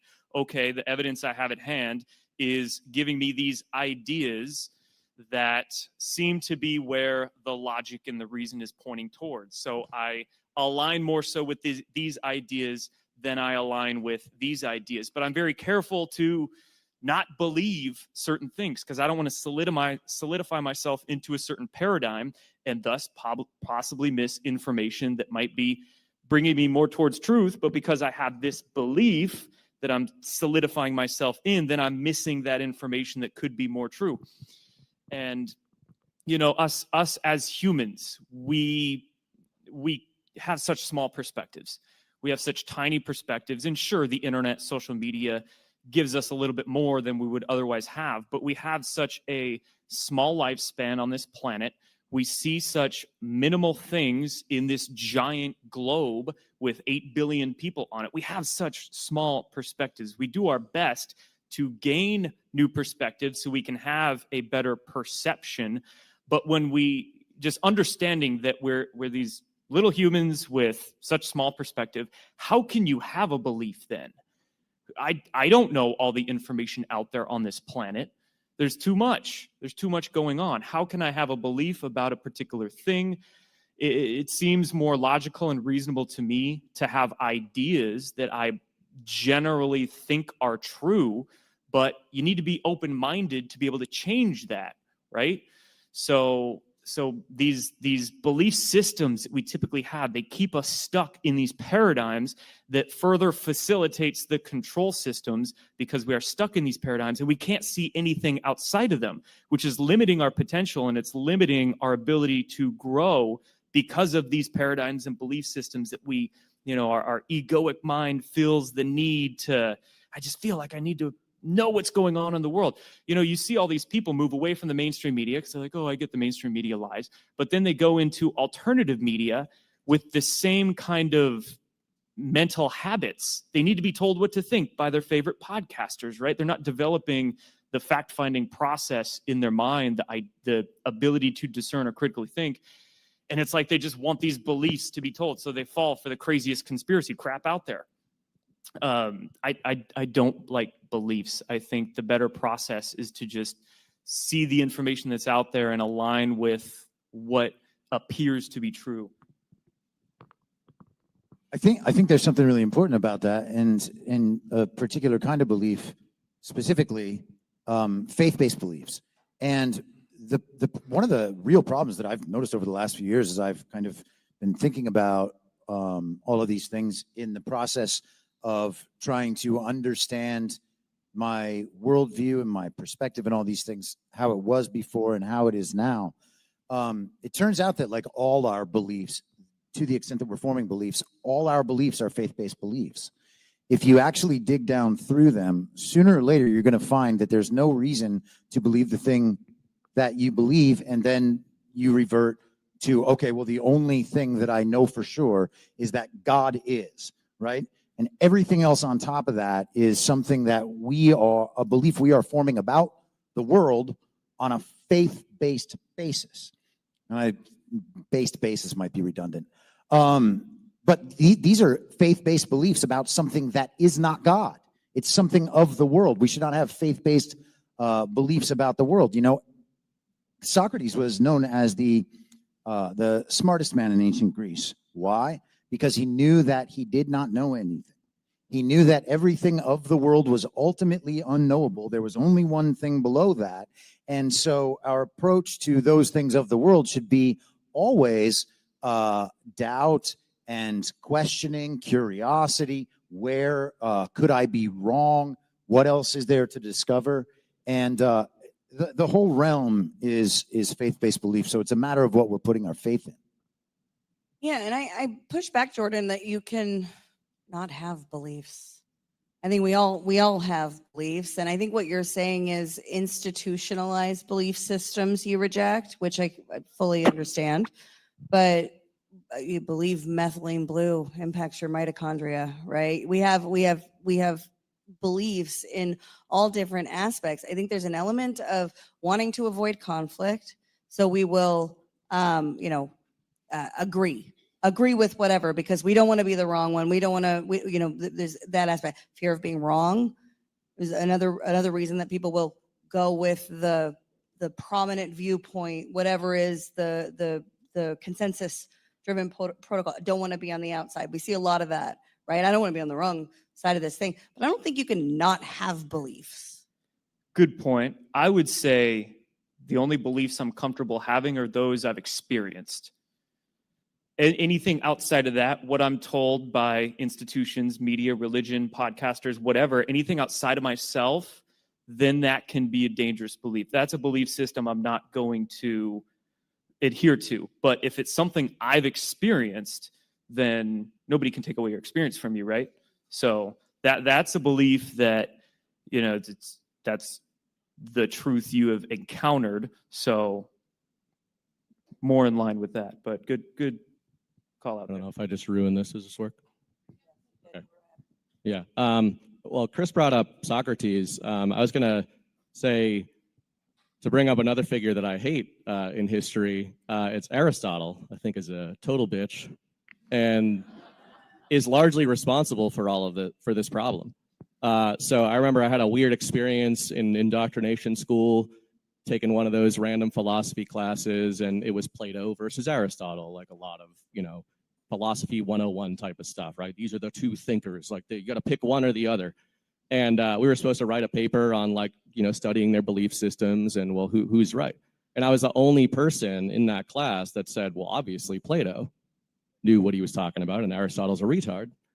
And it's funny because it doesn't necessarily mean I'm right, even though I think I am, but the core difference between them, pretty much everybody here, whether you've taken philosophy stuff or not, is familiar with the idea of the shadows on the wall, the allegory of the cave, right? And this is really the argument that Chris makes and that we are making is not a new argument. This is an argument Plato was making from the beginning of Logos, of saying our perception is our reality. It's such a cliche thing to say, but that's what the allegory of the cave is, right? That the people that have only ever looked at the wall see shadows on the wall, and that is representative of the truth to them, right? They haven't even thought of what they haven't thought about, which is that you could turn around and see that it's people with puppets, which doesn't mean that what's happening on the wall is not real. It just means it's not representative of the truth. It's not representative of reality. And anyway, to bring up Aristotle, I remember an example. The professor was like an Aristotle maxi, and he brought up an example of saying their core disagreement philosophically was that Plato had this idea of forms and ideals. So he thought of everything, basically to boil it down, Plato thought that the idea of something, a concept, was the most perfect encapsulation of that thing. So an example, the concept of love is the most perfect encapsulation of love. There is no love we are capable of expressing or that you are capable of, you can make a spreadsheet about, that is more perfect than the ideal of what love is, which I think is fairly inarguable. Aristotle was the opposite, and he is largely what all of our modern, if you want any indicator of who was right, do we think that the system is a good thing? Like, are you guys all at GART because you think things are going good in the system, right? Like, education system's been good, organized religion's been real good, governments have all been real good, financial systems have been great, no problems, right, with system. How about the science? Like, especially after the last few years, we're big believers in the science, right? That all comes from Aristotle. And his conception was, you can observe something in reality, and that is the objective truth, which could make sense, and you could fall into that trap, except what ends up happening, in my view, is that we don't ever actually go do that. We don't have the opportunity to do that. We don't take the opportunity to do it. COVID is an infamous example over the last 10 years. How many of us went out and got degrees in whatever the hell, virology and all of these things to make sure we were checking on the scientists and what they were telling us, instead of just going, well, they say it makes sense. This other group of Aristotle retards says that that group makes sense, so it must be the truth, right? Where Plato's approach to COVID probably would have been, does this make any rational sense in my head? If the answer is obviously no, then that belief would be tossed out. Where Aristotle would have appealed to an expert who told him he went out and observed the thing and wrote a bunch of stuff down about it, and therefore that's the truth. So I think it sounds logical to observe reality and form your beliefs off of it, but that is not what that philosophy ends up making you do. It makes you seek out authority figures who tell you they have observed the thing so you don't have to observe the thing. So to Chris's earlier point, ultimately, in an Aristotle system, ironically, you are forming faith-based beliefs, except the worst kind of them, because they're not based on logos, which is of God. They are based on outsourcing your belief to strangers that you don't know and have no way of verifying what they're saying. 100%.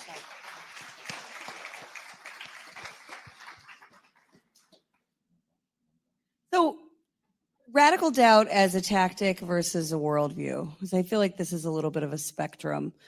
If you're faced with a story from a tactic standpoint, which is where I feel most comfortable in this space versus the, kind of as a worldview, everything's a lie. But as a tactic, I think it's very valuable when you're faced with a story to assume that they are lying to you, because they lie to us all the time. And that can be useful. It can be a little uncomfortable, especially if you're, in a group of people that do believe the story can be uncomfortable. But that's that's kind of where I find myself with the radical doubt. I feel like I'm being pulled more towards the worldview aspect of it, but I'm interested in what you guys think about that in terms of what does it do to the human experience and to our interaction with the world when we get to a place where everything is fake immediately. What does that do to the human experience? Well, I certainly wouldn't say that it's everything is fake immediately. I think it's that there's a responsible level of doubt that needs to be expressed in our approach to everything. So I don't think that it's radical doubt as a worldview. I really do think it's a tactic and tool, and I think that that's a really interesting and important distinction that you're making. The radical doubt as a worldview is not my worldview. My worldview is God is, and then everything else is built on top of that. Like if Jesus Christ is the pinnacle of virtue and logos embodied in human form, well, then that's the example. And so everything else gets measured against that, right?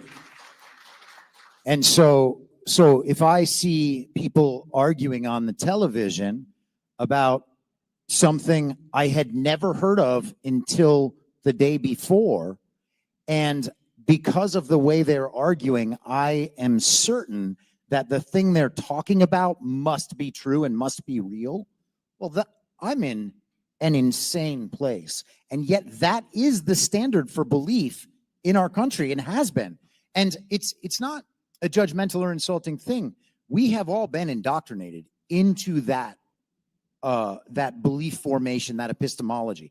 There are very few people who I've ever met who were untouched by that thing throughout their lives, right? There are some people that have always just been really grounded in God and very reality-based because their parents raised them in a certain way. But that's not the most of the people in my generation. That's not the people that I've ever encountered. And so we have to be able to come to terms with the fact that we have been conditioned to think in certain ways. We have been brainwashed in certain ways. Our belief formation at its very foundation is part of the problem. And we should be always conscious to take that into account. Well, on that note, one of the things that's been most interesting over the last few years, I think for me and Chris, is both of us were not just former liberals, but essentially atheists. I used to call myself an agnostic, which I think is the cute word for atheism, right? It's like I would call myself an atheist because I believe that people who said they were agnostic were Yeah. pussies. Yeah. I think that's fair. I was being a huge pussy.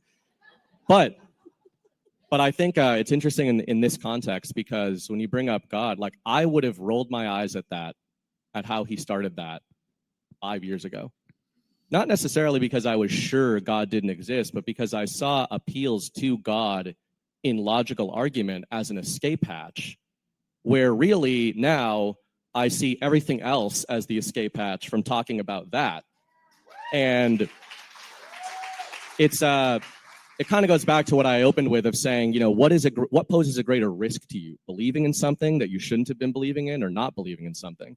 And I just think, I can only speak for myself, but I kind of observed, Chris and I have talked about this, not just on shows, but privately, about belief and faith and all that.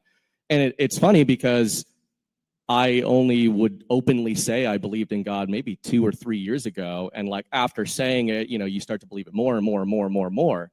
And that was the end result of this process of increasingly applying doubt to reality. So I think it's sort of encouraged me, to your point about a tactic versus a belief system. I totally agree that radical doubt itself is not a finalized system of belief, but I do think that it's not only necessary, but people that are afraid of applying radical doubt, it's like, I was an atheist who applied radical doubt to everything ruthlessly, and it led me to God as being the only logical thing to build up from. We talked about this at some length on the Village episode of Badlands Story Hour. So if you ever want to see more of that conversation, yeah, just search the Village Badlands Story Hour on Rumble and you'll find it.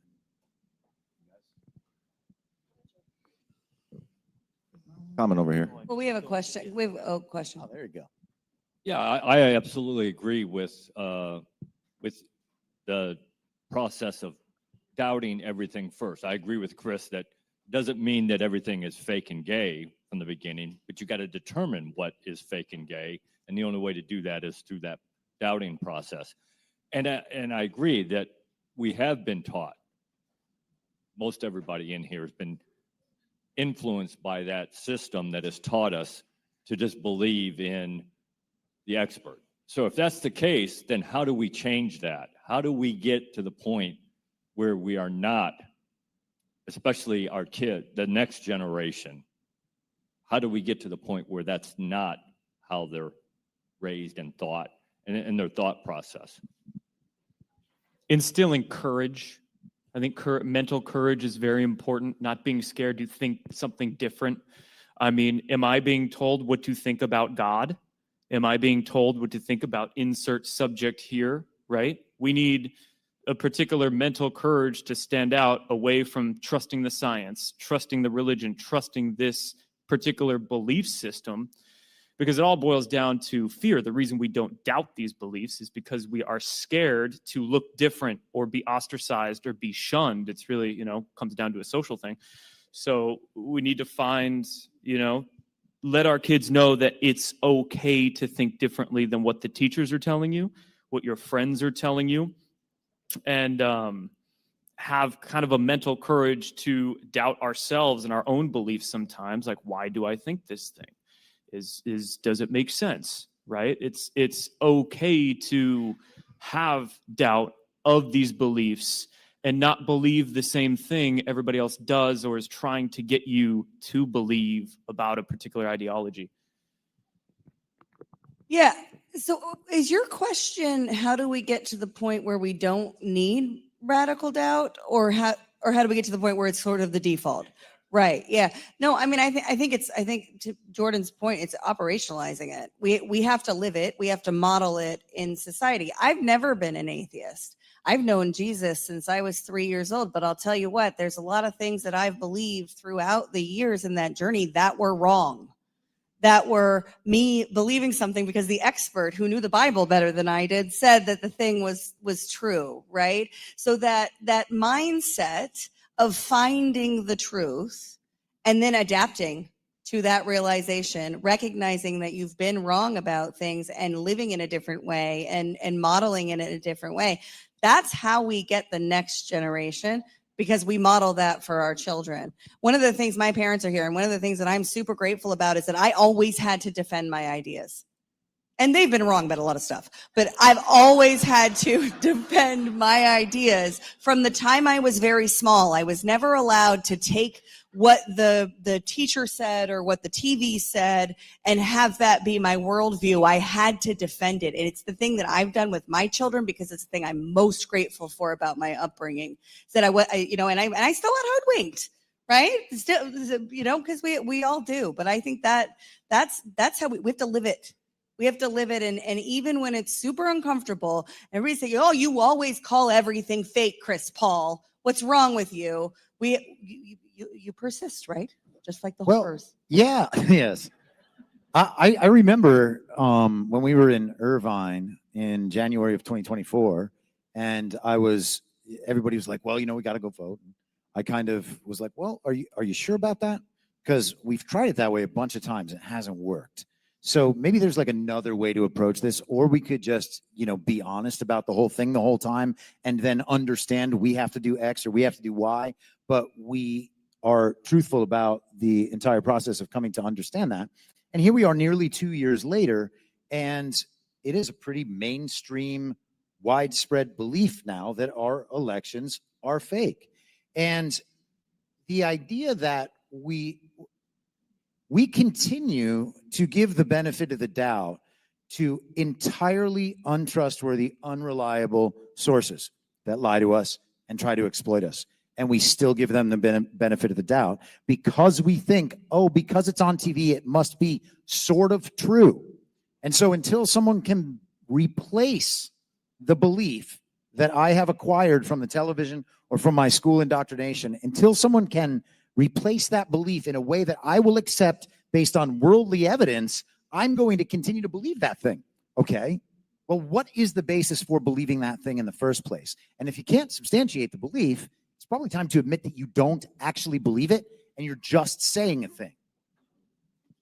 To that point, I actually wanted to tease it up perfectly. I wanted to talk about why people need to believe things. We've kind of touched on it, and I'll mix a boxing analogy with a Dune analogy, but for any Dune fans out there, we knew it was going to happen. I'm getting both out of the way at the same time. If you get a Lord of the Rings in too, that's a hat trick. That's next. So the most infamous quote in Dune is, "Fear is the mind killer, the little death that brings total obliteration." And, Frank Herbert was kind of an atheistic dickhead, but besides that, it's a really good book.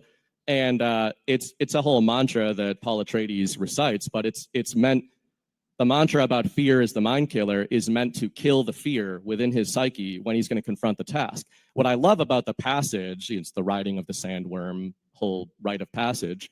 What I love about that mantra and his family that his father passed to him is not that it denies the existence of danger or consequence.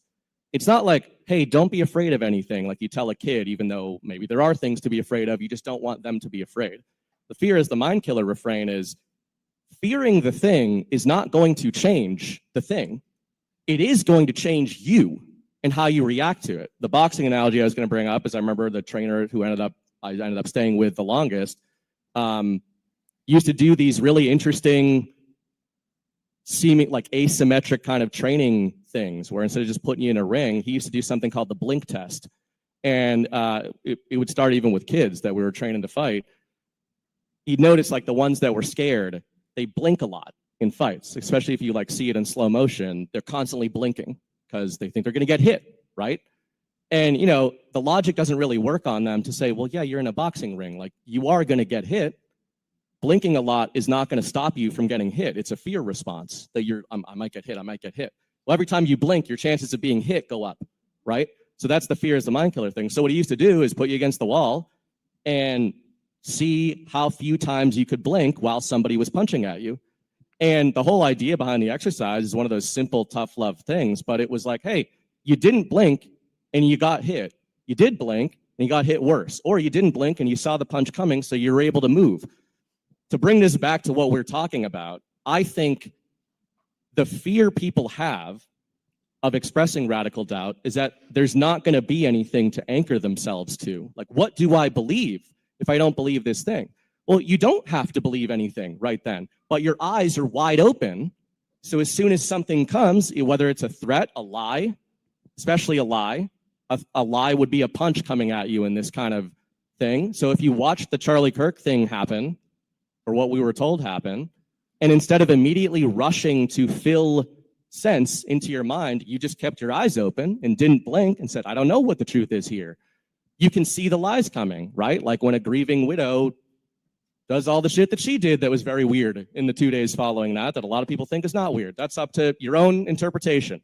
I would argue that if you did not have an emotional reaction to that event, and then you saw a human being acting in that manner that we have never seen a human being act like ever, anybody here has never seen that occur as a result of that sort of thing happening, you might go, what's the ownership situation here? And where's the money going right now? And just one example, doesn't mean I'm right. 9/11 is a huge one. Shout out to Brad Zerbo and Codex 9/11. That's an example. At that time, people like Chris and I were accidentally on the right side because we weren't conservatives. But at that time, I distinctly remember any argument I would assert about 9/11 being fake, because even though I was an idiot, I thought the Bushes were evil. So I figured it was an inside job. And all of the arguments against that was essentially boiled down to no logos at all, no platform of belief, just you saying that is hurtful to the people who died, which what we would often say is you believing a lie about why those people died is way more disrespectful than not believing the story of why they died in the first place. And demanding the truth about it. Demanding the truth about it is way more virtuous than just supporting the lie so you don't hurt people's feelings. In finding that belief or finding that truth, to me, is not as important as developing the skills and honing the process of finding truth and finding the belief, developing the performance rather than focusing so much on the outcome. When you're focused so much on the outcome, you could kind of cheat yourself or skip the steps just to accept something for the sake of accepting something. But if you develop the critical thinking process and hone that discernment, it becomes a lot easier to find the truth through that performance-based focus instead of the outcome-based focus. Now, aside from that, Oak's question of how do we instill radical doubt in the future generation kind of hits home to me right now. You know, as soon as I got into the hotel on Wednesday, we were eating dinner, and the Beebe family was there with their beautiful young boy, and we were all talking about children. And I made note that my child is about to be 13. Geez, and someone asked me, what's been the toughest point in his life so far? What's been the toughest time to be a father to him? And my answer was right now, as he is getting into middle school, social structures. You know, beforehand, it was more physical, whether it was a baby changing diapers or as he became a toddler, playing with him and wrestling with him. I would say the most difficult part is right now, the mental part.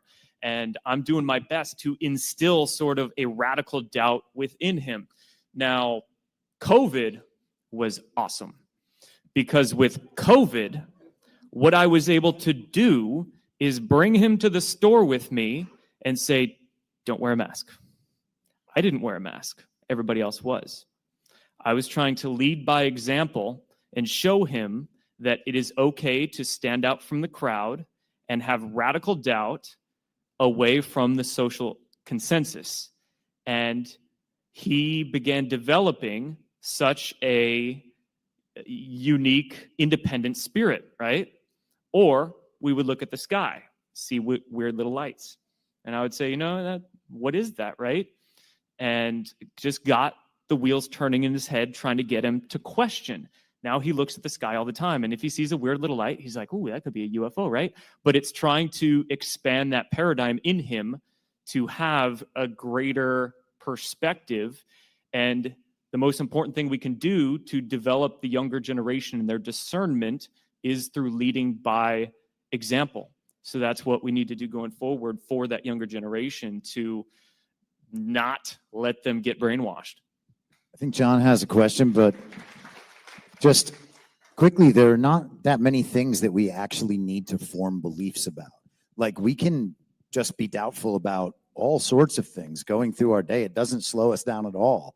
There are very few decision points where we are forced into coming down on one side or another.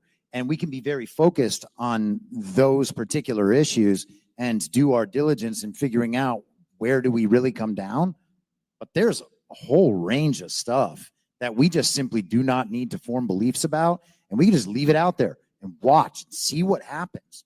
Think about how things might turn out, different scenarios, and then watch to see what emerges in our reality. And a lot of the time you'll find out the things that people are arguing about, political issues, stuff that you want to come down on one side or another, they don't have any impact on your life whatsoever. You can go 6 months, you can go a year, you can go 2 years, not form beliefs on any of it. Some of the issues just vanish into the ether. They're just gone. And we spend our time forming beliefs about and then arguing about those beliefs when we don't have a basis for the belief in the first place, and there's nothing productive that can come from arguing about it. Yeah. Question? Oak said that's why they do it. Yes. Hey, guys. I just found it really interesting that both BB and Chris said that it was radical doubt, questioning everything that led you to God. So questioning everything, radical doubt led to faith. And I'd say, most people in this community, in this movement, basically became closer to God as a result of questioning things. Maybe for a lot of people started with the Q movement or, even through this group, everyone seems to be becoming, more spiritual, right? And you think about people that are the normies and waking up the normies. The normies are not questioning anything. They're believing the lies. They're really under some form of hypnosis, almost like it's a demonic spell that's over them. So every lie is a spell. The only way it gets broken is if they start to question things. So my question would be, if we consider waking up the normies as really setting the captives free, right? Because if we can get them to start questioning, they will start to see truth. Not only would it save our country, it'd save people's souls and make for a better world. So there's a lot of back and forth about how important is it to wake up the normies? And you know what? They're never going to wake up. We should just move forward, or let's hope that Trump just moves forward and, moves to the next whatever. From a Christian perspective, and based on what I just said, do you feel that it is our obligation as people of faith to do everything that we can to wake up the normies? Well, you can't wake somebody up. That's their choice to make, right? You can help, you can try to plant the seeds, but at the end of the day, it's their choice to make, and you can't force people to make that choice to wake up and start seeking truth. So, and this hurts a lot of people because they try to force others, like, wake up, just wake up, right? But you can't do that. And that's, that's their choice to make. That was all of our choices to make. There was defining moments that we chose to, okay, I'm going to start doubting and seeking truth elsewhere from where I've always been. So yeah, I don't think that's something you can't wake other people up. You can just try to help them make that choice themselves. And at the end of the day, some people might never make that choice. Right. But is there more we can do to try to lead people that are just not there? There's always more we can do, but we can't be attached to the outcome. You can't be attached to their choice, right? Because that's when you have an expectation. You're setting yourself up to be heartbroken if they don't make that choice. There's always more we can do, but we just can't be attached to their ultimate choice to make. Yeah, the way I would think of that is if I want to steel man the argument that, let's say we should try everything in our power to wake up the normies. One of the most interesting things at GARTS is that if you start talking to pretty much anybody that you haven't met, it'll either come up organically or one of you will ask, like, how'd you get here, right? And we all sort of know what that means. Like, how'd you become crazy or not crazy? However you want to frame it. And maybe some of the stories that you hear are like, oh, my brother showed me this thing, right? But I would say it's almost never, well, somebody I trust told me something and then I started following you guys. It's usually like I saw something that shattered, I call them shatter points. It hit me with so much cognitive dissonance that my psyche shattered and had a momentary shatter point. I think that's probably a God thing that is happening in those moments. And I started seeking out what would make sense more than what I expressed out over, right? And then some of them end up in this kind of a community. That's just to say that if we really wanted to steelman the argument that it's our responsibility to wake up the normies, I believe in, if we are modeling this behavior and expressing radical doubt in this audience, I think that one of the best things we can do is create or provoke shatter points within this paradigm, right? So for Chris, as an example, being the most infamous one here, talking about Joe Biden did not receive 81 million real lawful American votes, right? It's like a simple statement, but it's a strike on a paradigm, right? It's like hitting the paradigm and hitting it and hitting it and hitting it. And people observe that. And I think a lot of times awakening, it's retroactive. It's hindsight, right? Like how many people cast all of us out as pariahs during COVID because we were that person. But then like when something happens that confuses them, they're like, what did you think about that? Why are you asking me? It's like, because they know that you're not like them.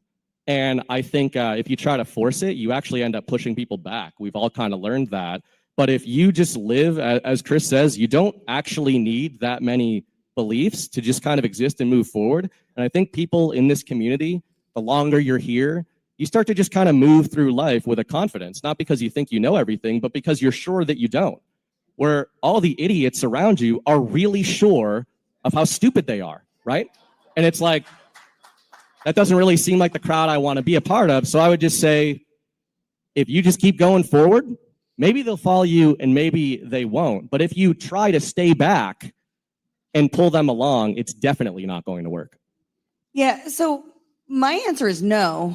And the question was, as people of faith, should we be focused on waking up the normies? And I don't believe that that's our job as people of faith in the Christian faith. Our job is to be the hands and feet of Jesus. We are supposed to live a life like as close as, and we can't get there because he was perfect, because he is God. But he gave us, as Chris said, he's the exemplar. It's the perfect life of what it looks like to live in alignment, in harmony with God, and to be reconciled with God is the life and ministry of Jesus Christ. He came and he walked on the earth and he interacted with all of the religious peoples. He interacted with the government peoples. He interacted with poor people and prostitutes and murderers and all sorts. And he showed us how to live. That makes them jealous. It shows them the example, and it makes the normies want what you have. That's the job. Planting the seeds so that they can find it too, because you cannot, as others have said, we can't wake them up. That's not our job. And we need to be way less focused on waking up the normies than we do on making sure that we're right and that we're focused in the right place and we're expending our energy in the right places.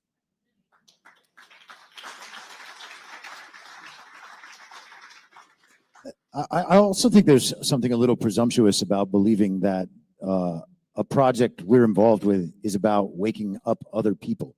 You know, like there are these people who we can convince through political conversations about what we saw on a screen that they need to change their lives. And what does it mean to wake up? I mean, I think that the only awakening is to what you were just saying. That is the awakening. There's not another awakening where you realize, oh, Republicans? Oh, it's Republicans. This whole time I didn't realize it was Republicans. Wow. You know, I mean, there's an extent to which what we're seeing, the changes in media, are just moving us from Chevy to Ford or from Coke to Pepsi. And they have changed the programming on television, and we're all like, oh, wow, yes, I definitely like this show better. I get it. But that's not waking up. That's just being switched from one brand of the program to the other brand of the program, which is exactly what the Great Reset was intended to do. We talked about the plan in the last one. We know that there is is that one plan, right? So if there are people that are battling back against that plan, their plan incorporates the Great Reset plan. And so there are these plans that can mirror that. And I kind of, never mind, I lost my train of thought. Go ahead, George. It'll come back to me. He has a follow-up over here.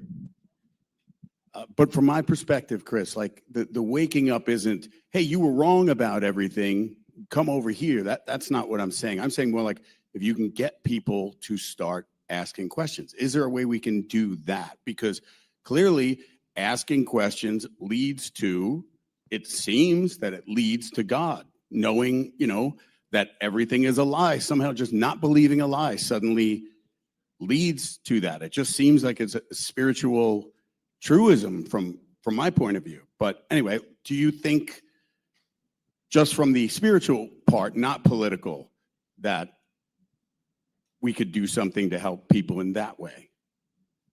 Yeah, I mean, preach the gospel of Jesus Christ. I think that's like, that's it. Yeah, I think I've got parenting on the mind, obviously, these days. But I was talking to Jordan too about his much older version of what I'm dealing with. And I think we sometimes, Chris kind of referenced it, but we almost have this like disrespect toward the normie, and we all do it to some degree, right?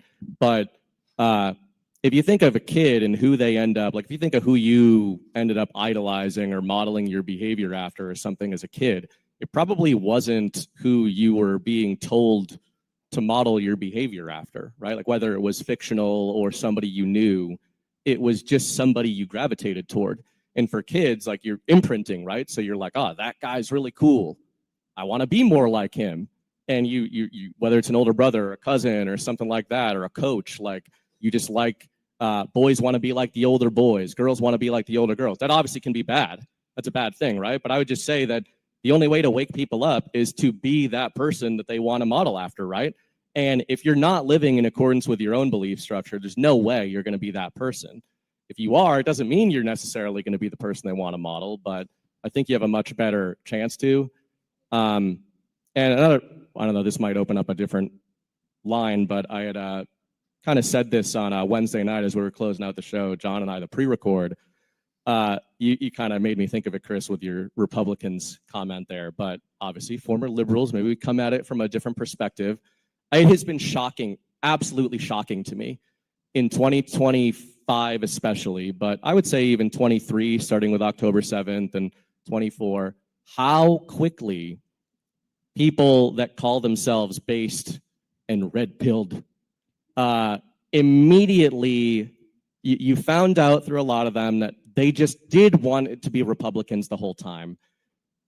They went through enough of an awakening process to realize that they had been lied to about the Republicans, but now they're giving themselves permission to say, but now it's good, right? And maybe it's because Donald Trump is saying like the Democrats are the problem, but I think that he's putting the Republicans on just as much of an island. If you didn't, I looked at one headline today where I think it was Thune, who cares? That guy is like ready to give the Democrats everything they want, right? So the longer this has gone on in this one little micro example, do we think Donald Trump really wants the Republicans to win the lockout? Or is he putting them all on display and waiting and starving the rats until the rats, which are Republicans, start making deals with the other rats to turn their paychecks back on, right? And their grift back on. I think that's what's going on. And the red pill term I brought up Wednesday night, I'm sick of Republicans and MAGA people making that their thing. It was never supposed, the red pill does not mean conservatism or vote red or Donald Trump. The red pill was a rejection of reality as Neo knew it.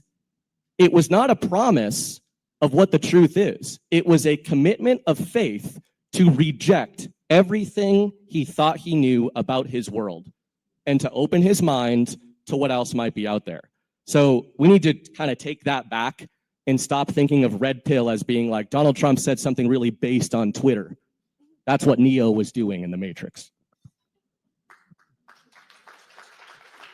So Question for you guys. Is it possible to not get hoodwinked at all? Or is it more important to recognize and act appropriately when you find that you have been?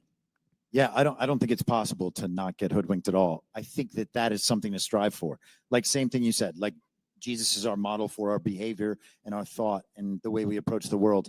We're never going to get there, but that's still the right direction, you know? And so, so I would say that the goal is not getting hoodwinked at all, understanding that we are definitely going to get hoodwinked and that we are still also hoodwinked right now. Like, I don't know about how many things that we're all hoodwinked, but it's probably a lot. You know, It's about the friends we I'm made. sure I'm not. It's the friends we made getting hoodwinked along the way. At the end. We should probably do closing thoughts here. Okay. So Brian and I were down arguing about God on the beach the other night, and he was wrong. But so yes, actually. So Cam brought up the point, asked the question. Brian and I were talking about blasphemy and is one specific thing blasphemous? I won't go into it, but Cam said, is it blasphemous to talk about things that might be blasphemous? And the answer to that is absolutely not, because God wants us to find him earnestly and honestly, and God wants us to be eyes wide open about things. It's very, very simple, I think, when it comes down to it. God is the only real. You and I've had this conversation before. And so, you know, you said this morning with the prayer, the example of the Bereans, that's the ideal for me, is when you are approached with a story, whatever it is, you know, probably at least half hoodwinked when you're engaged with the story to begin with. Engage with it openly, honestly, and, you know, ask all of the questions, have all of the conversations. Radical doubt, a lot of people have said radical doubt leads you to God, and I think that's true. It leads you to truth regardless of the domain that you're in. When you're asking questions, when you're engaging Socratically with any topic and you're trying to peel down to what is it that we know is true, you will end up at truth, or you'll end up at we don't know. And it's okay to not know. Because I fully agree that there are very few things that we actually have to form hardened, fight to the death beliefs about. But they want us in that place because as long as we're fighting each other, we're not fighting them. Thanks. You mentioned the Socratic method, and Chris mentioned Socrates earlier, and I do find it ironic that some people who read the same Q drops that I did and that Jordan, we always say, was the first person on the internet making videos about. That was about the Socratic method. It was using the Socratic method, right? And somehow there is an entire paradigm now within the truth community that casts people out of the Q movement as pariahs if they express radical doubt about anything they are seeing while discussing an information operation that states as its intention for you to think for yourself and express radical doubt about everything. If you are doing that, I would argue that you are not following the plan. You are probably the enemy that we need to move beyond, as the drops would have wanted. So that's one way to look at it. And you know, my closing would just be the blink test I mentioned with boxing. You know, Charlie Kirk is a recent example of this. We all have our ideas about it. I would just say that something to practice is being honest about being afraid of stuff, right? I'm afraid of sharks. It's okay. Like, they're scary. Sharks are scary things. But if I swim with my eyes closed, it's even more, it's not going to work with this analogy. But with something like Charlie Kirk, with anything you're seeing, with anything that's freaking you out, give yourself the blink test. If you're rushing to form a belief, to think, am I forming this belief that it was that they got him? It was Jason Campbell, Killian, what's his name? Who's the fake guy who definitely didn't kill Charlie Kirk? Whatever that guy's name is that they're going to throw in prison, right? Some guy, yeah, Tyler. Thank God they got him, right? They got Tyler. He was radicalized on his aunt's Facebook group or something like that. If you are... Hell of a shot, though. Yeah. If you're forming a belief based on the fact that you are scared to not form the belief, I would say you failed a blink test. You just blinked and you flinched because you're like, oh, if this isn't the truth, then I have to start considering some stuff I don't want to consider. I'd say, well, that's probably the stuff that you should consider. Thinking about Tyler Robinson, it's just such a good thing that his parents turned him in, because otherwise the evidentiary trail would have never led there. And yet, beliefs form. I don't think there is anything negative or bleak or depressing or scary about doubting everything, right? A lot of the beliefs that we have that we believe make our lives comfortable are false, all right? It is actually better to have fewer false beliefs. So letting go of things is difficult because we have built our lives around them and we have built our identities around them. But if they are wrong, then all of those are little chinks in our armor, things that keep us separated from God. You can conceive of it in many different ways. But we all believe that we have this map of our reality that we follow, something that was largely just given to us, handed off. We received it from another authority and accepted it as true. If you are following a map that does not actually represent the territory, you are being led the wrong way all the time. And I think that it is incumbent upon everybody to understand that that is the state of our being and that we need to contend with that every day, all the time. You can lead a horse to water, but you can't make him drink it. Although what you can do is try to persuade the horse that it's really thirsty and needs to take a sip of that water, but at the end of the day, you can't force the horse to drink it. So I'm going to ask a question, rhetorical question. I don't want an answer, but social experiment here. We'll see what you think about me afterwards. Am I allowed, or would you be upset with me or look down upon me or think differently about me if I were to question the basic tenets of Christian doctrine? Maybe you would. Again, social experiment, right? If I were talking to a liberal audience, I would ask the question differently. Would you look down upon me if I were to question climate change or Joe Biden? It's simply the demographic I'm speaking to. It's simply the idea of, if we're talking about radical doubt and questioning everything, we should be questioning our definitions or understandings or beliefs about everything, right? So 2 things I think we simply need to be mindful of going forwards: cognitive dissonance and confirmation bias. If we're talking about the truth-seeking process, confirmation bias is consistently looking for information that will make us feel good and align with our preconceived notions. And that cognitive dissonance is, how dare you question these beliefs that I hold so dear? I'm upset. I'm looking down upon you. You're going to hell because you think something different about my ideologies, right? This information makes me upset. I will rationalize it away. So if we're talking about radical doubt, that means question everything. Well done.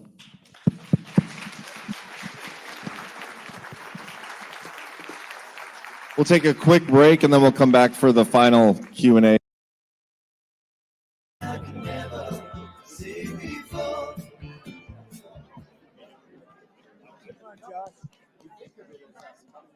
Break my leg. Good on Elvis Live.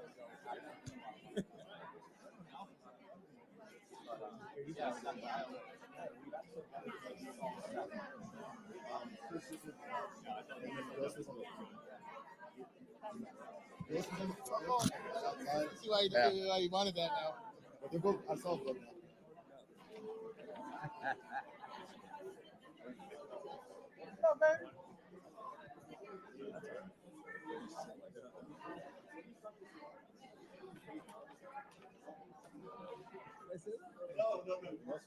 I woke up and she was fine.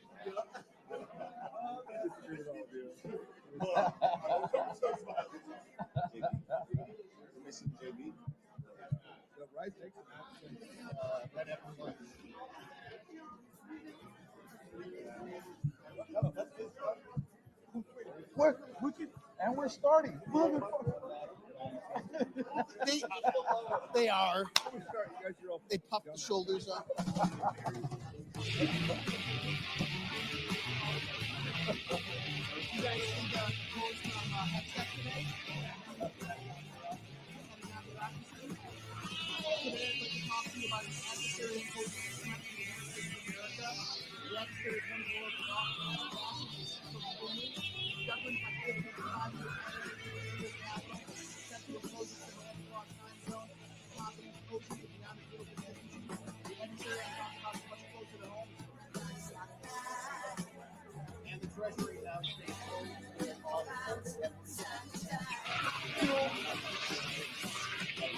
Almost like it has something to do with the shutdown. Like all you butt comes down.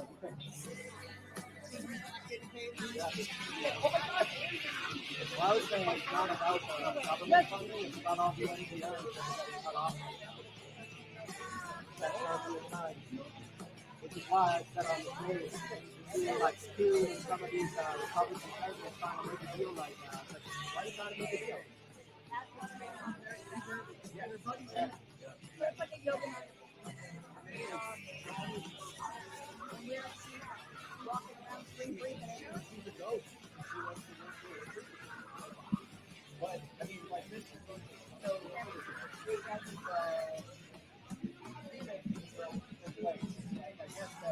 Are you guys ready up there? It goes. Always ready, Captain. Y'all ready? Gee, whenever you're off the phone, we'll start. I'm off. Okay. This Q&A part, we'll probably keep it fairly short. As long as we have good questions, we can keep it going, though. I do think it's best when it's more of an open discussion instead of just question, answer. But I do want to know what CanCon and Ash were arguing about on the beach. Simulation theory. Well, what about it, though? What about it was blasphemous? That the creator of the simulation could in fact be God, or is in fact God. That God has peers. That God is the potentially. God of this planet, and this We is created his man in the likeness simulation, of but ourselves. Outside of this simulation, there's potentially other gods. And the question was, is this blasphemous? We had a very long exchange, and my position is that it is blasphemous. No, not other gods. I'm saying if this is simulation theory, when God says we created man in the likeness of ourselves, who's we, and that there's a potential that if this is a simulation, that the next level up is a society within itself, and our creator is amongst that society.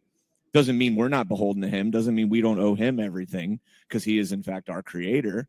It's just food for thought. How come Christians get so triggered by some of that stuff? Like, why are things off limits to ask them? Like, do we remember what happened with well, I think some people get triggered by it. Like, and I think like churches are they're in domestication internment camps at this point. Like, the entire apparatus of mainstream religion is to make you compliant, make you docile, and make you like just a good citizen to cooperate with everything. And that's kind of bullshit, because they're exploiting your belief system, and right, they're essentially an extension of the government, because these churches operate under the guise of being tax-free. Imagine that. 501c3, tax-free, which means they have to shut the fuck up or they have to pay taxes. And so, think about Christopher Columbus when he first arrived in Jamaica or wherever he arrived, right? He actually went to the Aborigines were very like nasty to him and wanted to kill all of them, and they were starving and all these things, but they knew a lunar eclipse was coming. And so they told the Aborigines, they said, if you don't help us, we're going to take away your moon. And what happened the next night? They had a lunar eclipse. And the Aborigines came begging with food and kneeling at them and praying to them and saying, please, please give us our moon back. And he didn't have to go take up arms. He just exploited their belief system and made them docile. And they all just handed over their power. And so, okay, so I'm just giving you this example of how your belief system can be exploited to make you domesticated and docile. Well, I think that argument could be extended to virtually any system of any type. And there is a tremendous diversity and disparity among churches. Like, I mean, the church, until Protestantism, the church was Catholicism. And so that was like this monolithic entity.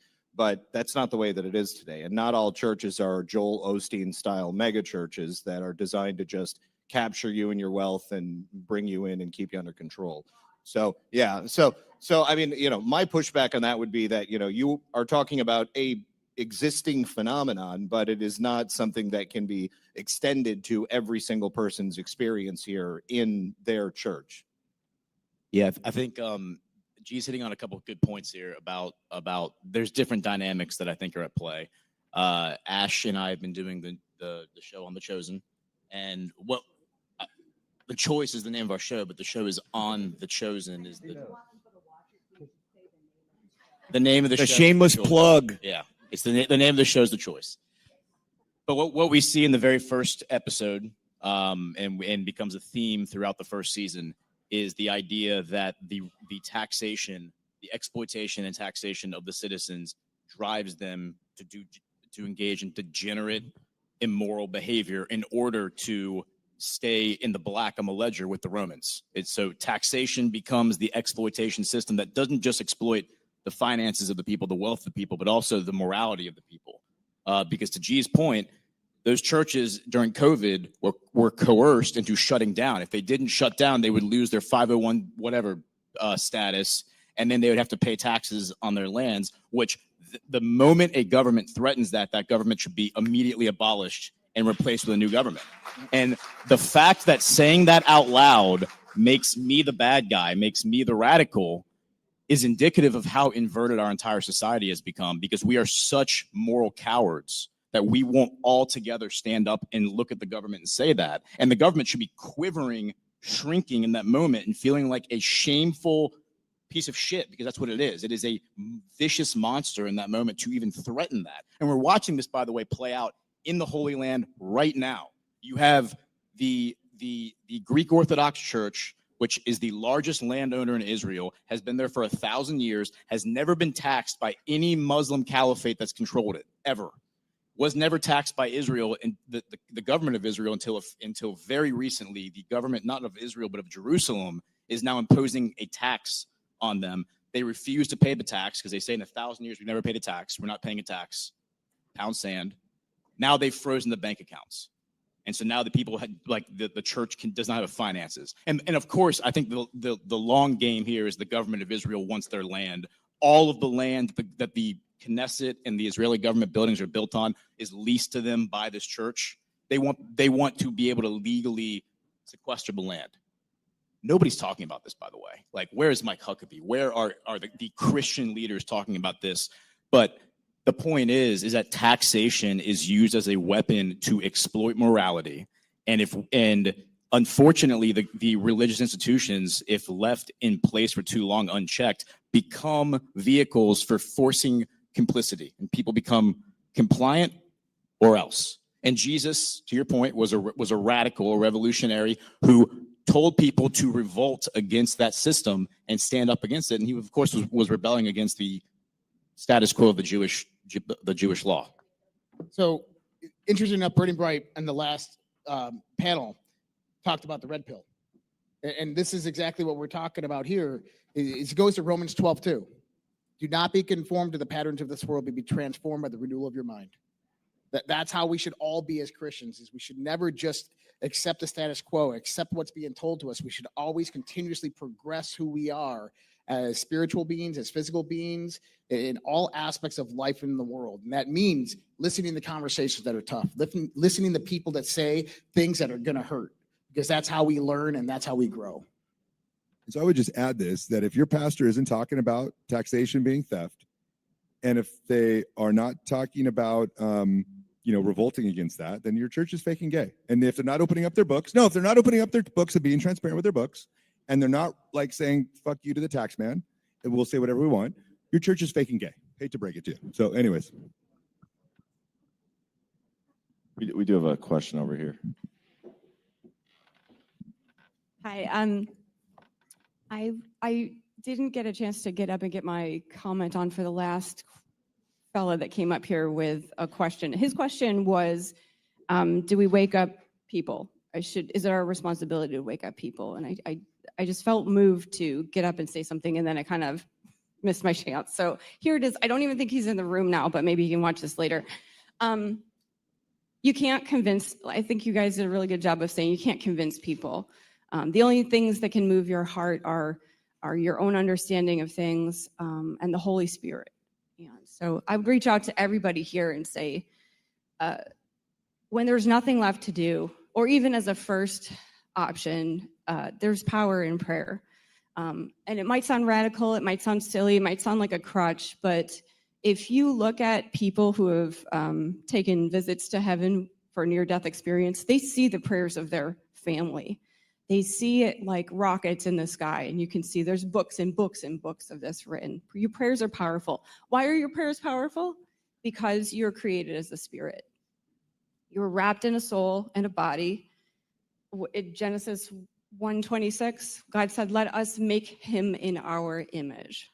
And God is a three-part being, a spirit and a soul and a body, right? We know that. We know that to be true. So I would just encourage everybody, like, as we leave here, or even as a group, a corporate group, to pray for people to wake up.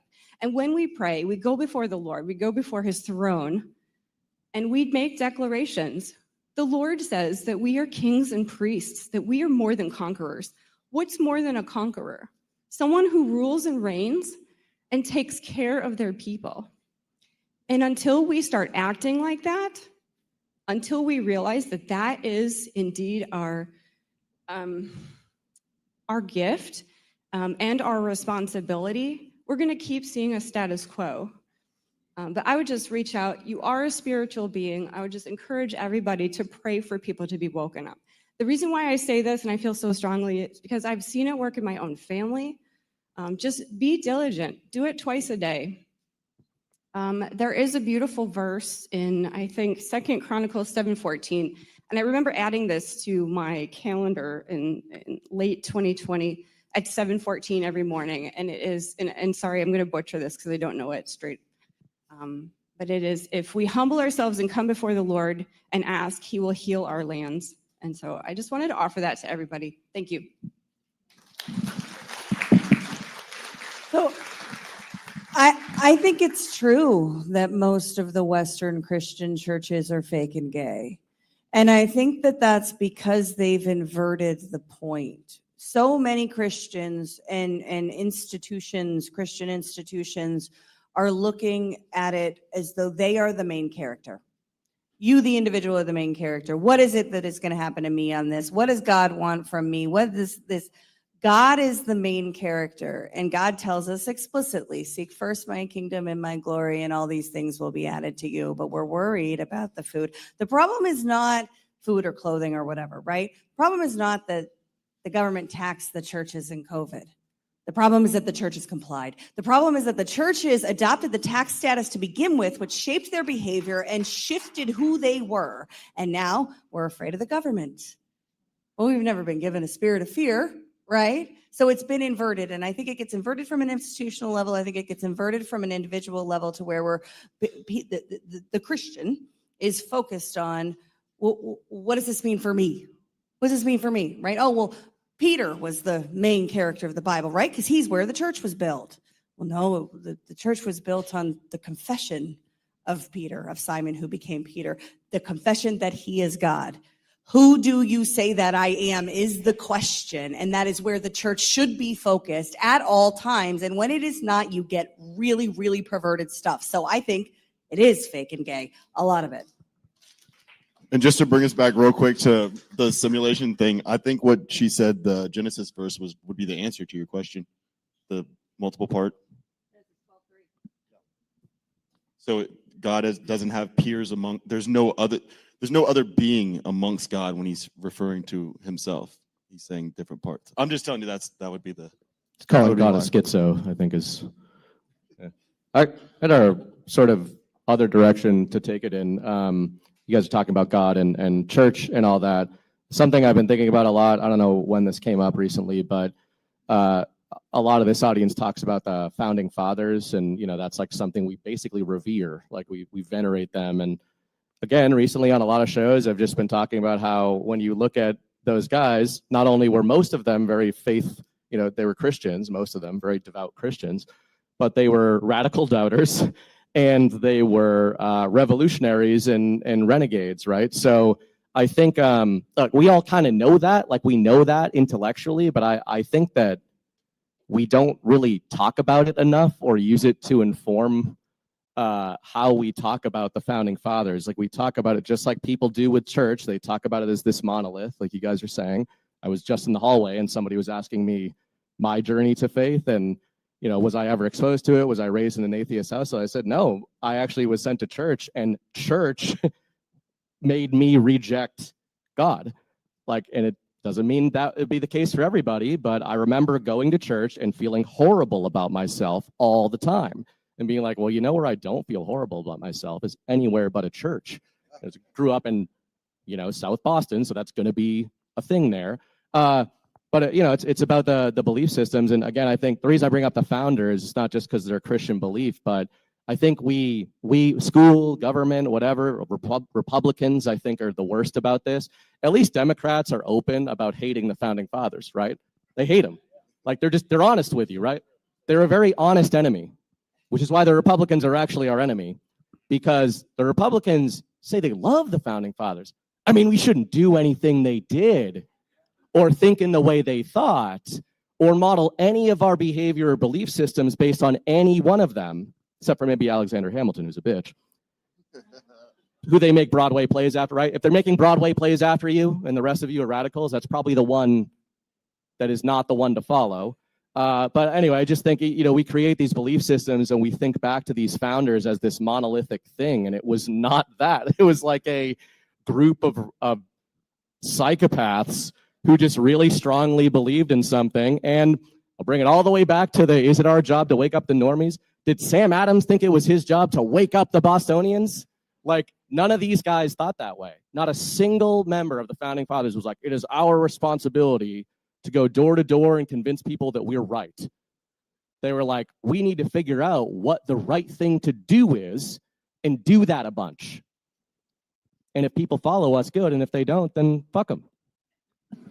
But I think back to like the plan, like you are the plan. I would suggest you guys challenge those in your community. You challenge your institutions, your school boards, your churches to provide the transparency. Because if they can't provide transparency, like, do you think they could pass a Doge audit? How many of your churches and schools and stuff could pass a Doge audit? Right? And so, like, the power starts with you guys. If one of you guys asks, they probably won't do shit. You get a group of people, and you can challenge your own group, right? Your own local levels of that trust, because the trust has been broken, and now there's a way to make it transparent, and you guys need to force the transparency. Comment over here. Yeah, I have to take exception to the thought that we don't have to wake up the normies and that it never happened. It did happen in the colonies. Otherwise, why all the pamphlets? Why the Federalist Papers? Why all of the preaching from the pulpits of the churches at the time that said, this independence, this freedom thing is a good thing? And the question was asked one time, I think it was in the What Happens After the Plan, when that's done, what's it going to look like? And the answer was, we've never seen that. The fact is, we have seen that from about 1787 to about 1913. There were no taxes. There was no social welfare system. There was very little in the way of people not knowing anything because they were well educated. And the primary textbook for teaching reading was the Bible. What we have done since then is systematically drive God out of everything. And that's the problem. Yes, and you're Take that, BB. What? You want me to respond? I did want to respond to that real quick, because I think that's fair to push back and talk about the pamphlets and everything. So here's how I'd reframe that. They weren't worried. They were going to do what they were going to do regardless. obviously there was Tories, there's a lot of people who didn't go along with the Patriot Plan and the revolution. My point is that if we are relying on needing to wake up the normies to push the plan forward, the plan is never going to push forward. If you're relying on consensus, it's not going to happen. I think it's reasonable to seek support and to grow your power base, which is what that was all about. I would just say that the founders weren't focused on that. They were focused on doing the right thing, sure, trying to get support for it, but that, or like, 8 out of 10 of my pamphlets people didn't even read. Like, I guess the revolution's canceled. And I think there's an attitude in this community of like, how do we wake up the normies? And I would also just remind everybody that everyone here was a normie. So like, the normies are waking up, and I don't think we're doing pamphlets, right? We're all doing pamphlets right now. This is a pamphlet right now. I mean, we're doing it. And I think the reason there's some pushback sometimes, like, how do we wake up the normies? Like, what do you think we're doing? What do you think this is? Like, what are all of you doing? You're trying to wake up the normies. And I think, like, stop hyper focusing on that as like, what's the best way to wake up normies? It's probably just what you're already doing. Keep doing it. Keep pressing forward. So here's a good way to bridge that. The founding fathers spent about 10 to 15 years doing the pamphlets. They started about 1860, 1865. You had multiple, 1765. And you had multiple taxes and tariffs that were imposed on them that they did everything they could to address it legally, peacefully, and in their own mind for many years considered themselves British citizens and would continue to be British subjects, but wanted representation, wanted a voice in parliament, wanted all those things. They went about every single way they could to circumvent this. Benjamin Franklin spent 30 years establishing a chain of newspapers, which ultimately became the way that they got information out during the Revolutionary War. But, it got to a point where eventually the British came for their guns. And that was when Lexington and Concord happened. That's when they said, okay, they're coming for the guns. What do we do now? It's now or never. Go get the guns and start shooting them. And that was because the British forced the moment. Now, up until that point, there were many, many moments where Samuel Adams and the Sons of Liberty were standing up to them, and they were making these actions and taking action. You mentioned that interview between Tucker Carlson and Ted Cruz as like a turning point for you when you realized how much of a fraud Ted Cruz is, and pretty much, but the way it was because of that confrontation that happened where they exposed themselves for their misinformation and the way they misrepresented what they actually knew and what they actually believed. But before I give it to you, I just want to point out that the American Revolution, 3% of the entire population throughout the entire 8-year conflict participated. At any one point, 1% to 1.5% were actually enlisted, fighting, or supporting the fighters. 40% sided with the British. 40%, about 35 to 40%, another 35 to 40%, or I'm sorry, 25 to 30% sided with the British, 25 to 30% sided with the Americans, but didn't do anything.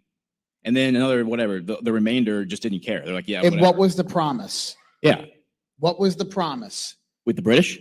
No, with the people that fought. What was the promise? What was promised to them if they fought, if they rose up, if they took arms against the British? Freedom.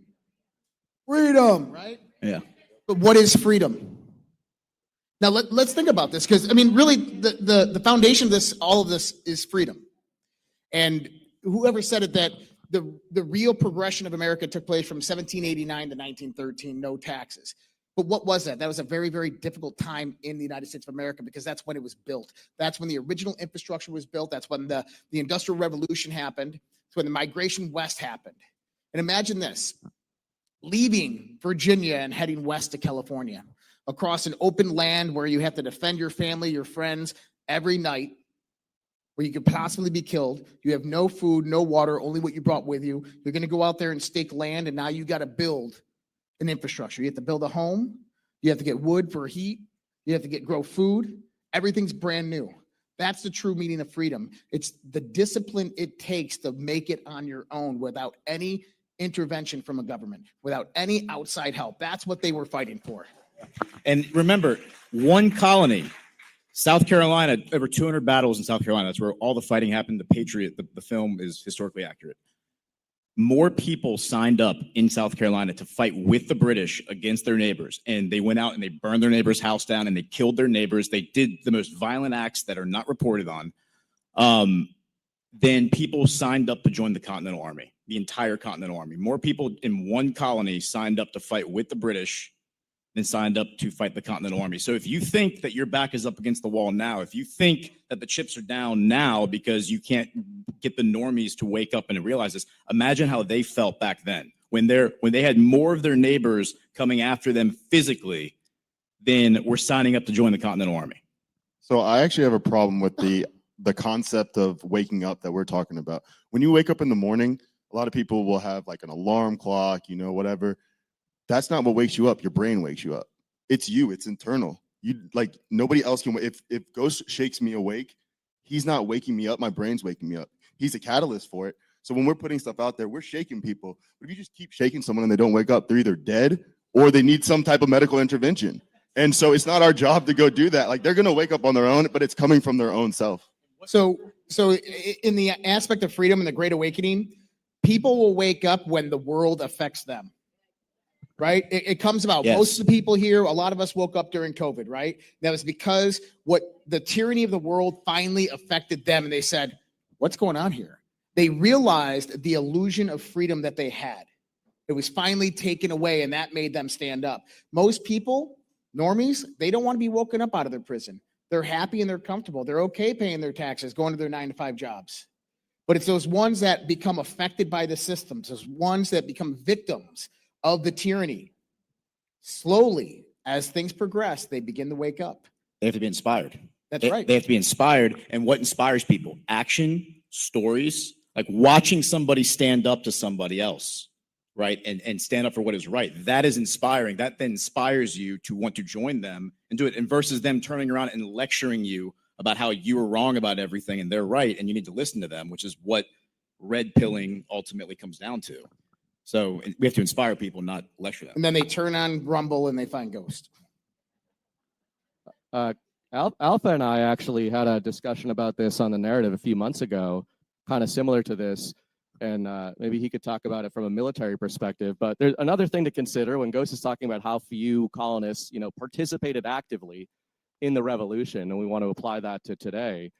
There is also something to be said, not to be a dick, but it's like if you are constantly modifying your communication or your awakening strategies to try to get the people that nothing else has worked on, it's like, well, what's the nothing else? Telling them the truth all the time, constantly, and being right about everything all the time, like relative to them, right?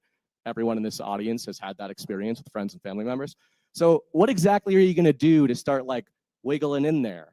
Lying a little bit, like agreeing with some of their stupid stuff they say, and like just slipping the red pills in? This is honestly what a lot of people that misread, in my opinion, the point of the Q operation start to do. Well, it's okay. Like they're lying. When they're lying to us, it's only for our benefit, right?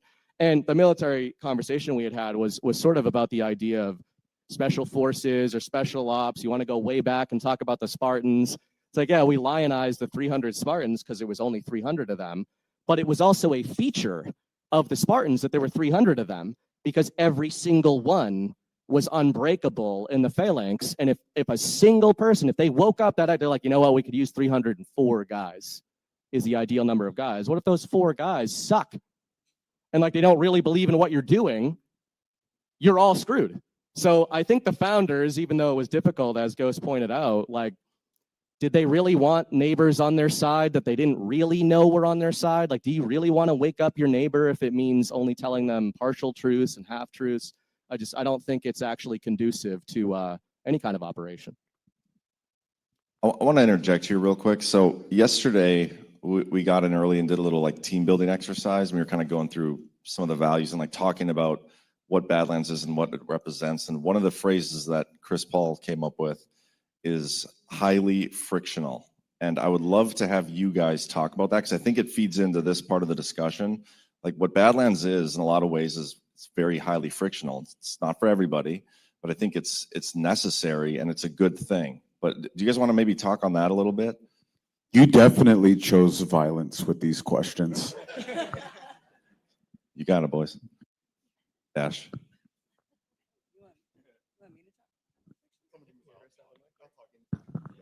I would encourage everyone to go find.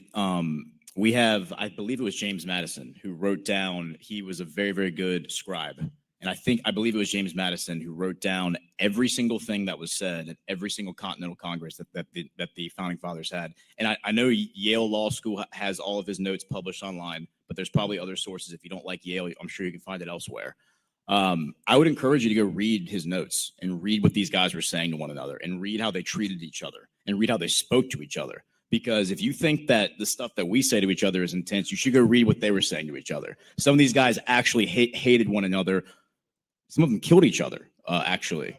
Yeah, a third of them left. 9 of them, I think, were killed during the American Revolution. A bunch of them lost everything, lost their wealth. This is, of course, after the signing of the Declaration of Independence.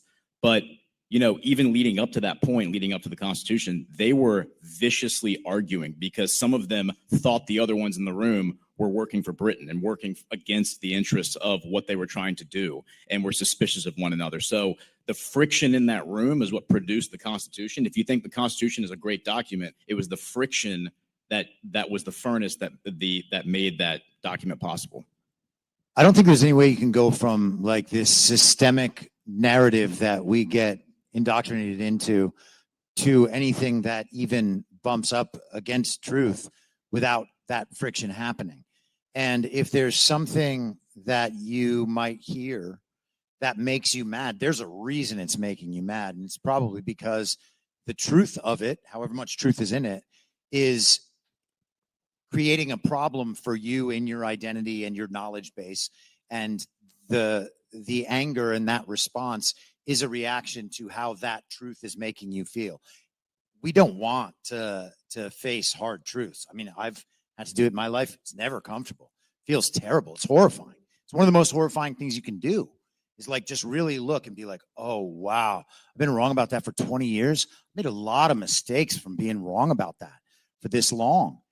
And so, the things that people get mad at when they hear us saying it, or how this experience goes in your own lives, those are the things where there are a lot of social incentives built up against that discussion. And you have to be able to break through that and let people be angry. You have to get the truth out and into people's ears. And if it makes them mad, that means they're going to think about it over and over and over and over and over again. Sometime in reality, if what you told them was the truth, that truth is going to emerge in their perception and they will know what it is. They will recognize it when they see it because they've thought about it before, because they've thought about it so many times. And at that point, then the anger goes away. And, you just have to deal with that until it stops. Yeah, I think avoiding the friction, avoiding conflict because you don't want to deal with the friction is cowardice. And that was, Ghost mentioned the Ted Cruz, Tucker Carlson interview. That was a radicalizing thing for me, because you had Ted Cruz, who is the senator who said in that interview, my desire when I went into the Senate was to be the #1 senator supporting the nation of Israel. That was what he said. Then when he was asked why, he said, well, in Sunday school, I learned that I will bless those who bless you and I will curse those who curse you. And I want to be on the blessing side of that equation. Here's the problem. That's half a verse.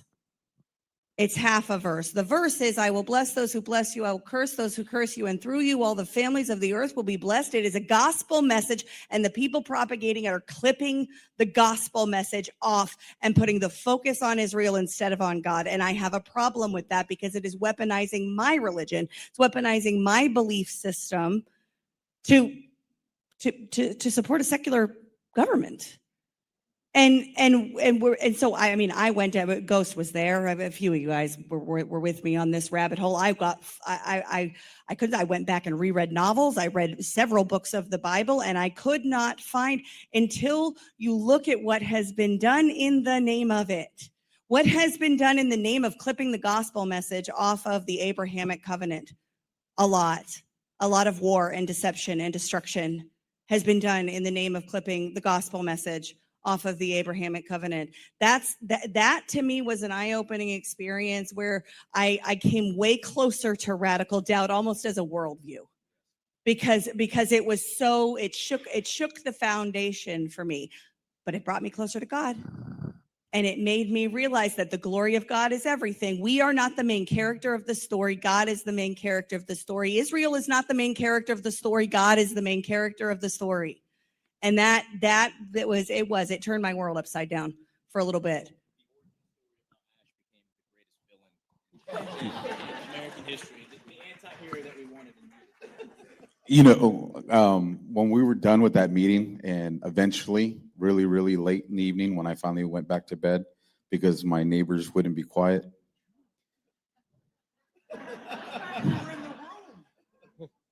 With that, that's so bad.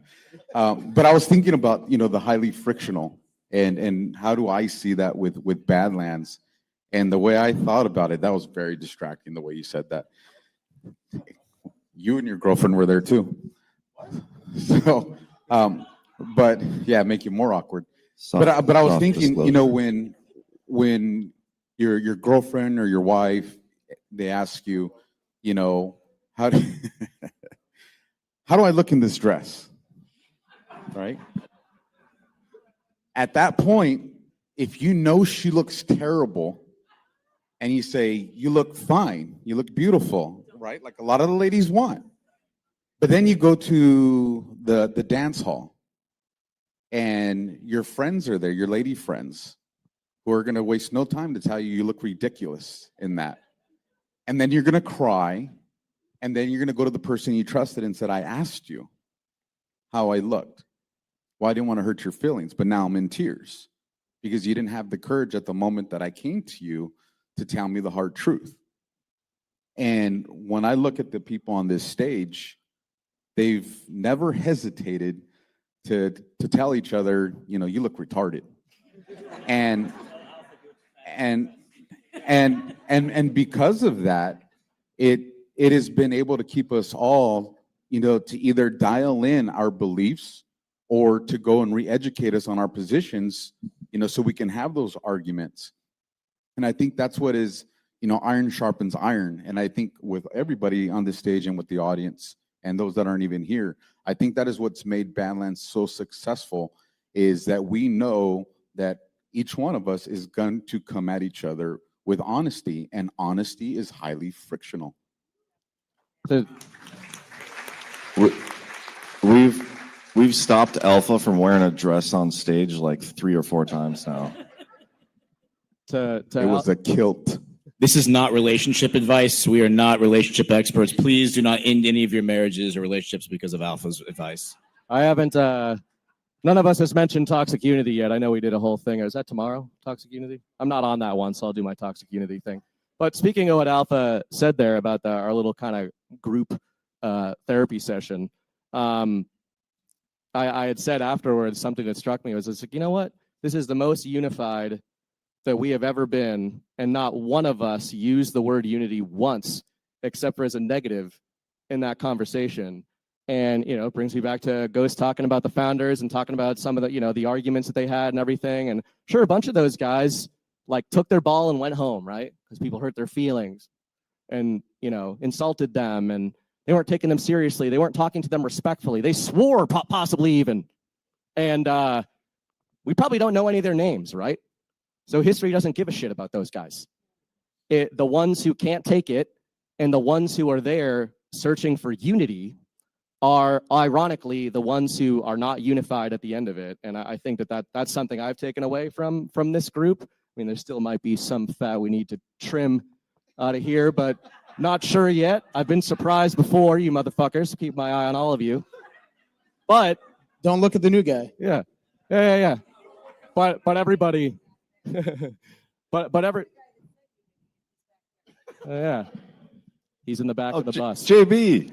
But I think it's ironic. But when you are not only not seeking unity, but maybe you are actively stripping away the attempt to form consensus and the attempt to form unity, you will probably end up very unified together and trust each other a lot more than people who are selling themselves on the basis of, well, we don't know what the truth is, but we sure all believe the same thing. And isn't that great?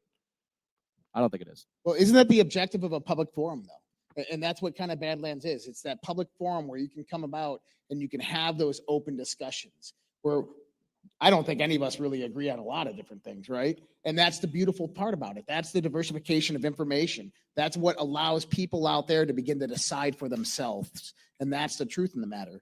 I mean, when I started in this journey a long time ago, I came up with a motto: is never believe anything anybody tells you, no matter who they are or what authority they possess or profess, unless you can prove it with your own research, your own inquiry, your own investigation.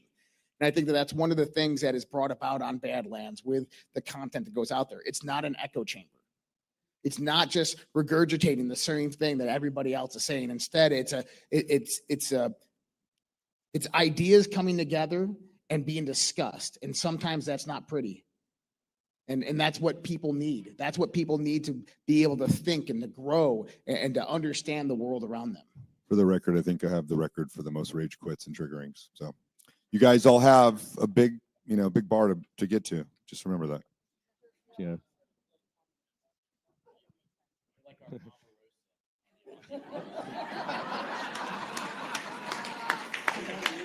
The triggerings will continue until you. Hey, to be fair, Trump kept bringing her back. That's why he brought her back to do that. I learned that from watching The Apprentice. Well, G does have his eyes on Josh because Josh is a shitcoiner, I think. So We'll all bend the knee to the God King. They're a very strong black female. We're changing Joptimus to Jamarosa. But no, in addition to like the friction thing, which is good, like, another thing we talked about is like, why are we here? Why are we spending all this time with each other to flesh out the truth? And, I think a lot of us, like, we want some kind of a accountability. We want some kind of recourse, because we know we've been wronged. We know there's stuff that are we going to get any recourse from any of the politicians that funded the biolabs? Are you going to get any recourse from, the people that sent bombs to go kill children in another country that you never can point to on a map? Are those people ever going to be held accountable? No. And you guys funded those people. I'm sorry to tell you that, but I didn't. You don't pay Until taxes. 2019, guys. No, but honestly, that's a question you have to ask yourself. Are you going to continue to fund the people that not only despise you and steal your rights, but you're also responsible for the evil they do in the world? And that's a moral line a lot of you guys have to ask yourselves. And I think that's at the point we're getting to, is that some people have to take that tough question. And are you going to continue to contribute to that enemy? And that's not an easy question. I'm not here to, say it's easy, but I think you all have to internally reflect and find out what your purpose is. Why are you here? Are you here just to vote hard again and hope and pray that something magical happens and trust the plan, bro? Or are you here to actually get real information to use in a real battle to arm yourselves that can protect you and your family for the future? And I think that's an important, it's an important thing to ask yourself. I like that you brought up the word reflection, because obviously we talked about that in our meeting.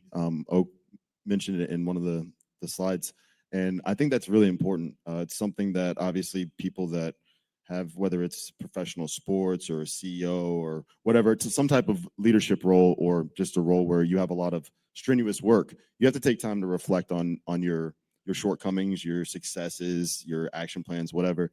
And like Oak was saying, many people don't do reflection. There's not much reflection. And the one of the most refreshing things about Badlands is that everything is reflection. Like from the first day that I watched you guys in October of 2022 to now, it's just constant reflection of whatever started that day. And that's reflection of what John was writing before. And that's a reflection of what had happened in 2016 to 2020 and before that.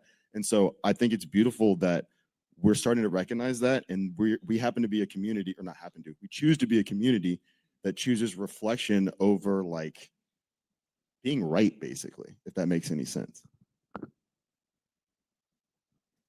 I think what you made me think of is different kinds of building blocks, right? Like we were talking about with the radical doubt panel, our building blocks have been expert class for so long, and the information that was passed down, but not with the inquiry of our own, and building on, you know, us going at it in different formats, right? Like all of us arguing to find the right idea and find when we get down to things that we can actually build upon. That's what you know, Badlands sort of feels like to me, is that we're trying to get to that point of where can we build a correct foundation, a reliable foundation, as opposed to this kind of shifting sands under our feet, depending on whatever the TV says. We have a question over here, and we'll probably wrap it up after this. Hey, Nat. Hey, Cam. Hey, everybody. I was triggered by G Money, So many sentences start out that way. so I had to come up and say something. I was at J6. I was at the Capitol. 6 months later, I completely believed that the devil was real. And I was not a believer. And I became a believer after that because I went to church. But then this past week, I had just finished reading the Bible cover to cover. And what I have to say about that is that if you have any questions, and that's what G Money triggered me about, it was the fact that, you know, question our pastors. But how can you question your pastors if you haven't read the Bible? So I encourage you to read it, especially if you haven't. And that was it. That's all. Thank you.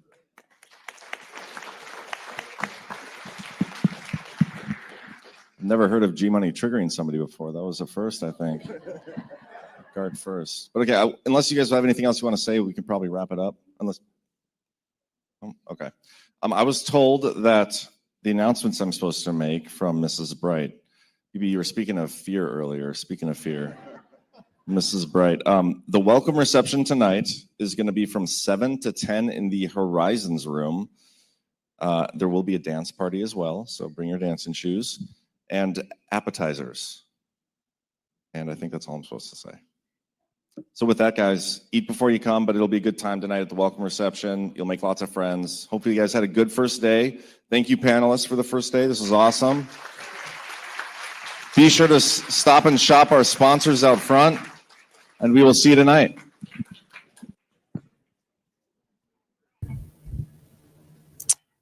Well, there you have it, guys. That was the exclusive Rumble Premium subscriber stream, a replay of our GART conference. Hope you guys enjoyed it. And if you did, make sure to give us a thumbs up, follow. And this next month, we'll play day 2 from that same conference down in Cocoa Beach. We just held that in early November. So it was a great one of our best.